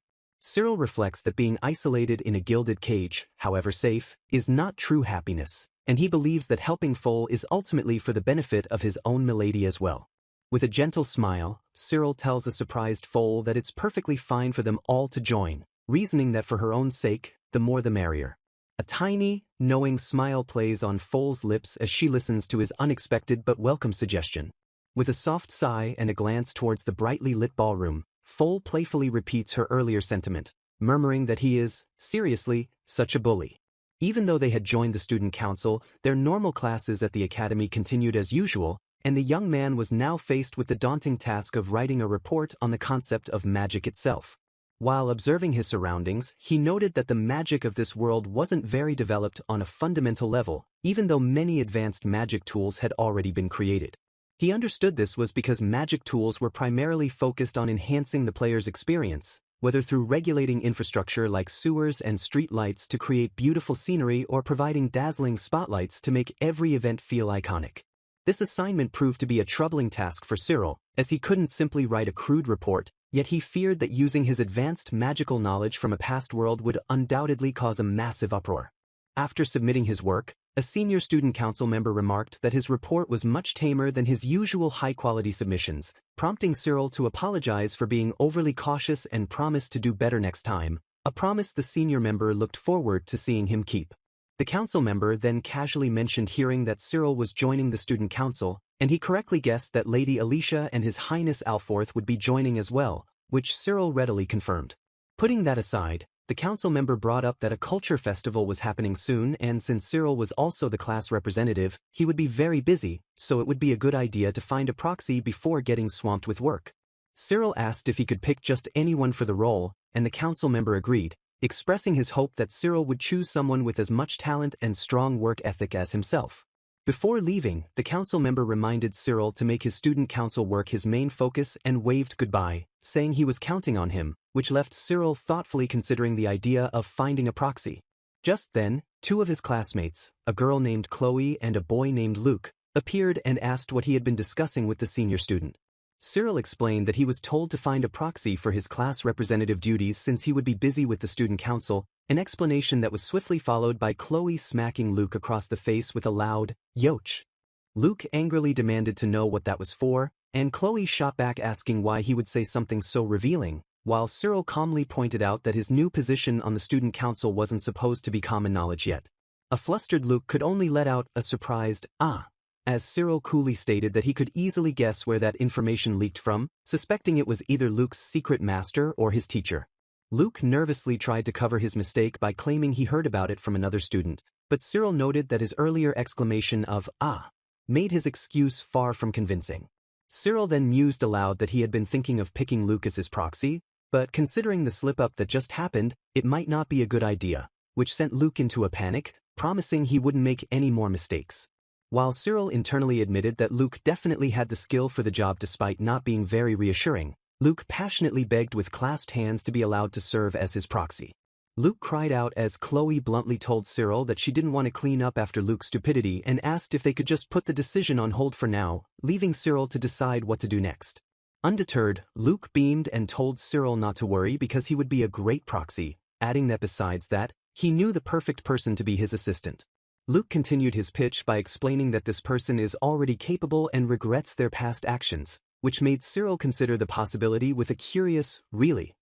With a bright and cheerful expression, Luke proudly declared that his teacher always taught him to learn from his failures, a sentiment that seemed to catch Cyril by surprise. Cyril finally relented, agreeing that Luke could become his proxy once he gets too busy with student council work, but assigned him the first task of making sure his proposed assistant actually wanted the job beforehand, which Luke readily accepted. Filled with confidence, Luke declared, "Just leave it to me," with such volume that it startled Cyril, who was sitting at his desk nearby. The group then proceeded to the student council room for the middle school division, politely announcing their arrival as they approached the door. A group of 4 new members, including Cyril, Alicia, Alforth, and a dark-haired girl, stood together at the entrance, ready to begin their duties. Inside the room, Cyril noticed a girl so focused on her paperwork that she hadn't noticed their arrival, even with her maid standing by her side. Cyril observed the girl and sensed wind magic leaking from her, wondering if she was also suffering from a magic power overload like his milady, and concluded that using the magic to cool herself down was a clever way to manage it. Although he considered it was just one of many possibilities, he decided to test his theory by prodding the girl, which caused her to let out a startled eek. The girl, finally noticing them, let out a simple "ah," while Alforth and the dark-haired girl watched with slight awkwardness. Clearing her throat, the girl, Foal, announced that all of them would be part of the student council starting today, and after a moment's thought, she decided that formal introductions weren't necessary. Foal then told them to take it easy since there wasn't any work for them to do, but her statement was met with Cyril raising his hand to ask a question, an action that surprised the dark-haired girl. Foal casually informed Cyril that he didn't need to raise his hand, explaining that under the school's policy, they were all equals here regardless of their social status. Cyril and Alforth exchanged a knowing glance, silently commenting on the irony of someone from a royal background making such a statement about equality. The dark-haired girl, however, took the statement to heart and cheered with excitement, exclaiming that it meant they were all friends now. The diverse social statuses of the group were highlighted, identifying Cyril as a commoner, Alicia as an upper noble, Foal as a commoner, who is actually royalty, Alforth as royalty, and the dark-haired girl as a lower noble. Foal then turned her attention back to Cyril and asked for his question, and he pointed out that she was doing paperwork despite claiming there was no work to do, which made her maid think that her milady was truly something else. Foal held up the papers and explained that they weren't work documents but rather more like a diary that she was writing, leaving Cyril puzzled by her answer. She elaborated that while they might have occasional odd jobs to deal with and the culture festival was coming up, it wasn't a significant amount of work, so they wouldn't be getting extra busy. Foal gestured dismissively, explaining that they were basically treated like royalty there and she was perfectly capable of handling everything herself, even telling them they could go home if they got bored. Alicia politely interrupted, asking Foal if she happened to know what other members usually did in the past, a question that made Foal pause and think for a moment. The dark-haired girl helpfully pointed to a room nearby, suggesting that the records of past activities should be stored in there. As Cyril stepped into the room, he was met with a scene of disarray and dust, while someone else was already trying to wipe a surface clean. Cyril called out questioningly to a startled Foal, who looked surprised to see him there. The maid, Leah, quickly apologized for leaving the room unattended, but Foal stopped her, saying that since Leah wouldn't apologize, the responsibility would have to fall on her, a statement Cyril interpreted as Foal blaming him for the mess. With her hands clasped together, Foal then sincerely apologized, admitting that she was the one who had told Leah it was fine not to tend to the room. The dark-haired girl brightly suggested that they should all tidy up the room together, a proposal that surprised the others who questioned student council members doing cleaning tasks. Cyril immediately objected, stating that he couldn't possibly let daughters of nobility do such manual labor and asked them to hold on. Alicia calmly reminded Cyril that Foal had just declared them all equals in the academy, and Alforth suggested that Alicia could act as their representative for the task. Inspired by the idea, the others enthusiastically offered to help too, saying they couldn't leave everything to Alicia alone, and while Cyril thought it was good they were excited about their first job, he still felt it was improper for nobles and a prince to be seen cleaning by the general public. Cyril then proposed a compromise where he would tidy up the books and other items first, and afterward, Milady Alicia and the others could search for the records they needed. The dark-haired girl glanced over at the servants and quietly agreed that Cyril's plan seemed fine. Cyril entered the storage room alone, announcing that he would start the cleaning and asking the others to wait outside for a bit. Inside the dusty room, Cyril stood confidently within a glowing magic circle, preparing to use his special abilities to get the job done. With a determined look, Cyril declared that it was time for him to show off his skills as a real butler. The door to the room quickly opened and closed, catching the attention of the dark-haired girl who was waiting just outside. The dark-haired girl approached Cyril and asked how the cleaning was going, suggesting that perhaps it would have been better if they had all helped. Cyril smiled calmly and told her not to worry, because he was already finished with the task, a claim that made her gasp in disbelief. She looked past him into the room, exclaiming that he had only just started, only to see that the once messy space was now immaculately clean and sparkling. In complete shock, she realized he was telling the truth, while the other members peeked around the door frame, equally astonished by the incredible transformation. With the room now clean, one of the members suggested that it was time for them to start scouring through the documents to find what they were looking for. The entire group sat around the large table, all diligently reading through the piles of old books and records. After some time, the dark-haired girl let out a small sigh, admitting that searching through all the documents was harder than she had anticipated. Peeking over a large book, Alforth offered her another one he had found, asking her to check it. Alicia read aloud from the new document, revealing that the student council used to host theater plays during the cultural festival every year up until 3 years ago, prompting Cyril to ask if she was interested in theater arts. Alicia thoughtfully considered the idea, remarking that acting as someone else sounded like it could be fun, and added that building up more achievements in the student council would also help her toward her personal goals. Cyril placed a hand on his chest in a gesture of loyalty and affirmed that if his milady wished to do it, then he had no reason to stop her. With renewed enthusiasm, Alicia turned to the others and proposed that they revive the old tradition and put on a play themselves. The others agreed it was a great idea, and even Foal quietly conceded that experiencing something like that at least once might be fun. Seeing that everyone was on board, Alicia smiled and officially declared that the matter was decided. Cyril quickly pointed out that to put on a play, they would need a script, and Alforth helpfully added that they had access to all the scripts from the past productions. Foal's face lit up as she eagerly volunteered to handle the script, mentioning that she might know someone who could help them with it. The scene then shifted to narrate the plot of a classic play, starting with a lower noble lady being rescued at a party by a prince who had snuck in. Their brief meeting ended without them even learning each other's names, but their feelings were rekindled when they had a fateful reunion at the academy. The romance was complicated by the fact that the prince was already engaged, which caused the heroine immense stress due to their forbidden love. However, with a gentle push from her reliable maid, the heroine found the courage to be honest about her feelings, and she and the prince fell deeper in love with each romantic rendezvous. As expected, the prince's fiancé could not stand being cast aside and used all means at her disposal to coerce the heroine in a desperate attempt to get the prince back. Eventually, the prince discovered his fiancée's deceitful schemes and punished her for her crimes, ultimately rescuing the heroine from her plight. The story reached its happy conclusion as their love won the day, and they shared a kiss, receiving the blessings of the entire kingdom to live happily ever after. A few days after they had sorted through the documents, the student council gathered around the table once more.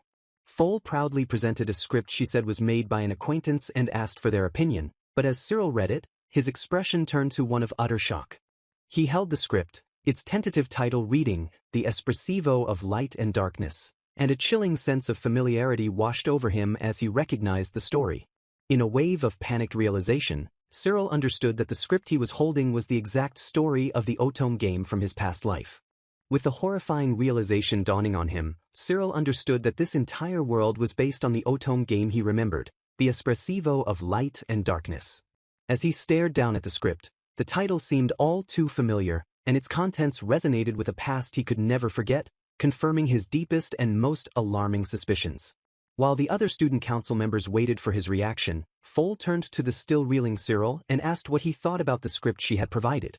Cyril's mind raced as he considered the strange possibilities. It was an unwitting program he had never heard of before, but since this world was based on a game, it wasn't impossible that the game's own scenario data had somehow materialized into a physical script.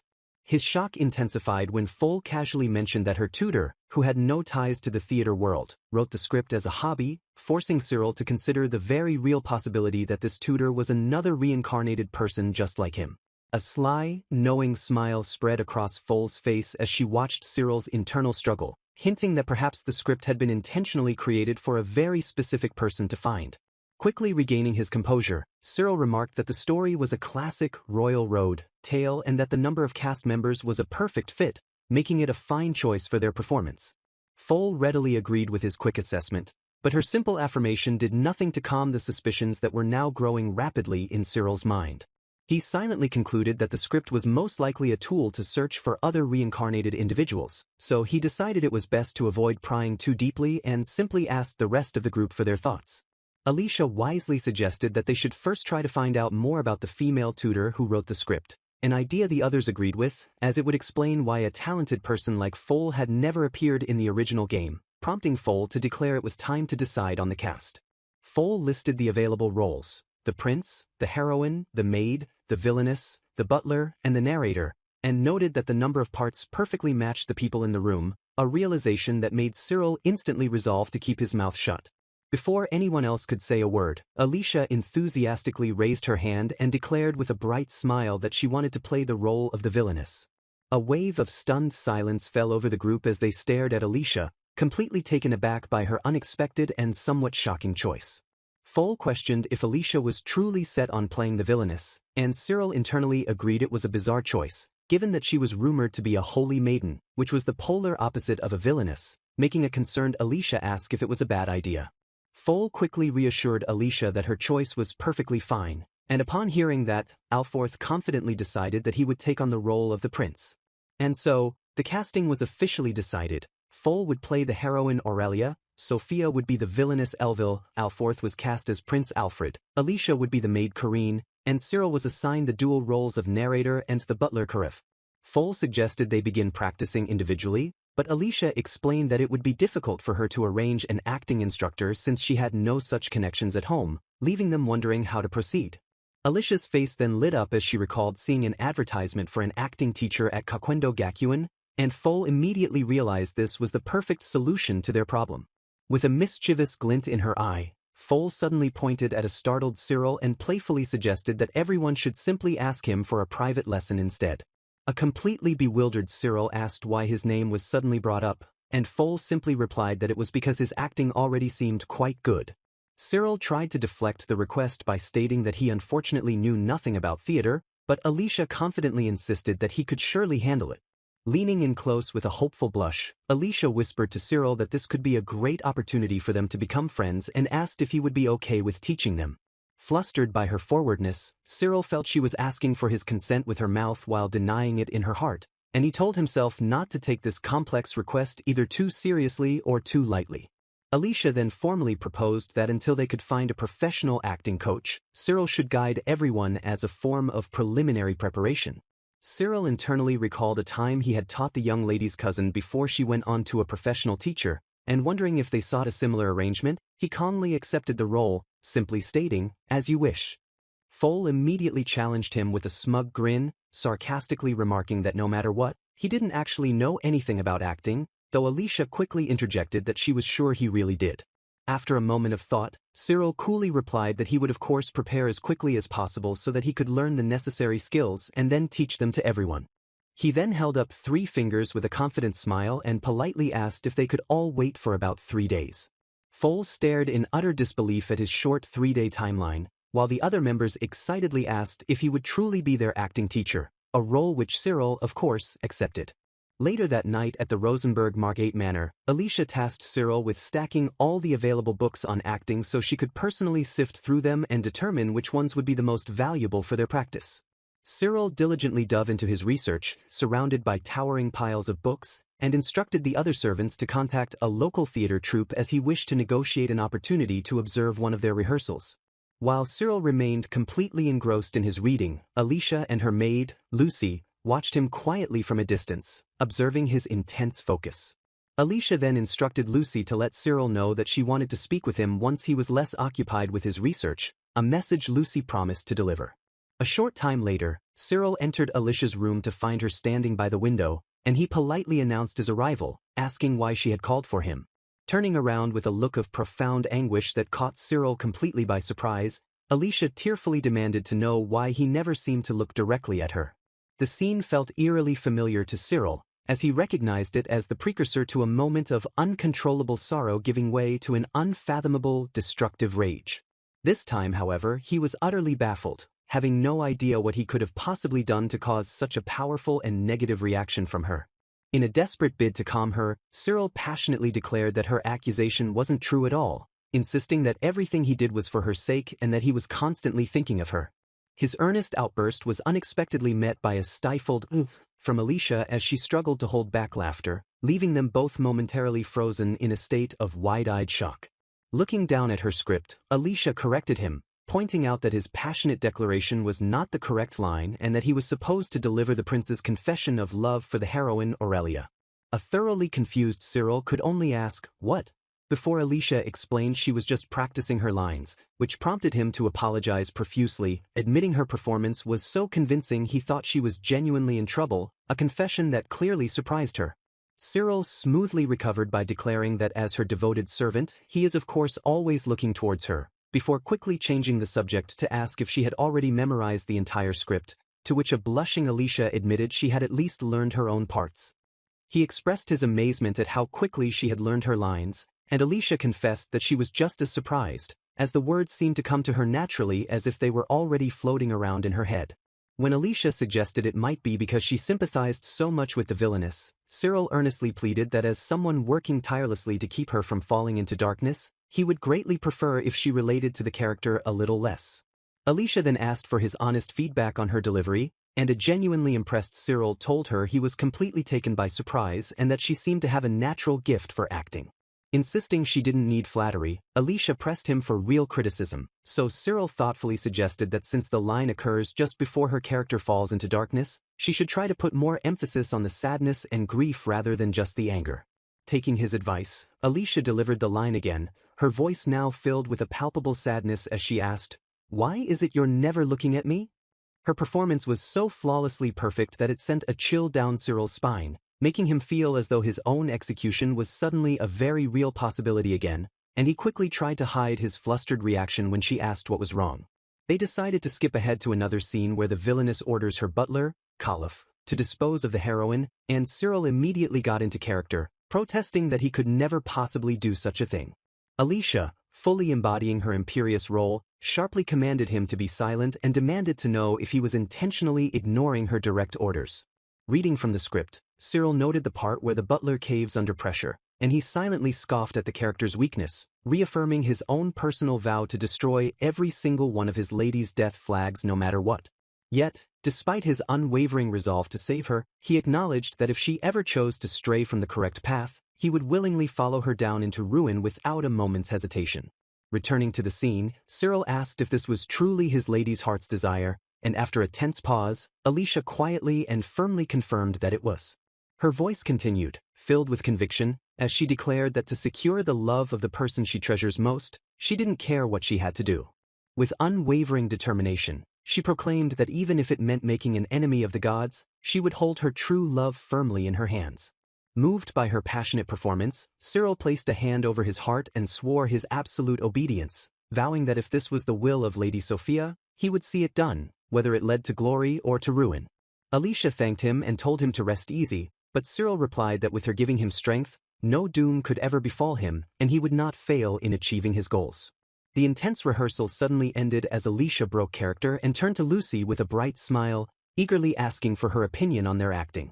Lucy asked for permission to be completely honest, explaining that while they were perfectly cast, they performed the scene like star-crossed lovers, which was definitely not what the plot called for.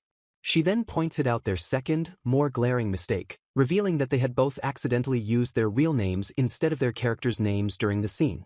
A wave of mortified silence fell over Cyril and Alicia as they stood frozen in blushing, stunned embarrassment.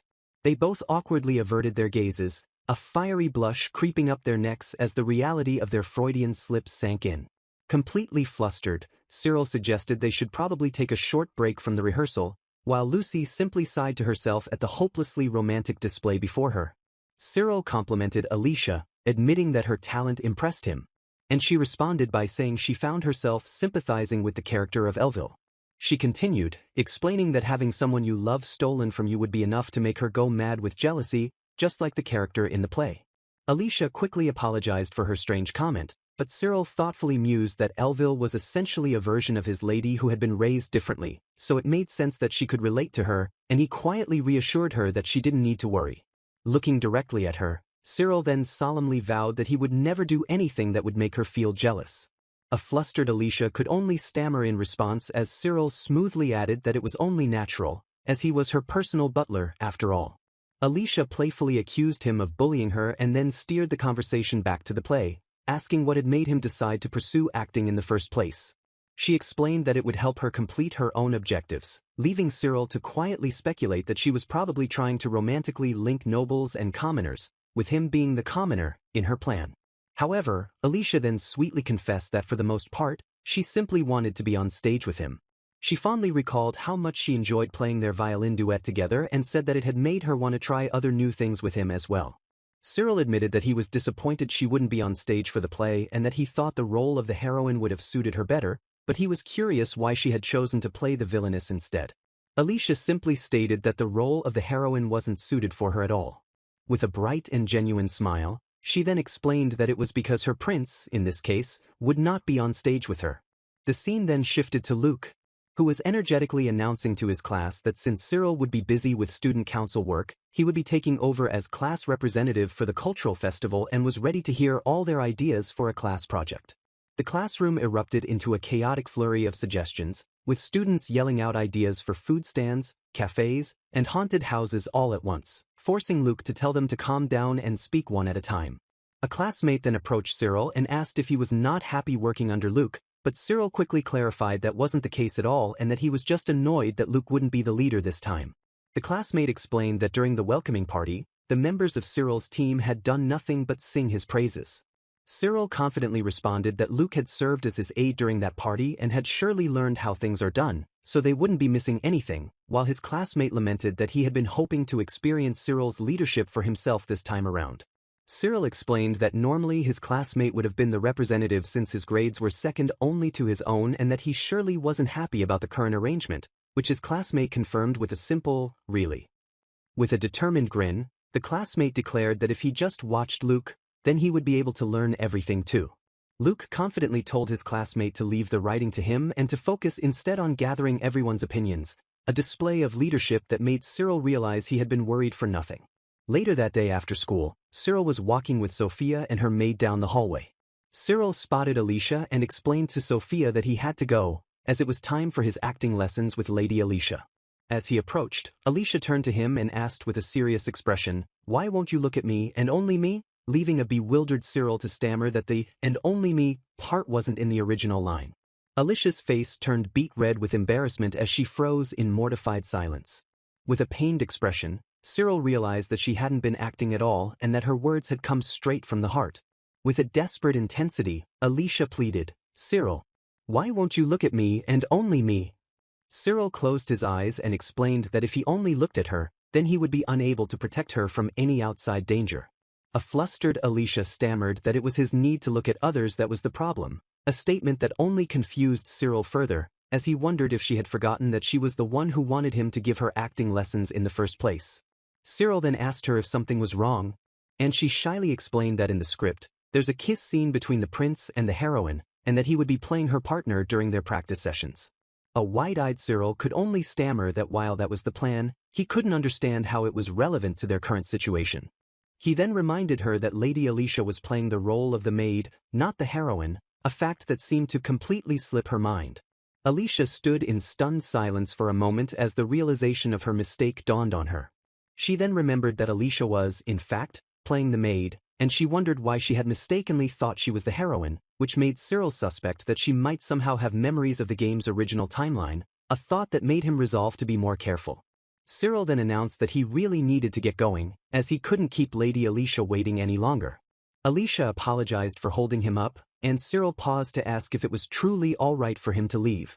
Sophia gently called his name and told him that it seemed they would be standing there forever if he didn't go. With a warm smile, she then sweetly requested that he please come back soon. Upon arriving at practice room C, Cyril found Lady Alicia already waiting for him, and she quickly apologized for the delay. Cyril stared at her in surprise and asked what she was wearing, to which she simply replied that it was her gym uniform and tracksuit. He then remembered that this world, despite resembling a noble society from the past, still had some distinctly modern elements. Alicia shyly asked if she looked weird, admitting that it felt a bit strange for a noble girl like herself to be wearing a tracksuit. Cyril assured her that she didn't look weird at all, and he poetically compared the way her black hair bordered the red of her tracksuit to the magic hour, an ideal and beautiful replication of the time when the sun has just set, showing both night and day. The magic hour, as he explained it, is supposedly the most beautiful time of day. His flowery compliment clearly had an effect, as a blushing Alicia shyly averted her gaze while her maid glared disapprovingly in the background, making it easy to see how her outfit reflected the beautiful image he described. With the small talk out of the way, Cyril announced that it was time to begin their lesson with the basics. After running through some vocal exercises, Cyril praised her performance but suggested she try to fix her posture a little more, a critique that caused her maid to defensively ask if there was a problem, but Alicia simply thanked him for his help.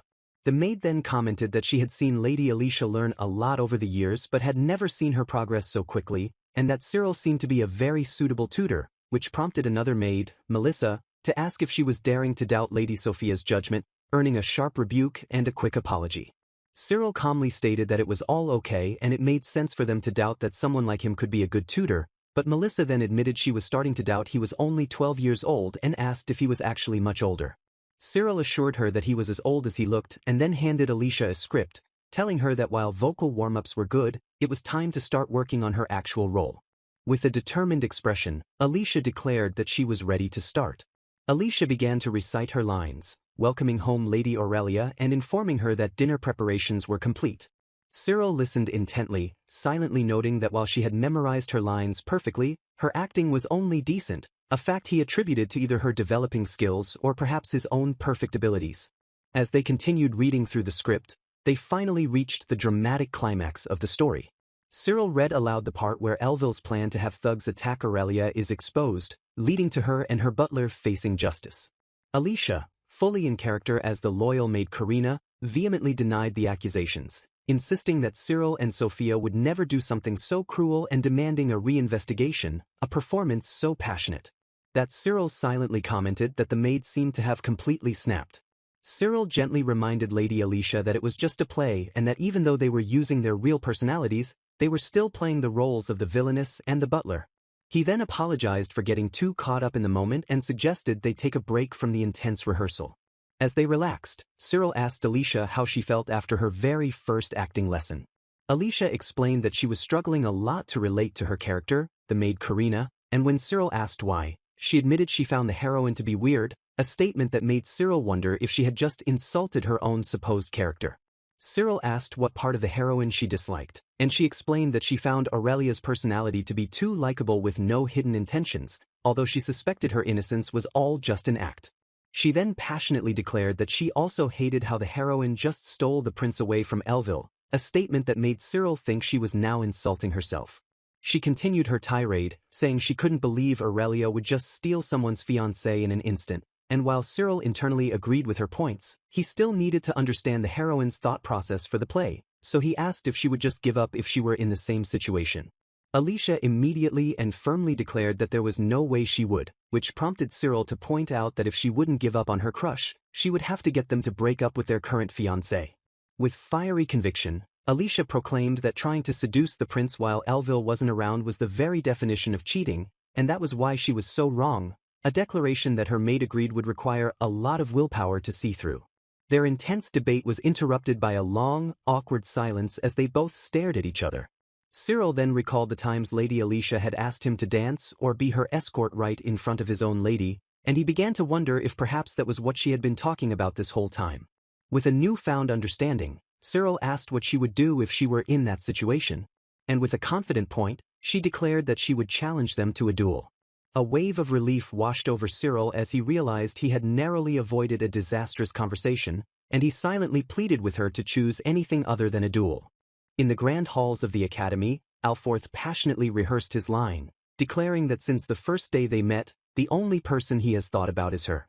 He continued, proclaiming that while there is only one person he has sworn his loyalty to in his eyes, there is no need to even compare her to Aurelia because she is so much lovelier. Alforth, however, broke character and passionately declared that there was no way that was true because Miss Sophia was considerably cuter than both of them combined. Cyril could only watch as Alforth completely abandoned his role as the prince, his devotion to Sophia overriding his commitment to the play. With a weary sigh, Cyril noted that this was the second person to completely go off script during their rehearsals. The chaotic rehearsals continued, with the roles and reality of their relationships becoming increasingly blurred and confused. Cyril gently reminded Alforth to relax, trying to bring some semblance of order back to their practice session. He tried to steer the conversation back to the play, stating that nobody was talking about Lady Sophia, but rather Elville, the villainess of the play, though he internally lamented that Alforth basically saw her as Sophia, which made the entire situation a complete mess. Alforth argued back that it didn't matter if Sophia was playing the villainess or a side character, because she would still look beautiful no matter what, a sentiment that made Cyril sigh in exasperation. Cyril firmly reminded His Highness to please play his role correctly and then pointed out that Fall was also quite cute, a comment that seemed to quiet Alforth down. Cyril silently observed that His Highness couldn't properly immerse himself in his character because of the ongoing debate about the two heroines, who were also his cousins. After a month of continued tutoring sessions, Cyril decided it was time for them to try again. He arrived at the student council room to find Fall already there, completely engrossed in her writing, and she looked up in surprise, asking when he had arrived. Cyril noticed that she was once again using magic while writing in her diary and called out to her, apologizing for the interruption but stating that she had let him in. A flustered Fall stammered in response, prompting Cyril to ask why she was still addressing him in such a formal manner. With a sudden shift in demeanor, Cyril knelt before her and formally apologized for his negligence, addressing her by her full title, Your Highness Princess Fulgina. A wave of shock washed over her as her true identity was finally revealed. She admitted that while the information was well hidden, it wasn't impossible to find, and now that he knew, there was no point in denying it any longer, though she had thought she was supposed to be attending the school as a girl adopted by an earl. Cyril then asked if she had told Miss Sophia about her true identity, and he knelt before her as he explained that his lady did not currently know. Fall asked why he hadn't told his mistress, questioning if it wasn't his duty as a butler to inform her, but Cyril explained that he had decided not to tell her for her own good. He then asked if he was correct in assuming that she would prefer it if Sophia didn't know her true identity. Cyril gently reminded her that she wanted to be treated equally, which was why he had kept her secret. Fall acknowledged that he was right and that he had clearly thought the situation through very carefully. Thanking him for the compliment, she then admitted he was as smart as people said he was, and since he was her senior and a fellow student council member, Miss Fall would be a sufficient way to address her from now on, also telling him to stop kneeling. Cyril stood up and formally agreed to call her Miss Fall, an agreement that clearly surprised her as she didn't think he would go along with it now that he knew who she really was. He then asked why she had requested to see him, reminding her that it was only normal to comply with a request from a princess. Cyril explained that he wanted to inform her about the performance of his acting lessons and asked if they were going well, and she confirmed that they had been practicing their roles with him. He reported that his lady was currently having no issues, but His Highness and Lady Alicia were struggling, and he himself was struggling as well. He admitted that they weren't suited for acting in the first place and that their only real problem was trying to stay in character. However, as he watched Fall, he noted that she didn't seem concerned about their struggles at all. His suspicion grew as he considered that if she already knew the characters were from a game, then it would be more interesting for her to see them not being able to get into character, which led him to believe that she might not know anything about the game at all, forcing him to be more cautious until he could understand her true motives. Cyril thinks it's time to deal with the problem now. And since they both agree a solution is needed, he's come to Foal for advice. So he suggests she should focus on making a character role for herself, which prompts her to ask if he knows a good place for a training camp, as she believes it's the perfect way to build character quickly while he seems hesitant.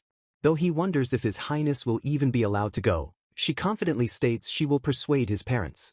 And as he urges her to speak with them soon, she agrees to discuss it with her ladyship and his lordship before he asks her another question. He points out her sudden change of heart, reminding her that she initially wanted to avoid everyone. To which she admits is true, but now that she's involved she plans to see it through completely. Which makes him understand her resolve as she again asks about a training camp location and he remembers a summer resort from Libert's route in the game. A quick flashback reveals Alicia's parents confined her after forbidding her love for Libert, a commoner. So after Melissa told him what happened, Libert rushed to her side. And he desperately begged her father, who finally agreed to their engagement, if Libert could learn noble etiquette, which is what led them to the nobility training camp at the summer resort in the first place. But Cyril realizes he can't explain how he knows this without revealing he is a reincarnate. So he slyly questions Sophia about being indebted to the Populists and suggests they ask Mr. Libert to find them a location.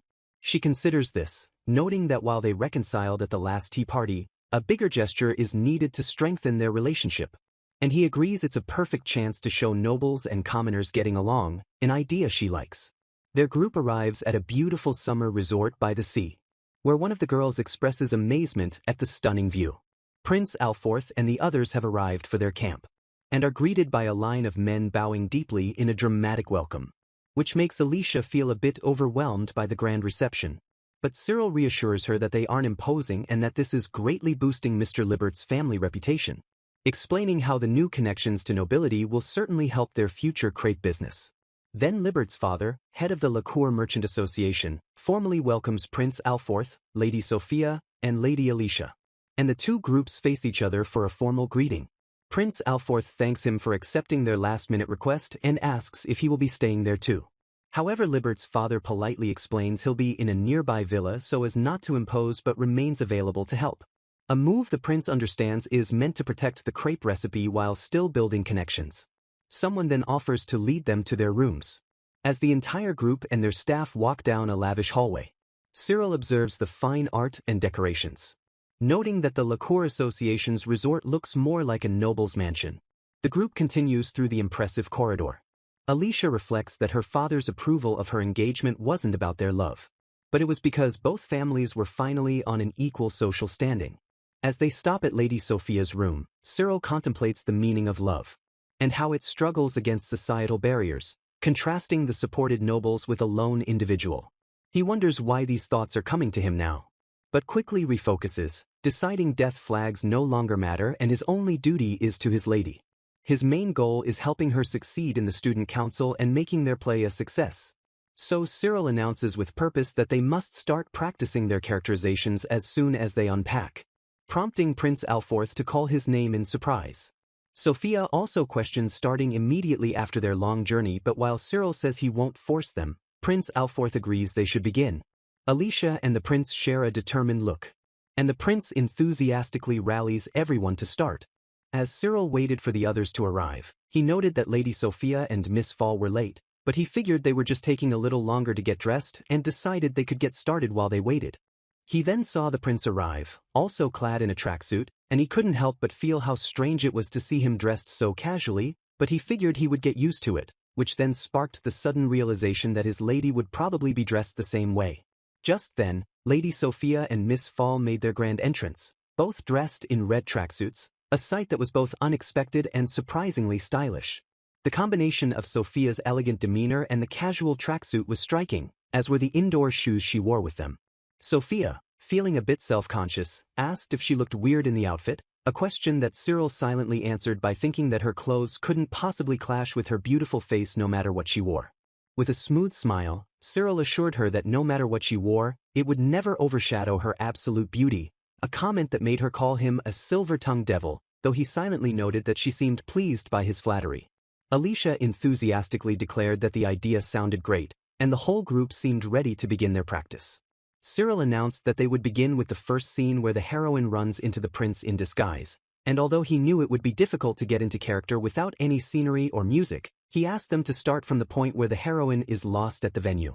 Fall confidently agreed to the plan, while Sophia quietly acknowledged her part, ready to begin the scene. A blush crept up Fall's cheeks as she prepared to deliver her first lines, her expression filled with a nervous energy. The rest of the group watched her with anticipation, all curious to see how she would portray the lost and flustered heroine.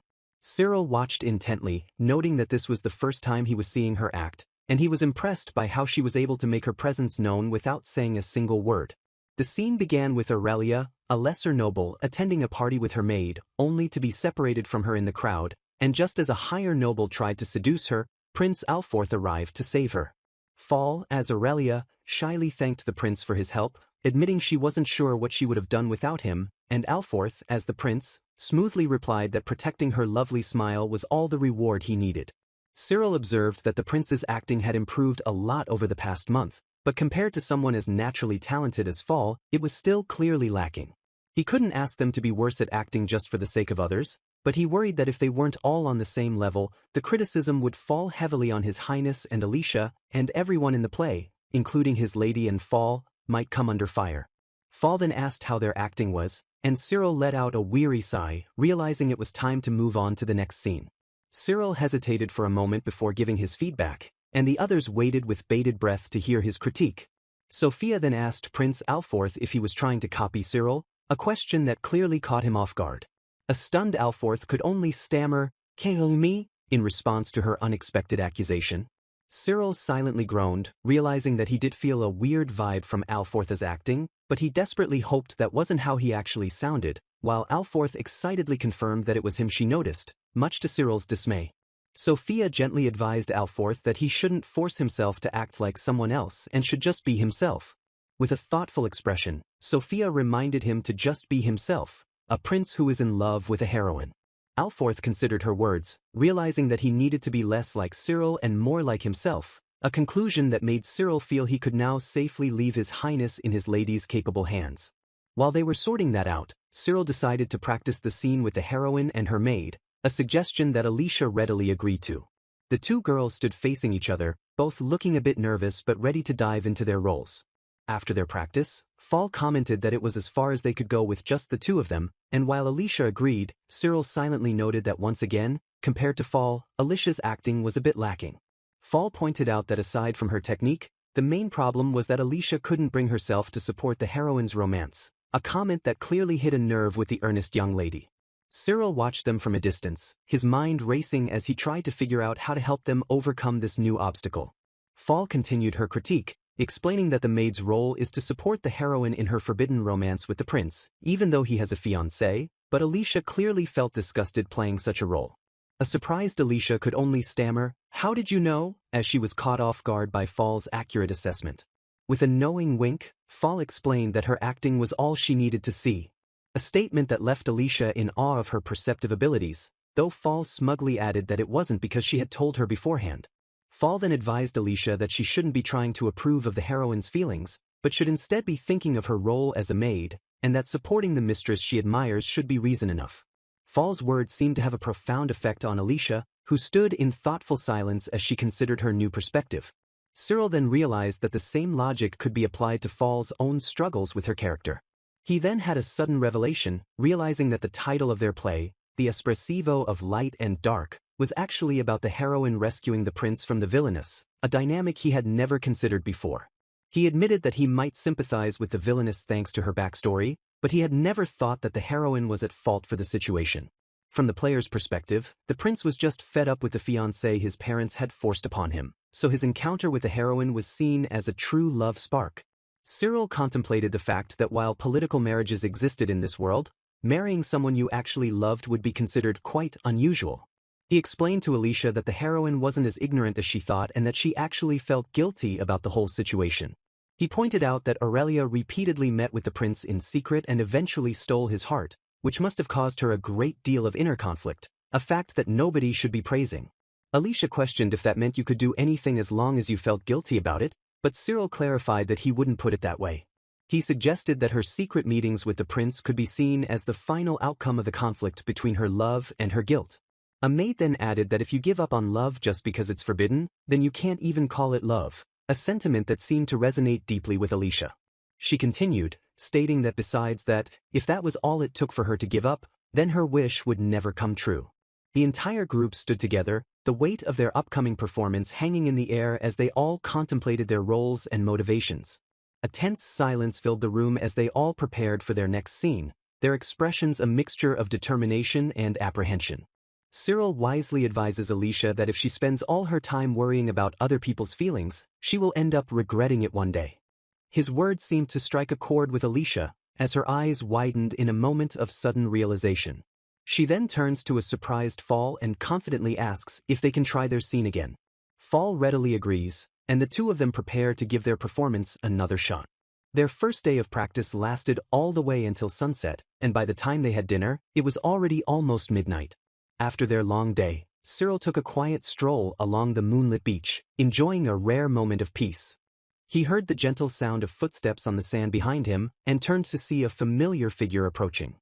He began to ask what brought Lady Sophia out here all by herself, but he trailed off as he got a better look at her. The person standing before him was not Sophia, but a radiant vision of her in a flowing white dress, who calmly asked what else she was supposed to do when her butler was out here all by himself. Cyril could only stare at her, completely captivated by her ethereal beauty under the moonlight. They stood in a comfortable silence for a moment, the sound of the waves gently lapping at the shore filling the night air. Sophia then broke the silence, asking Cyril if everything was all right, her voice filled with a gentle concern. Cyril quickly apologized, explaining that her beauty had so distracted him that he was completely lost for words. Sophia, however, wasn't so easily swayed and accused him of trying to deceive her with his smooth words. She then confronted him about what he had said to Alicia during their practice, pointing out that he knew how Alicia felt about him, yet he still decided to say what he did. Cyril explained that he only said it to help her get into character more easily, but he also admitted that it could be seen as him telling her to forget his lady's feelings and come after him without any restraint. Sophia then tearfully asked him to please tell her why he had said that to Alicia, her voice trembling with a mixture of hurt and confusion. With a hand over his heart, Cyril explained that it was simply his duty as her butler to do everything he could to make her wishes come true and to make their play a success. A single tear rolled down Sophia's cheek as she quietly remarked that she knew he would say that. Suddenly, they heard a rustling sound from the nearby bushes, and another figure emerged from the darkness. Fall stepped out onto the beach, her presence immediately shifting the atmosphere, and she was surprised to see Sophia and Cyril there. Sophia, flustered by the unexpected interruption, worried about how Fall would address her, whether with a formal title or none at all, while Cyril simply thought that she should have good luck with that. Fall, however, explained that she had gotten worried when she couldn't find them and had come to look for them, and she apologized for the inconvenience. She then told Sophia that she had something she needed to tell her, a statement that immediately piqued everyone's interest. With a deep bow, Fall confessed that when they had first arrived at the student council, she had purposely tried to provoke her, and she was now deeply sorry for her actions. Sophia simply asked if she had her own reasons for doing so, a question that seemed to surprise Cyril. Fall explained that she was desperately trying to avoid others, especially Sophia, and although she still had her doubts, it was probably her own fault for breaking her own rules. When Sophia asked why she had those rules, Fall admitted that she couldn't say yet, but she acknowledged that it didn't excuse her rudeness. With another deep bow, Fall sincerely apologized once more and asked for her forgiveness. Sophia told her to raise her head, explaining that she had a good eye for people and knew that what Fall had said wasn't from the heart, so she had already forgiven her. A grateful Fall thanked her, and Sophia then told her to simply call her Sophia from now on. Sophia explained that she didn't need to be called Miss, and Cyril silently noted that his lady didn't know Fall was a princess, so allowing a supposed commoner to call her by her first name was a significant gesture. Fall was clearly moved by the offer, her eyes widening in surprise as she considered what it meant to be called a friend by someone of Sophia's stature. With a shy but hopeful expression, Fall asked if she could really call her Sophia, and Sophia replied with a warm and genuine smile, "Of course, Fall." The two girls stood facing each other, a new and powerful bond forming between them under the starry night sky. Cyril watched them, thinking that it was interesting how their complex dynamic had allowed them to become friends, their relationship built on a foundation of absolute trust, and that ever since that day, their friendship had only continued to grow.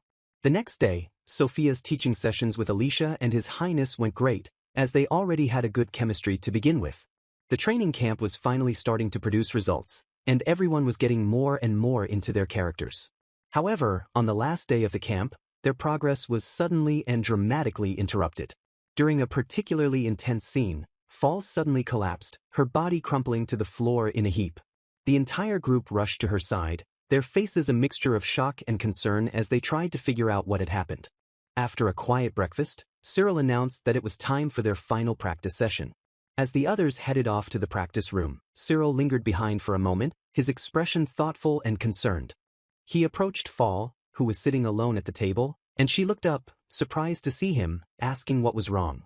A single tear rolled down her cheek as she stared at him, her eyes filled with a deep and unspoken sadness.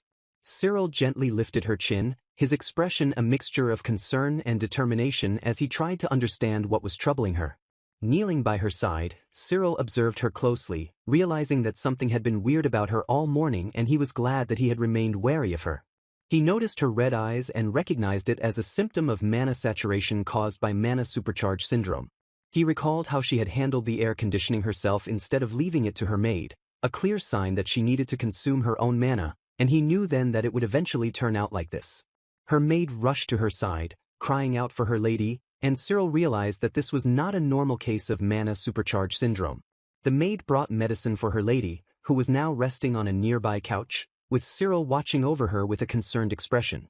With a weak voice, Fall managed to thank her maid for the medicine, her face pale and beaded with sweat.